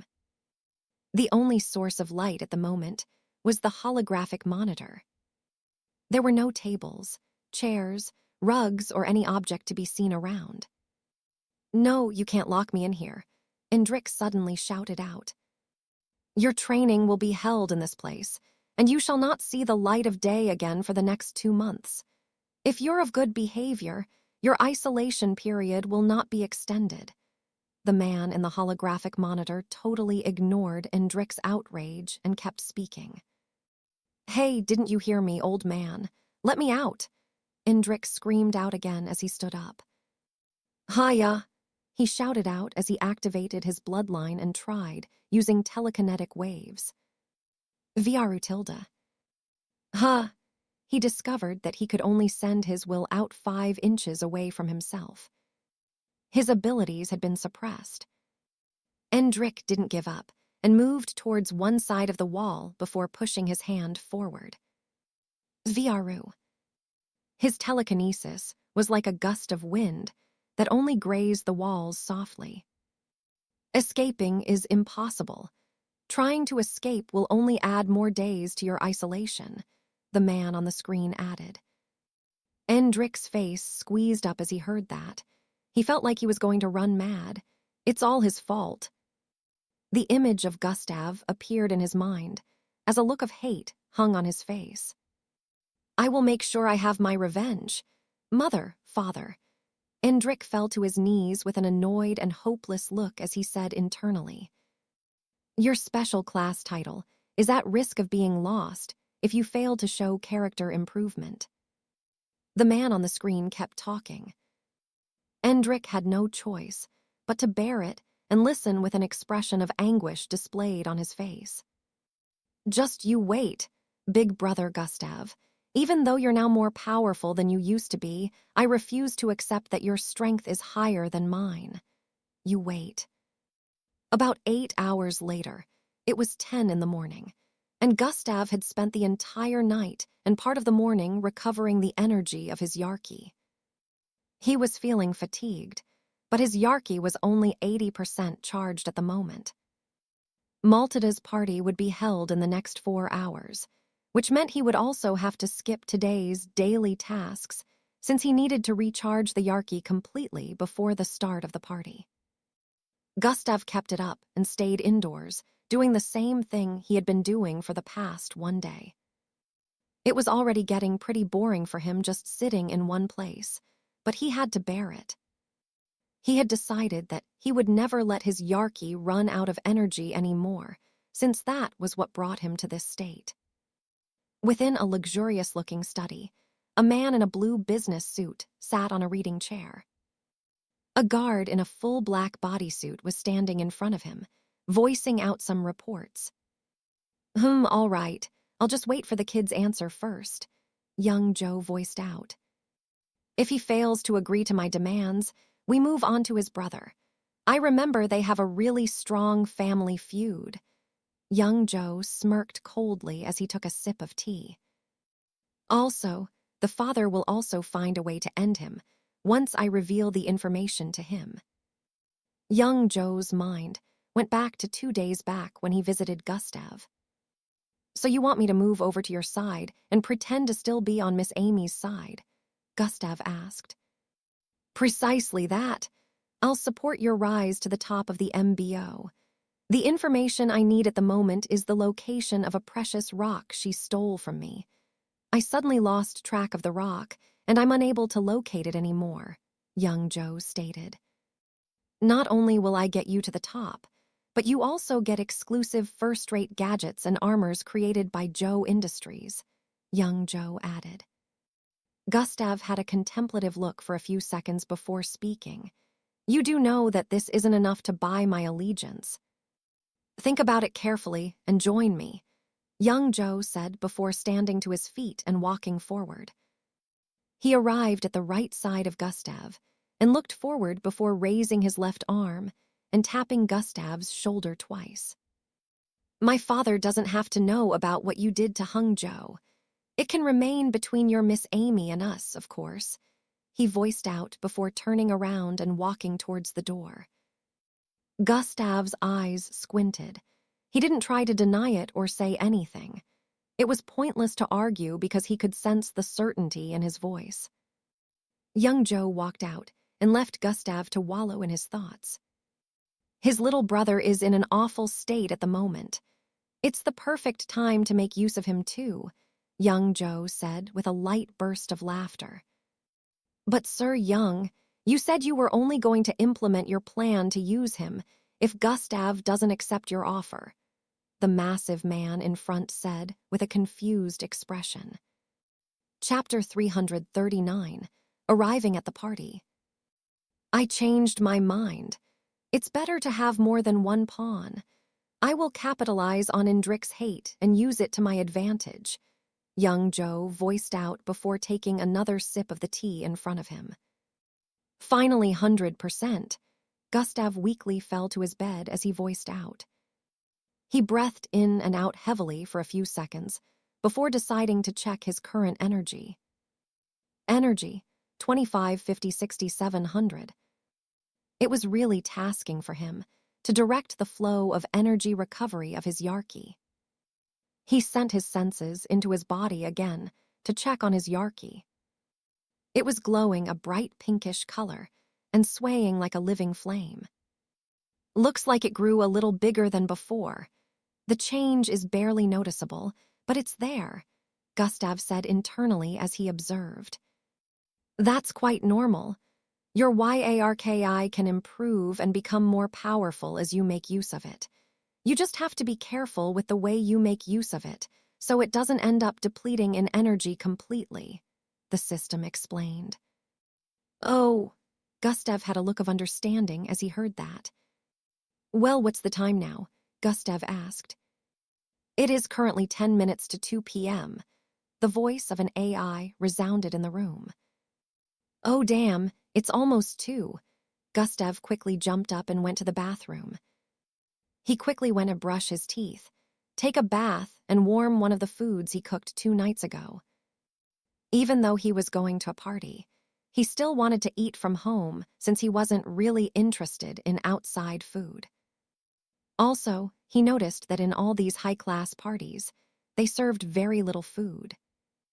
He didn't understand if it was a thing of the rich or whatever, but he wasn't having any of their nonsense today. Geez, such stingy people, Gustav said as he gobbled down his warmed-up food with a look of delight. After about 30 minutes had gone by, Gustav was done with his preparations. No fashionista nonsense today. I'll just dress casually, Gustav said as he dusted his long red jacket and walked out of his apartment. Just like Mr. Gon, the Koyun family had also sent a vehicle to pick Gustav up, and they were waiting for him downstairs. Gustav got downstairs and saw the massive mini-jet white-light car parked up front. 2 guards were standing in front of the car. They bowed their head in respect as they noticed him, and the door opened up on its own to let him in. As Gustav moved closer to get in, he noticed someone inside. Angie, Gustav voiced out in surprise as he noticed Angie sitting on the right side of the spacious and luxurious-looking vehicle. She was dressed in a red tight-fitted gown, wearing light makeup on her face. She had a shy and nervous look as she stared at Gustav. Gustav! Gustav moved in, and the door closed up. Matilda also invited you, Gustav asked. Yes, Angie replied as she turned her face away and bit her lips nervously. She knew the car was probably waiting for Gustav all this time, and she had prepared herself to see him, but when he arrived, every word that she thought of disappeared from her mind. Oh, should have known. They're friends now after all, Gustav said internally as he leaned back and rested. VRRRHHEI tilde. The engine of the cars ignited, and they zoomed off into the distance. In about 10 minutes, they arrived in front of a luxurious-looking vicinity. This part of the city wasn't too far from Mr. Gon's place. It was well guarded also, and villa-like houses could be seen all over the place, but these ones were very massive. The vehicle pulled over in front of the largest house in the vicinity. It wasn't as grand-looking like that of Mr. Gon, but it was good-looking also. Painted silver and light yellow. Angie and Gustav walked out of their vehicle just like the others in the vicinity, who were also getting off from expensive-looking hover cars. During their journey, they didn't speak a word to each other. Most youngsters between the ages of 16 to 20 could be seen since this was Matilda's party. Gustav and Angie arrived inside after 2 minutes of check-in procedures. They found themselves inside a world they weren't quite used to. Lots of rich youngsters moving around in groups. Beautiful and well-structured interiors with glittering stairs on the left side of the large living room. "Hey, look, it's Gustav," someone muttered upon seeing Gustav walk in with Angie. "He's also with the number 2, Angie." Mutters could be heard, coming from all over the place. Angie and Gustav found somewhere to sit. "I'll leave here in the next hour," Gustav decided. "Young sir, young miss, your seats have been reserved." One of the ushers walked towards them and voiced out. He gestured towards them to follow her, and they did. Their seats were reserved at the front, where Matilda could be seen seating grandly in front on a large throne-like seat. The stage was in between them, and some musicians were performing. However, she still noticed Gustav and Angie. The instant she saw Gustav, a smile appeared on her face. "He came," she muttered with a look of delight. Angie smiled back at Matilda and waved lightly as they took their seat. Yo, make way, weaklings." A familiar voice was heard behind them. "Don't you ever shut up," another familiar voice was heard. Angie looked back to stare at the two that were approaching their table. "Rhea, Temmie," she voiced out with a look of bewilderment as she glanced at the two youngsters. Both were dressed in fancy suits, and Rhea stood out due to his spiky orange hair and thug-like attitude. "Hey, Angie," Temmie was the first to greet as they approached from behind. "Yo, Angie. Huh, who's that?" Rhea voiced out as he stared at the back of the person sitting beside her on the table. Gustav didn't turn around to stare at them, so they couldn't see his face. He could already tell who they were without turning around. "That stature, my rival," Rhea voiced out as he moved forward hurriedly. Chapter 340, A Full Table. "That stature, my rival," Rhea voiced out as he moved forward hurriedly. Temmie also seemed to recognize Gustav's stature from behind and followed after Rhea. Rhea arrived at their sitting position and sat down on the seat opposite Gustav. "I knew it was you," Rhea voiced out as he stared at Gustav. Temmie sat on the seat towards Gustav's right side and greeted Gustav calmly. Gustav just nodded slightly back in response and ignored Rhea. "You guys just left us back there in the last phase. And you, my rival, don't think I won't catch up soon. Just wait, you'll see," Rhea voiced out with a loud voice as he pointed at Gustav. "Your spit is reaching all the way here. When will you learn how to be quiet?" Another familiar feminine voice could be heard from behind. "Hey," Rhea squinted his eyes as he looked ahead. A green-skinned girl, clad in a royal blue gown with pink gems embedded in different parts, forming flowery patterns, could be seen walking towards them from behind. A small hole was poked in the back of her gown, a little bit beneath the waist area where her long tail protruded out. Her presence attracted the attention of many guests, just like Rhea and Temmie. Another top 50 worldwide participant. Everyone who flocks around Gustav is powerful. "Cowtail, you're here too," Rhea voiced out with a slightly irritated tone. "Filthy loud mouth. I didn't think Matilda would invite you also," Glade said as she arrived before their table. "Glade," Angie voiced out as she stood up with a delighted look on her face and jumped into Glade's embrace. "Angie," Glade hugged Angie also and rubbed her hair affectionately. "I didn't know you were also invited," Angie said as she withdrew herself from Glade. "Matilda seems to have invited everyone," Glade said as she took a seat beside Angie. Now that there were 4 seated around this table, only 2 seats were left vacant. Glade greeted Gustav, who reciprocated, and everyone began to converse. "This place is gonna be pretty noisy soon," Gustav said internally while sighing. This would have been a perfect get-together if a certain loudmouth wasn't around to ruin the occasion, Glade said with delight and disgust before turning to stare at Rhea afterwards. "Hey, shut it, cowtail. You only ranked higher than me in the entrance test, but I promise to catch up soon," Rhea responded. "By the way, this table is reserved, so why are there still 2 extra seats here?" Timmy asked while staring at the vacant seats. "Maybe Matilda invited Falco too," Angie said with a contemplative attitude. "Falco wouldn't attend. His family are enemies with the Koyun family," Timmy replied. "Who cares about family feud? They are them, and we are ourselves. He's not a man if he doesn't dare to attend the party after being given an invitation," Rhea voiced out as he folded his arms and leaned his back against the chair with a repressed expression. "Shut up. Not everyone's a tout like you," Timmy voiced out. He understood very well just how the big families behave because he came from one himself. Although Rhea was also the son of a well-renowned family in the city, he didn't act like it. He was the type who just liked to do things anyhow without caring about the consequences of his actions. "Oh, I see. Maybe that's why he won't be attending," Angie said with an understanding look. "But what about the other seat?"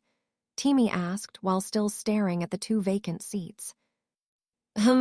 Maybe." Before Angie could complete her sentence, another person voiced out from behind. "Yo, Gustav." Everyone turned around to stare at who had just arrived. Gustav could already tell who it was from the voice. He was a little surprised as he turned around to look.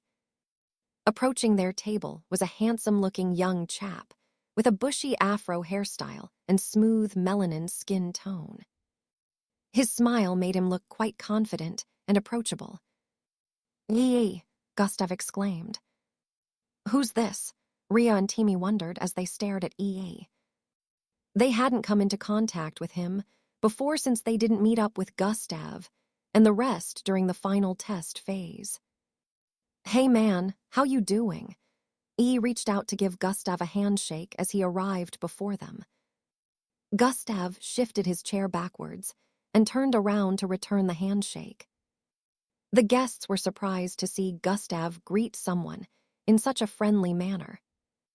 He didn't even get up when Rhea and Timmy arrived.